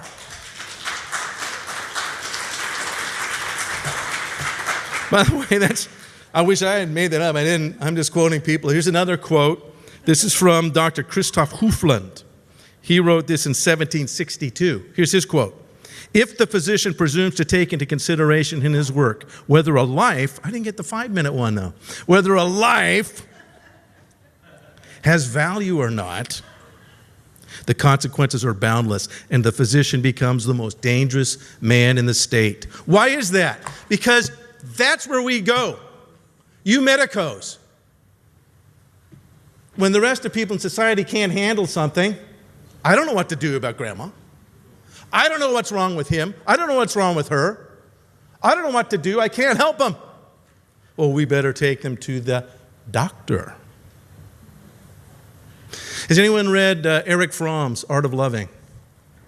Remember a very important passage in there. He talks about Erich Fromm was a psychiatrist who was in Germany in the death camps. But those were work camps. In fact, on his camp it said, Arbeit macht frei. Work will make you free.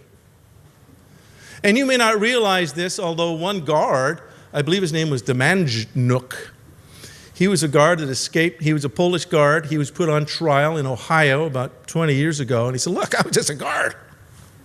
It's a work camp. It's a guard. They were work camps. They simply worked people to death. And this is what was said by Erich Fromm at the time.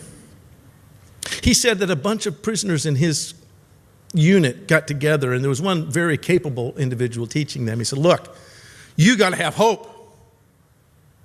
If you don't have hope, you're done.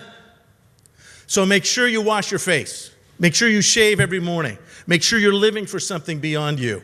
Make sure you're loving, thinking of love. Think of the life outside of this, or you're done. Whatever you do, don't be like him. And Fromm said, he pointed at me. Because Fromm was completely depressed and hopeless, stubble on his face, shuffling around. And this is why, because you do get sick when you're worked in a work camp. And do you know where you go when you're sick? Everybody could go at any time. Do you know where you go? To the infirmary. To the doctors. And everybody knew how you left the infirmary. Through a smokestack. It was known, it was understood. And so therefore I have to wrap up quickly, but I want to tell you what's at stake here, everything. Everything is at stake right now in what you're fighting for. Again, unassisted suicide, that's very much with us. It's legalized. Any of these aspects I'm touching on are in the book. There's many other questions. On pain, if you or a loved one are in pain, the answer is simple. Get another doctor. Because the resources are there. On emotions, Elizabeth Kubler-Ross, another psychiatrist from Switzerland, you already know this. When you're given a terminal diagnosis, you're going through emotional challenges, what are known as the 5 stages of denial.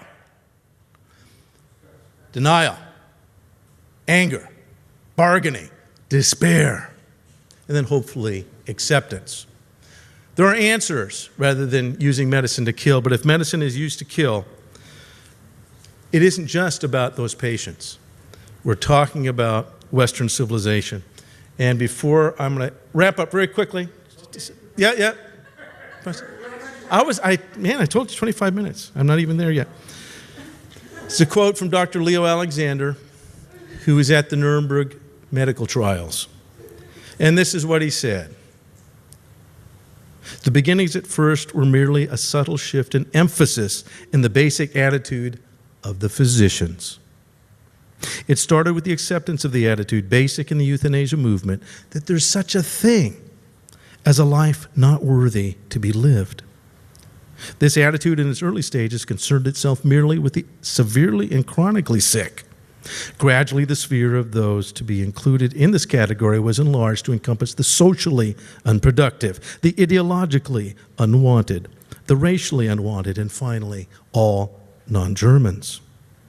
But it is important to realize that the infinitely small wedged-in lever from which this entire trend of mind received its impetus was the attitude toward the non-rehabilitable sick. So getting sick with certain doctors, if it's not going to be cured, doctors have dealt with incurable. I have an incurable condition. I treat a lot. Anybody here have any condition that you're always being treated for? Anybody here? Yeah. It's incurable, but it can be treated. You know, they say, according to the assisted suicide law, if that person doesn't have medical intervention in 6 months, they could be dead. Well, I know people, if they don't get insulin in 6 months, if they don't get insulin in 1 week, they're going to be dead. There's a lot of medicine being used that isn't curing, but it's keeping people alive. We are on the brink of losing Western civilization. What you do, and you nurses, what you do, because you're the doers in the medical profession, we're depending on you. Thank you. Christina Hodgetts is right now the Vice President of the Euthanasia Prevention Coalition. There's something that she doesn't like to admit to. We went to school together as little children. But anyway, she's a woman who's been a nurse for quite a few years. She was first in the military, and then after finishing the time in the military as a nurse, she was involved in different settings as a nurse. She spent quite a few years, though, then in long-term care, and this is where her story comes from. So if you know anything about Christina Hodgetts, or you've seen her story before, you're going to know now that she's somebody who was involved with what we talked about earlier, that you would say stealth euthanasia. It became part of the culture of where she worked, and it was something that people just they just did this. And so she's here to tell her story, and they're going to go to this YouTube video first as you're sitting down, and then Christina will speak to us. Oh, she's a nurse practitioner. She's a mother of three girls, three young women, and she's been somebody who had leadership roles in nursing until she decided to stop killing. Hi. I just want to take a minute, first of all, to thank you for letting me come here and speak today. My name is Christina, and as Alex said, I'm a wife, I'm a mother of 3 amazing teenagers, I'm a daughter, a friend, I'm a Canadian, and I'm vice president of the Euthanasia Prevention Coalition. You'll have to forgive my speech. I've had a stroke, so bear with me. My career started with the philosophy that has become such a common thread in nursing. And it's a patient is a biological, a biological, social, psychological, and, what's the other one? Spiritual being. It's funny that I miss spiritual, huh? But that sort of makes up the whole. So if you are approaching caring for people under that, how can you go wrong? But we did. We really did. I started my career in the Army, the Canadian Army, and I worked there as a nurse. And I married my husband, and shortly after that, we traveled to the Kingdom of Saudi Arabia, where we lived for 2.5 years. I as a nurse, and he as a defense contractor. It's funny because I am just going over in my head all of these things that I'm just going to be repeating much of what was said this morning. And to me, that's very, very refreshing and very, very frightening. And I'll tell you why in a bit. Okay. Anyway, we returned to Canada and had three girls, like I said. And during this time, I was employed as a nurse in general medicine floor, then in the emergency department. And then I followed that up with intensive care. And I thought, geez, it's time to make a change. And so I jumped over the side, as we call it, and I went in long-term care, and I was a manager there. When I was working in emergency and intensive care, we didn't have the time to worry about advanced directives and such. So we would just patch them up and move on to the next one, right? Now, the first thing that we do is look for advanced directives, or worse. We call it worse anyway. And then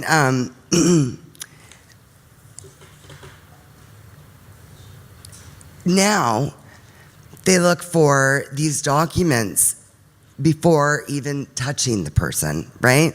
Like ambulance attendants, nurses in emerge. When someone was admitted to palliative care, we wouldn't accept them if they had an IV running. And that is what kind of you talked about today, right?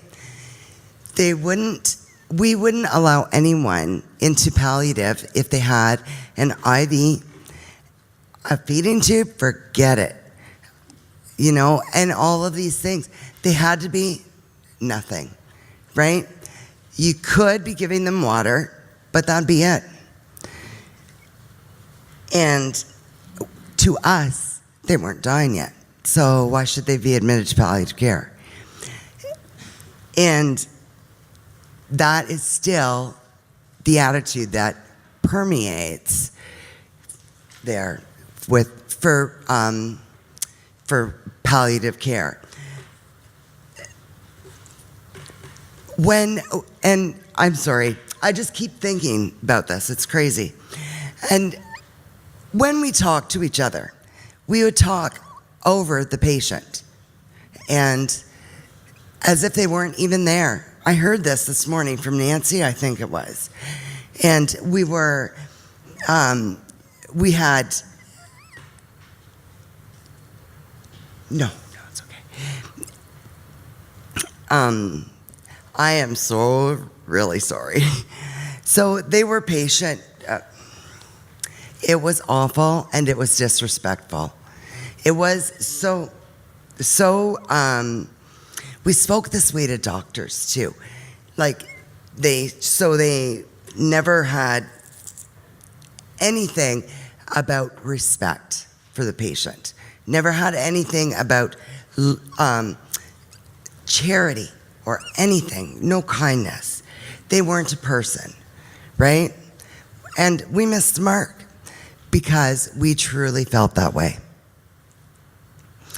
The culture of practice was to quicken the dying process as efficiently as possible and not to prolong it with or without the family's knowledge, because we thought that what we were doing was the right thing, right?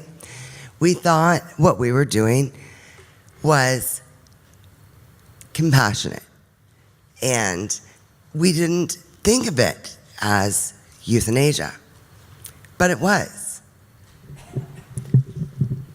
So we would admit the patient's palliative care, and they had no IVs, they had no feeding tubes, and they needed fluids. Not because fluids would save their lives, but because they were thirsty, right? And they hadn't had anything to drink for days. There was one woman who needed a drink so badly, she sucked all of the fluid out of a sponge to moisten her mouth with. So, and that just tells you how badly people were with this. We didn't imagine that it would be so strong, you know what I mean? And that was before Canada legalized euthanasia. The orders for care for them would come from the doctor, of course, and he would write palliative orders, and 0.5 to 2 milligrams of morphine. So we could, what's called, titrate it down or up as was needed. But we didn't start at 0.5. We just started at 2. We figured they're dying. They're dying from cancer or whatever. It's painful. So we gave them the maximum dose. And we knew that maybe this time when I turn them over, that'll be it, because we always lost them that way. It also would have said may make MPO, which is nothing by mouth. No food, no water, remember? Anyway, the nurses would take the orders and start them off at MPO. So the nurses were always acting within the law. They always had that going for them, right? The doctor's written the order, the nurses followed the order to the letter. But you know and I know that it shouldn't be that way. It should be started at 0.5 and it should stay there, right? So as you can see, nurses were already practicing euthanasia in small ways, but they were still practicing euthanasia. And we were hastening death without consent, without telling anybody. There was no outcry from the patients' families because they understood so little of what we were doing, right? They had every confidence that we were caring for their patients, that we were doing the right thing, and that their loved ones were in safe care, right? Safe hands. And they weren't. I want to share with you a day that changed my opinion and my practice. And, wow, it really opened my eyes. You saw some of it in there in the beginning. I was working as a director of nursing in a long-term care home, and we were sent an admission from a hospital, and she was very frail. She came with palliative care orders. And remember that palliative care orders are all written on an as-needed basis. No food, no water. She was palliative, but she perked up the next day. And on this went for a few weeks. She'd go down, we'd get all worried, she'd perk back up. Finally, she went down, and one of the nurses came to me and said, "Can you get palliative orders? Let's get the show on the road." And I did. I called the doctor and I got the orders. One of my nurses came up to me one day. This was on Friday. And on Monday, I came in and I'd read all the charts every Monday. And I fully expected her to be dead. It was 72 hours, right? But she wasn't. It normally take 48 hours. So I should have, but she wasn't dead. As I read her chart, I came across something that really struck me, made me pause. The night nurse from the weekend had charted patient is sucking water from a sponge that was for mouth care. No modeling. What are we doing here? What are we doing here?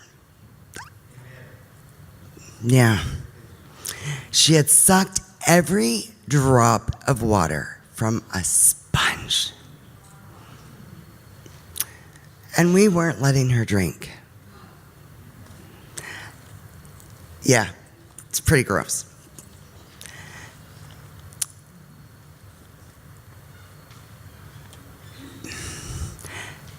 She wasn't modeling. That's a usual sign near death. You know, you get your skin and everything looks discolored, kind of purple. And it was obvious that she wasn't near death, right? She wasn't long for this world. But, so, it took 9 days for this woman to die. 9 days of being thirsty, 9 days of being hungry.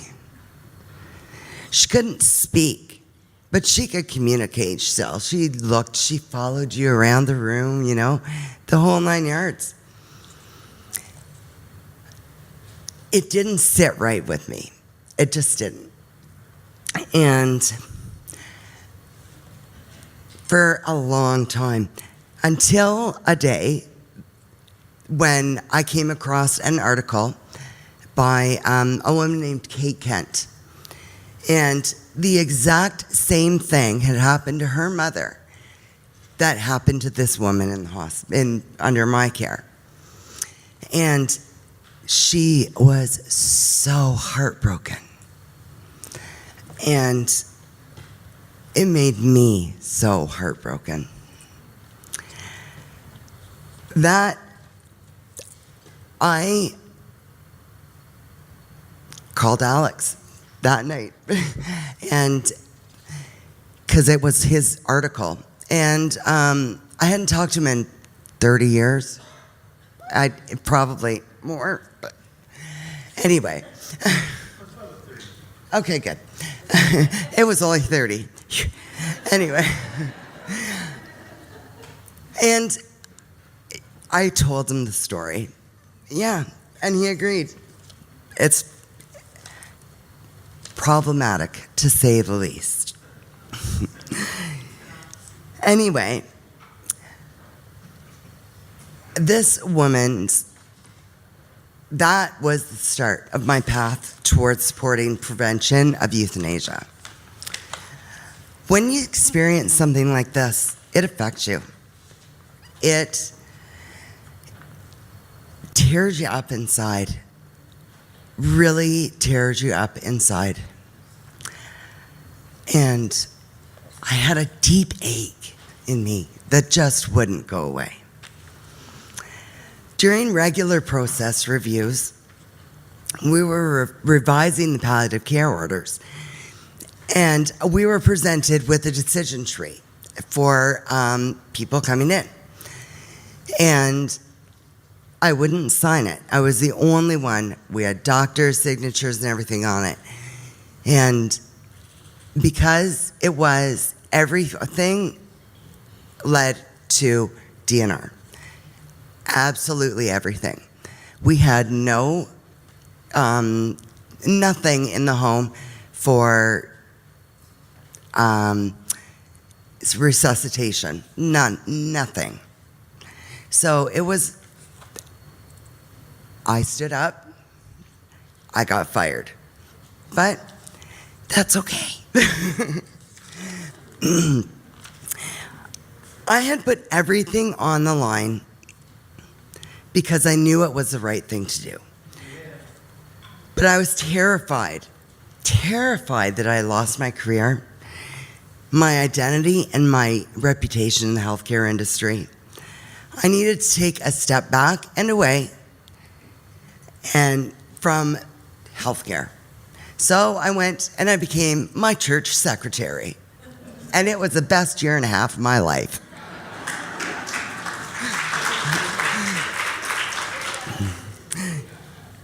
A year and a half later, my life changed forever. Sorry.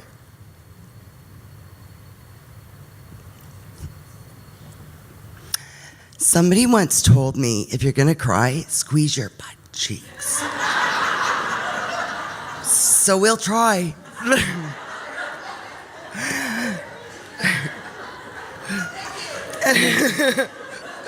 You're welcome. I had a stroke. A pretty bad one. It was, not that any stroke is good, but I had a bleed in my brain at the base of it. So I'm kind of proud of this, only 11% of people wake up from this. So that's pretty good for me. But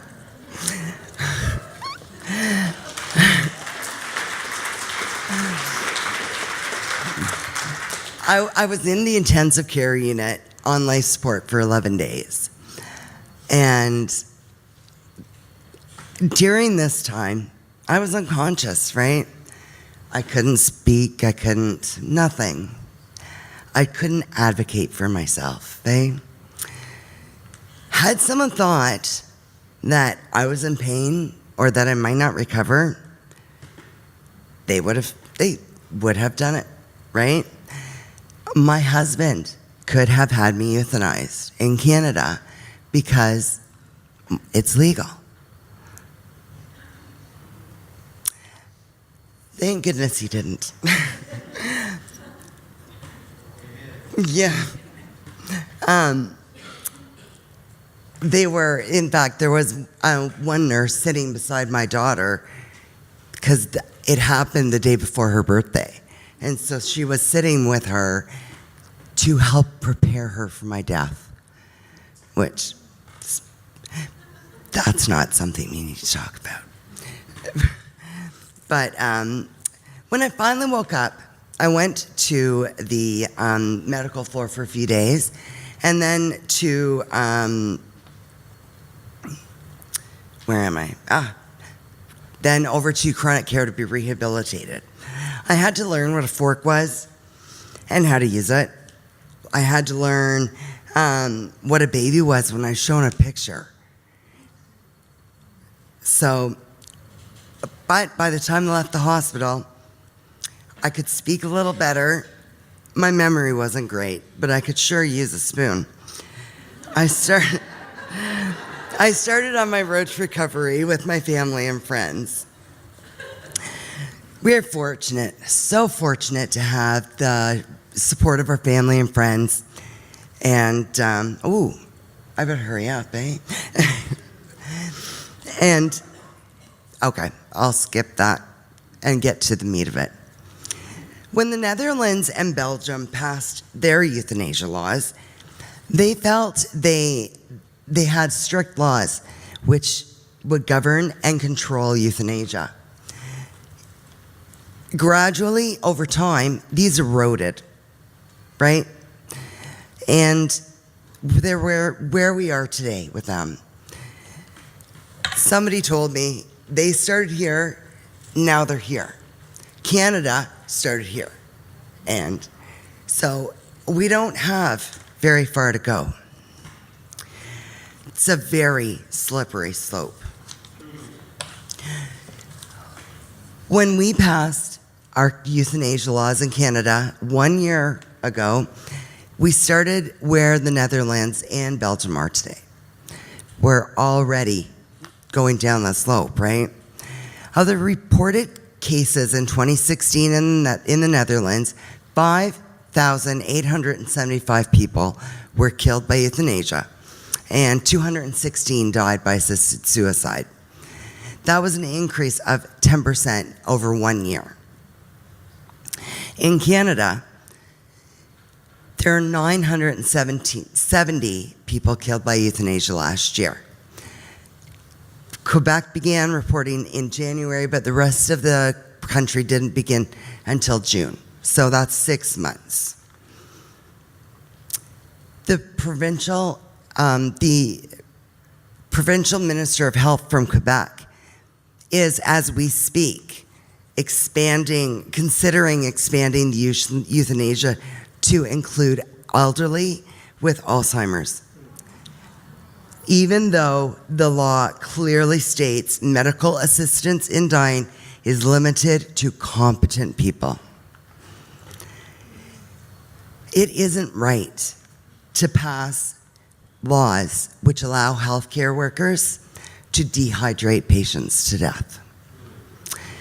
It isn't right to pass laws which allow healthcare workers to decide when it is the right time to die. When it isn't right to pass laws which allow healthcare workers to make these choices within the law and to live with the consequences of their choice. We do not oppose natural death. That being the withdrawal of food and fluids from someone who is actively dying and nearing death, someone who can't use them anymore. We oppose causing death by dehydration, which occurs when someone is not otherwise dying, but a decision is made to dehydrate the person to death. We oppose causing unnecessary suffering due to dehydration and starvation. This is done by withdrawing food and fluids and then using morphine to alleviate the suffering created by such torturous actions. No food or water. Of course it would be a death, torturous death. Just look at history and we think it's okay today in 2017. Thank you. So honored to introduce Dr. Paul Byrne. He has been an amazing friend to the Life Legal Defense Foundation. To me personally, I consider him a good, dear friend. He is a board-certified neonatologist and pediatrician. He is effectively the father of neonatology. He founded the first neonatology intensive care unit in the United States, I believe in the world, at Cardinal Glennon Children's Hospital in St. Louis. He is a clinical professor of pediatrics at the University of Toledo College of Medicine. He is a member of the American Academy of Pediatricians, and a fellowship of Catholic scholars. He is a past president of the Catholic Medical Association the producer of the film Continuum of Life. He is the author of several books, including Beyond Brain Death, and Finis Vitae is Brain Death, True Death, and both of which I highly, highly recommend. And Finis Vitae is actually available at Dr. Burns' table in the display room. He has testified on life issues before 9 different state legislatures. He has appeared on Crossfire to oppose Jack Kevorkian. And in addition to, he has also provided testimony in a number of court cases, including some of ours. And I just have to say, when we get a difficult case, a case involving brain death or somebody who's been brain injured, and we need a physician who will testify for us, I know I can call Dr. Byrne. Literally, I have called him in the middle of the night saying, I need a declaration tomorrow morning, or I need testimony by a certain date, and he is always there without fail. I can't say enough about the sacrificial giving that this man does day in and day out for the cause of life. Thank you. So just imagine what would have happened if I didn't go away from lunch a few minutes early to come over and practice and get all this set up so that it would work. In any event, there's a lot of things I could say that would be less serious than what I have to say, but it just takes time. First of all, I want to tell you about a few patients, and these patients are part of a family. And the things that I'm going to tell you about are the same things that could happen to any one of your families. So you need to identify with these. And speaking of families that are here, Dan and Bernice Jones are here. They are parents of a child who was declared brain dead, and they learned about how he was dissected alive to get his organs.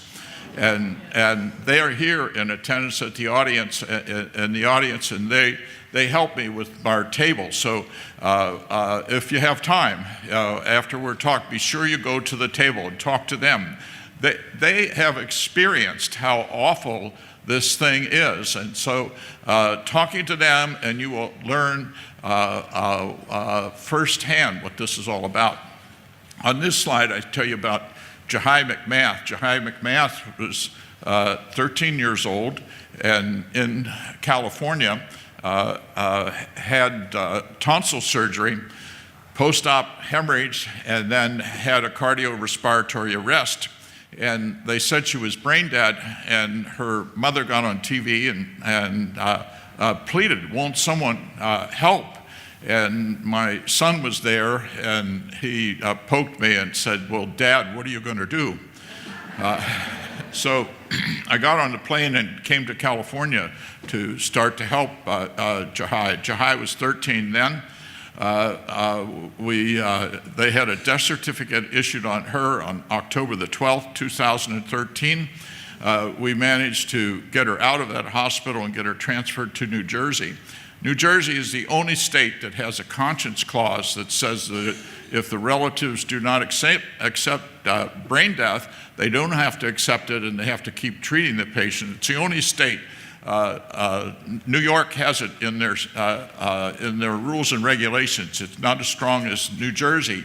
Other states, like California, have a pseudo clause that says you have to give the relative some kind of information, but then it gets carried out on them anyway, so it doesn't mean anything. New Jersey is the only state that has a conscience clause.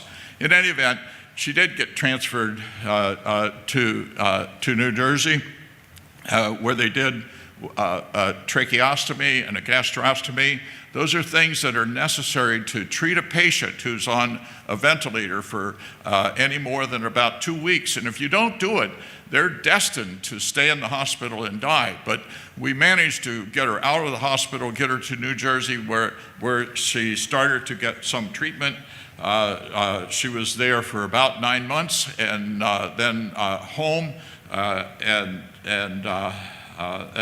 Jahai was 13, and this is a picture that was there, published when she was 15 years old.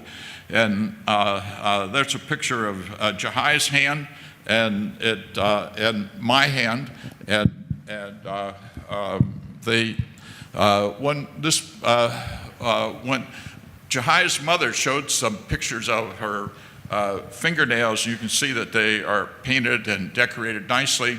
There were comments that came back, well, how do we know that's Jahai's hand? So when I was with her, I had the picture taken, and you see the bracelet that's on my wrist, that's my wrist, and her wrist, and it has a bracelet on it, and it says, Jahai is alive on one side of it, and the other side of it, it says prayer works. And when I went to see her, her mother gave me that and said, that's what you said when you came to see her in California. And so she made that bracelet, gives it to a lot of people. There's Jahai on her 17th birthday, a picture of Jahai. And often I get asked when I tell people about Jahai how she has a death certificate in California, and she still does, and she lives in New Jersey. And then they sometimes they'll say, well, does she walk? Does she talk? Because that's what they want. Well, there's a picture of Jahai with the telephone listening to her grandmother. Jahai moves slowly. When her mother says, give me a thumbs up, it takes her a while, but she gets a thumbs up. Raise your right leg. She can raise her right leg. Jahai is very much alive. There's a picture of her attorney pointing to, you can see this is an MRI, but you see a lot of brain there that she's has brain, and of course all of this stuff about brain death, it's all a big lie. It has nothing to do with death. Brain death has to do with life. Everybody who's called brain dead is alive, but they made it up so that they could get organs for transplantation. And then if somebody says, no, you can't take organs for transplantation, like Jahai's mother said, no, you can't take her organs, then they said, so then the next thing that happens, they must make them die. And they want to take away the treatment. They must make them die because, as you'll see with some of these, as I keep on showing you things, if they don't make them die, every day that Jahai lives, it tells the rest of the world that there was something wrong when they called her dead, and they could have dissected her alive, and her organs could have been transplanted all over the place. And everybody, every day that she lives, it tells everybody, tells the whole world that there's something wrong with what's happening. There's Joseph. Joseph in 1975, born prematurely, was in nursery, and I was taking care of Joseph. And he wouldn't move and he wouldn't breathe, and a brainwave test was done, and his brainwaves were flat. And what's on his chart is consistent with cerebral death. It was suggested to stop treating him. I continued to treat Joseph, and there's Joseph when he's 7 years old riding the bicycle.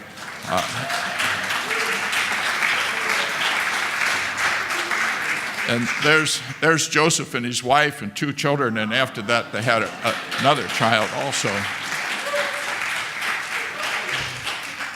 Yes, we get excited and you applaud, and thank you very much. But the significant thing is, yes, Joseph is alive. He lives in California, by the way. I tried to get in touch with him, but it's been several years since so I couldn't get in touch with him before I came. And I think he lives in Los Angeles too. But eventually I'll catch up with his mother and him and find out what's going on. But the significant thing, besides that he is alive, Joseph was the patient that was the stimulus to my starting to study the subject of brain death. And remember, it was 1975. took about 2 years till I understood the subject, and I wrote my first article, medical journal, peer-reviewed journal in 1977, another one in 1979 in the Journal of the American Medical Association that was widely distributed throughout the world. So I've been telling people about this for a number of years. Sister Paula and I were comparing notes about how when we started. She has 50 years of celebrating pro-life work, and I can tell you that I did my first testimony at the legislature in Missouri in 1967 in opposition to abortion. So 50 years, I think, was what she said. And then we don't want to go any further, but 55 years I was able to practice medicine. And then if you put that all together, I would prefer to stand up and talk, but I sit down. The reason I sit down is because my legs get tired if I stand up, so I sit down. There's other things that happen to you when you get older too. You know, when you have children, you tie their shoestrings and you double knot them so they don't come apart. When you get older, you double knot your shoestrings because you can't bend over to tie them anymore. Now, I'm going to back up here for just a minute because I want you to turn the lights down, sir, in the back there. If you turn the lights down, because I want you to be able to see this. The next recording, I'll leave that there so I can tell you about it. But the next recording is Takesha. Takesha is a 27-year-old young lady who is alive in Canada at this time. On September the 14th, put that in perspective, it was a couple of months ago, September 14th, she did a dumb thing and overdosed and got in the hospital, and she was breathing on her own for several days.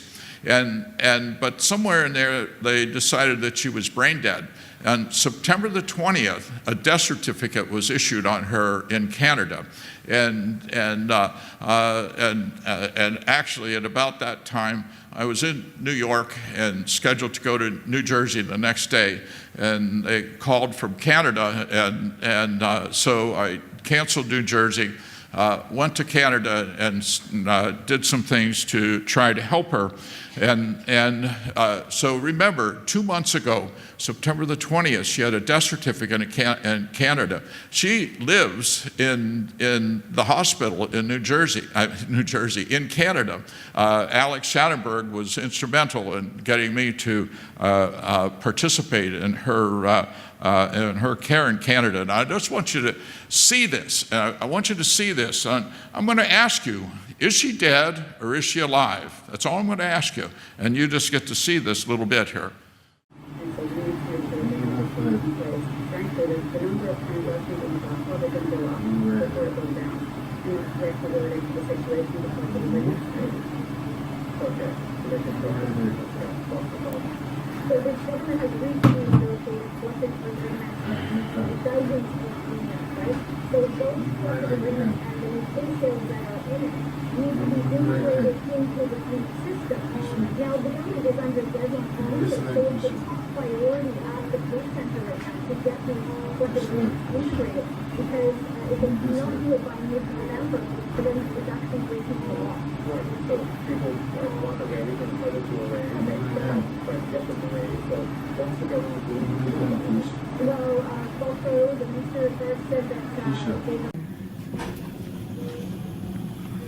You can squeeze me. Yeah, you can squeeze me. Yeah. Yeah. Just show me you know your thumb. Yeah, show me you know your thumb. Good girl. Good girl. Almost there, baby.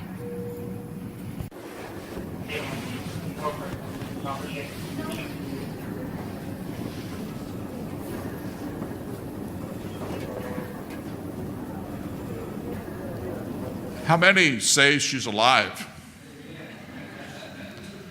How many say she's dead? Nobody. That's what brain death is. Brain death is a big, big lie. It's been a lie since the very beginning. It's like all lies. When you tell a lie, you must tell another one. I can remember as a kid, whatever it was that I lied about, and my mother got a hold of me, and of course, about that time my father got involved too, and of course, what was I doing as a result of the lie? Telling another lie until eventually they convinced me, no, Paul, you don't do that. You got to tell the truth. I don't know what it was that I did, but it was probably pretty bad. But in any event, that's what happens with lies. Brain death is a lie. It's been a lie from the beginning. It continues to be a lie. It will never be the truth. You can never make the truth out of a lie, and brain death is a great big lie. And so Takesha, she has these movements. She continues to move, but they say that doesn't count. Why? Because brain death is a thing that's set only whatever the neurologist says has to do with whether you're alive or dead, and no one else can say anything about it, just the neurologist. That's how it is. And I'll tell you more about it as we go on. But here's the important thing. The important thing to learn is that each one of us is a living person. And how do we know that? We know it from common sense. We know it from medical science. We know it from biology.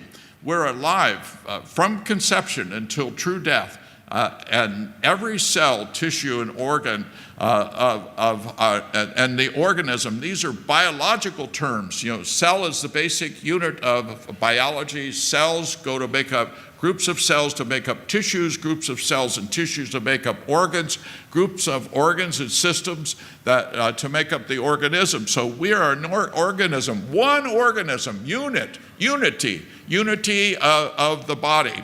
There's an interdependence. Remember that, interdependence. That part of the lie is to make it like when you're alive, when you have integration of your brain, and if they can't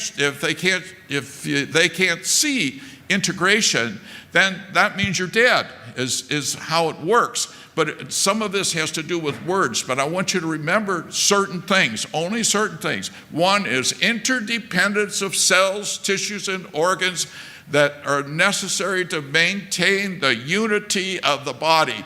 The unity of the body is a unity of the body of the soul. Remember what we heard earlier about the biological, the psychological, and the spiritual. It's a unity. It's one. Each one of us. That's what they are. No one organ controls all the other organs of the body. Life on earth is a continuum from true conception. I put in there because they distort the word conception. True conception is a continuum with its ups and downs until true death, and then death is there and it's the remains of someone. Preservation follows creation. That to have preservation of life on earth, once it gets developed to a certain part, the heart and with the circulation is necessary. And the heart is a fascinating organ. The heart doesn't need the brain to beat. The heart beats on its own. The heart has its own nervous system built into it, its own little brain, if you want to call it that. Dr. Armour, who's from Canada, it's his language, a research physiologist, it's his language that would talk about the little brain that's in the heart. The heart has its own nervous system that makes the heart beat, and then the nervous system makes it stop beating too. Its own nervous system. And then the heart has as part of its own endocrine system. What's the endocrine system in the body? It's something that's made and gets carried to another part and has an effect.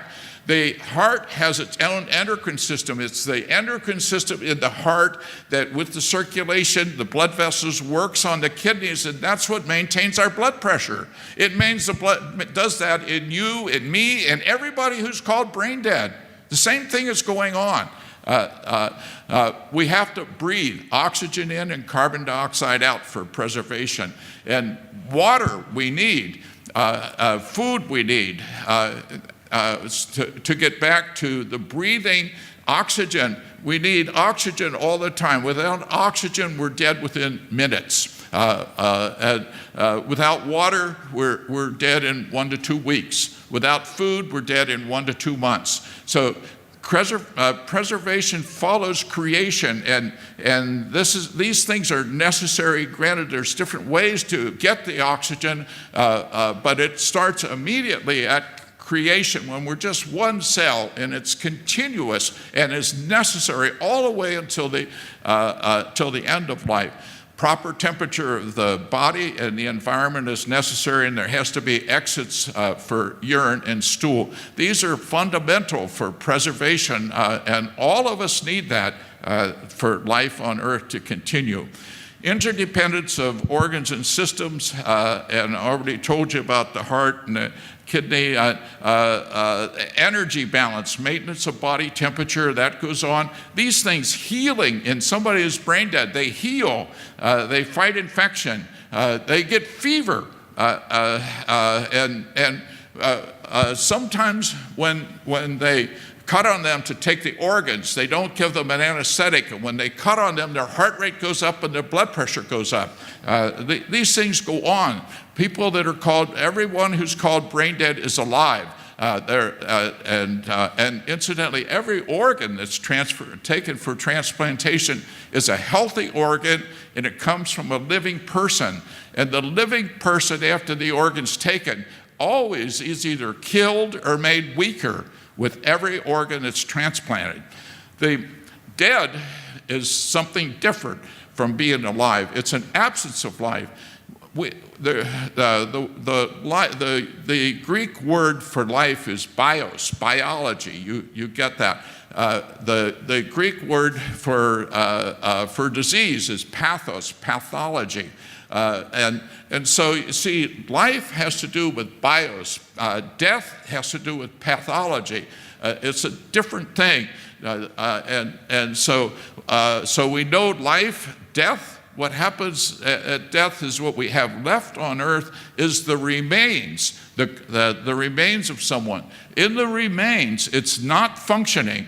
But there's something more than just a lack of functioning. It isn't just that the heart has stopped, but the heart has stopped with a lack of oxygen for a period of time or something that happens to it so that you have destruction. The basic structure is changed. So in death, the structure is changed. It's over and above just the lack of functioning.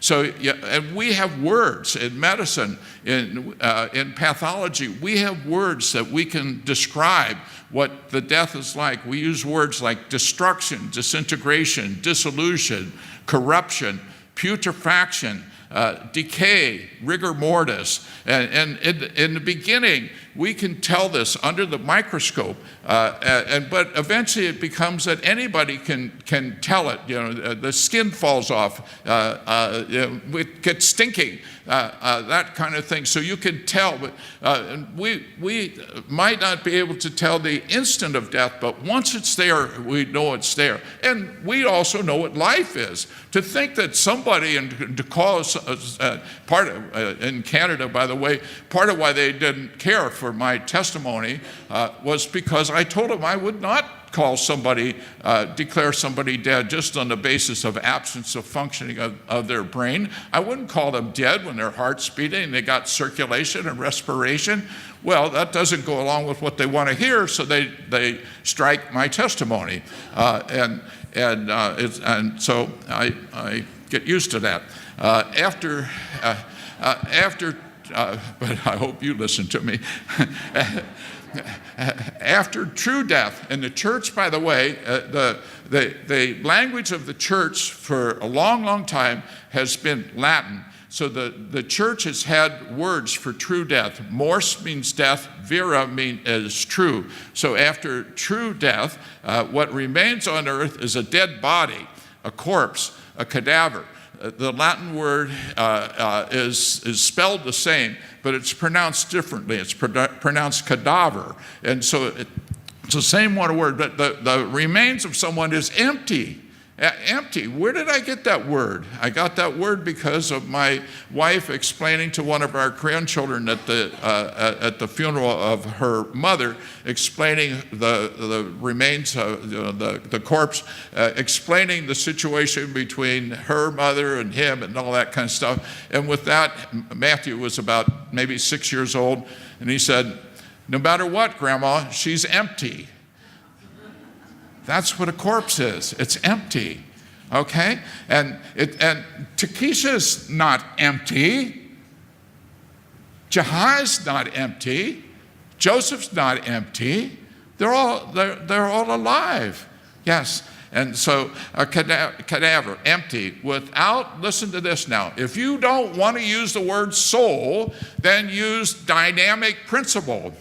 You know, principle is good, make it dynamic. Dynamic principle. If you don't believe in souls, use dynamic principle. But it's a soul-body unity that we have during our entire time on earth. And then the Catholic Church had another term called mors apparens, death, apparent death, so that sometimes when you couldn't tell, and that was used to give the sacraments and other things, that kind of thing. But it's that way. Sometimes we can't always tell, but let me tell you, I can tell Takesha's alive. She's not dead. You can tell, but the dumb court can't tell. Yeah, in Jahai, they're going to have a hearing in another year or something like that about Jahai so that the court can decide whether she's alive or dead. All the judge has to do is go see her.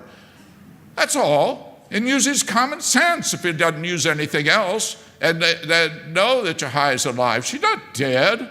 You know, Takesha's not dead. And so here we are. Okay, now alive or dead.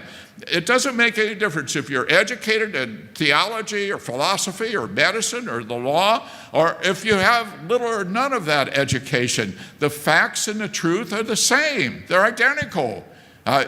When you start talking about sensation and other things that philosophers talk about and all that kind of stuff, it's important to them as they have their discussions around the table. I used to call them the pipe smokers. I don't mean to put them down, but they would, when I was a student, they would smoke a pipe and that kind of thing and talk about it and think.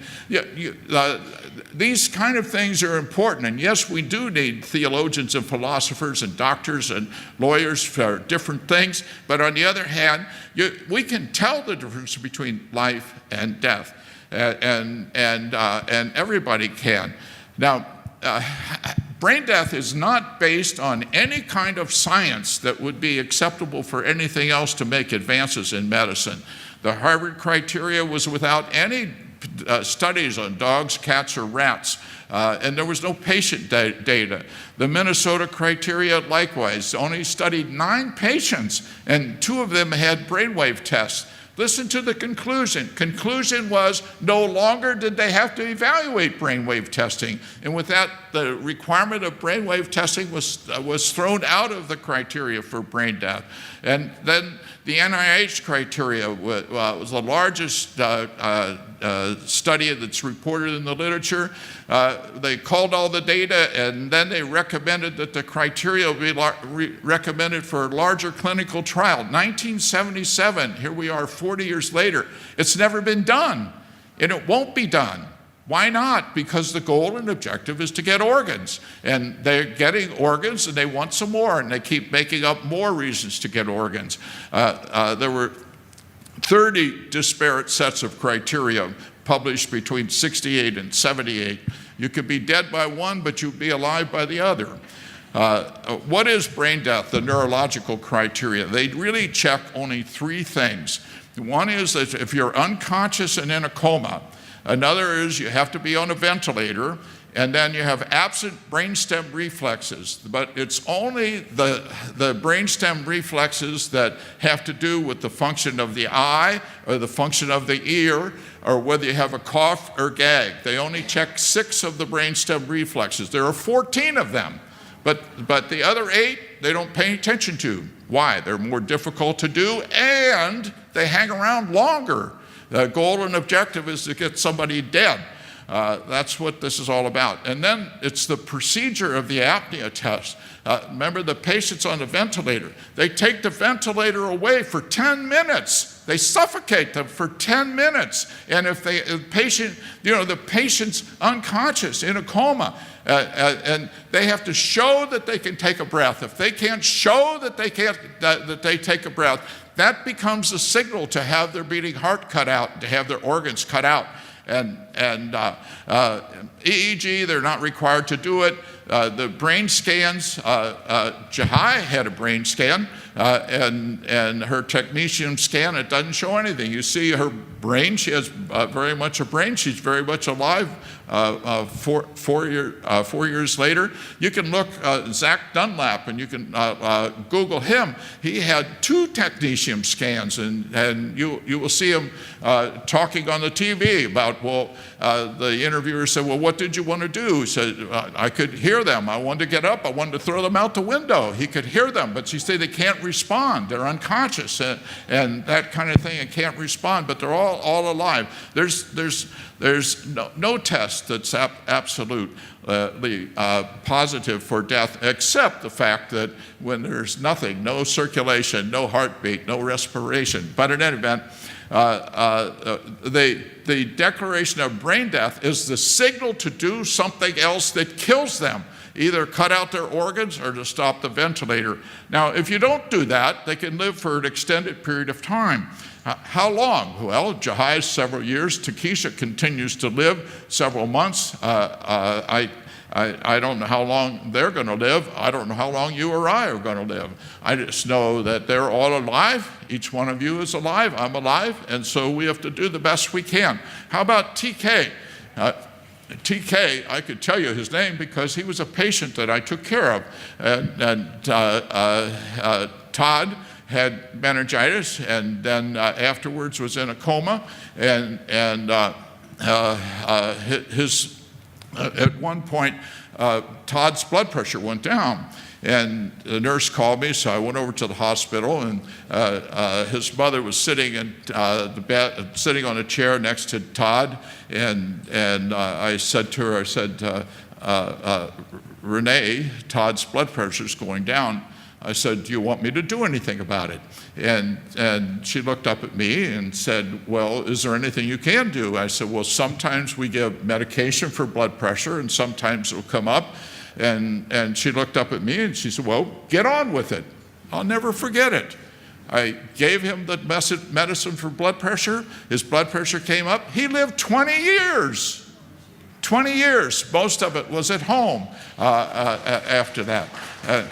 And of course, then I told you about Jahai, and then Alan, a year and a half ago in Montana, almost drowned.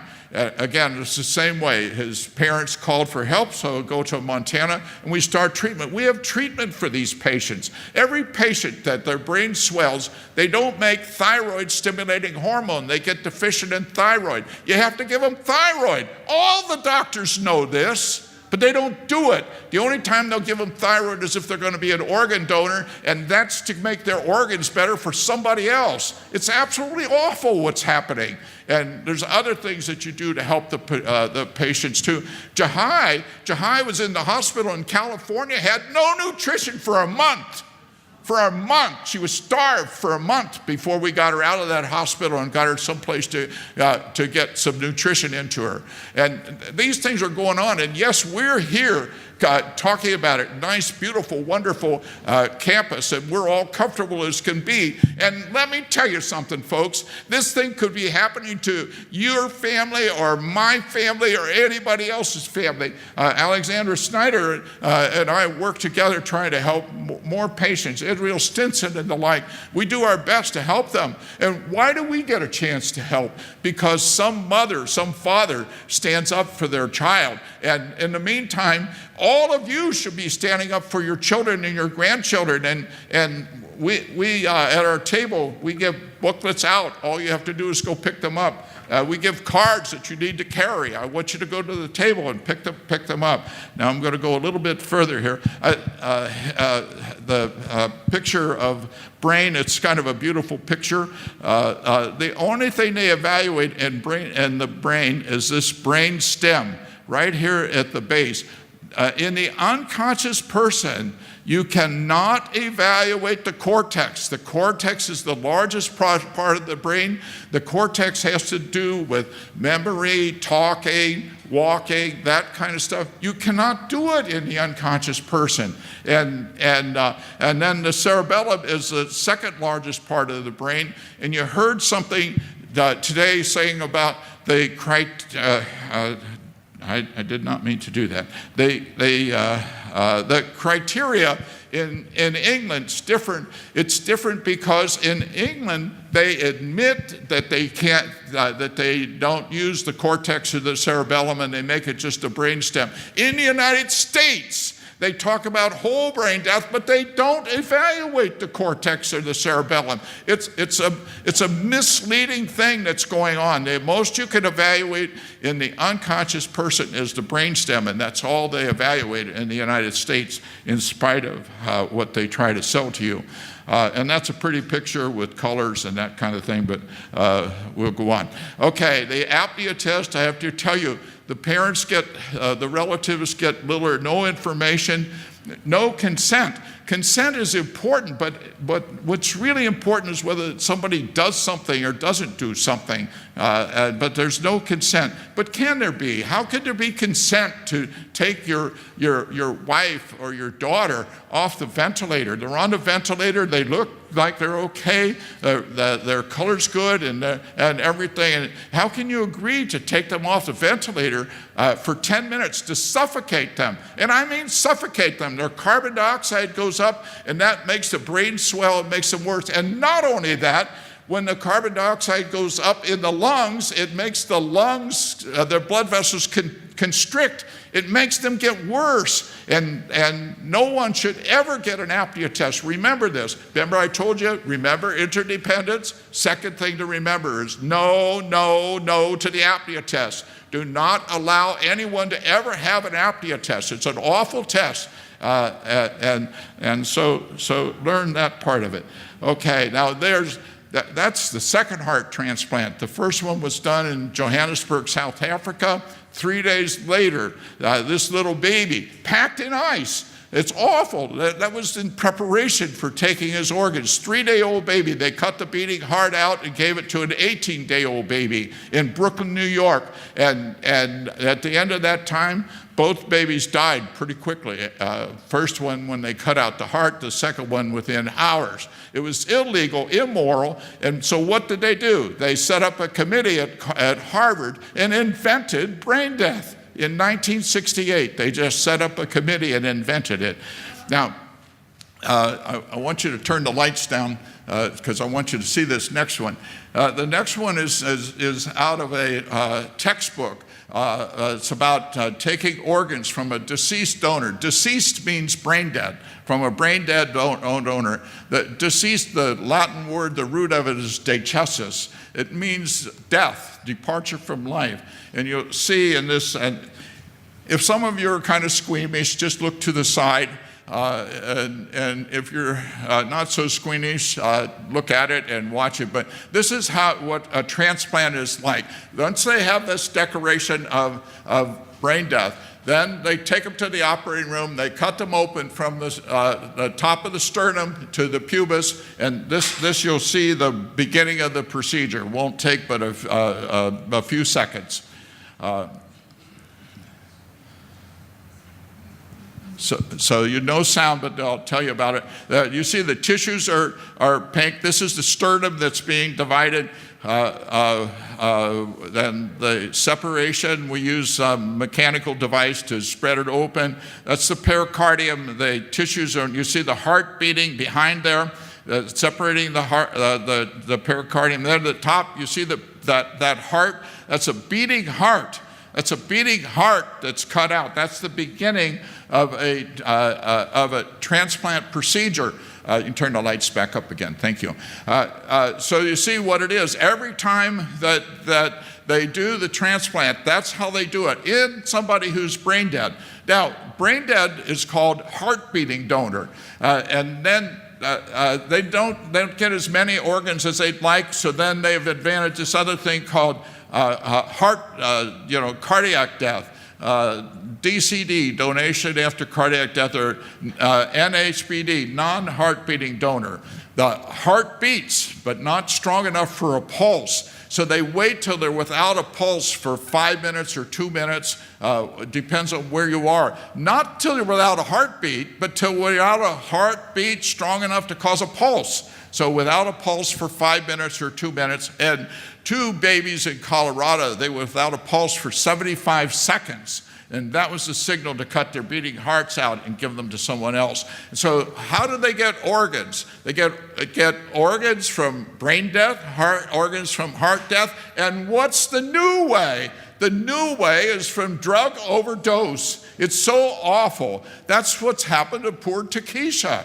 Overdose, it's an awful thing. People that deal with addiction in their family, it's a terrible thing, but what's going on in our society now, they take unfair advantage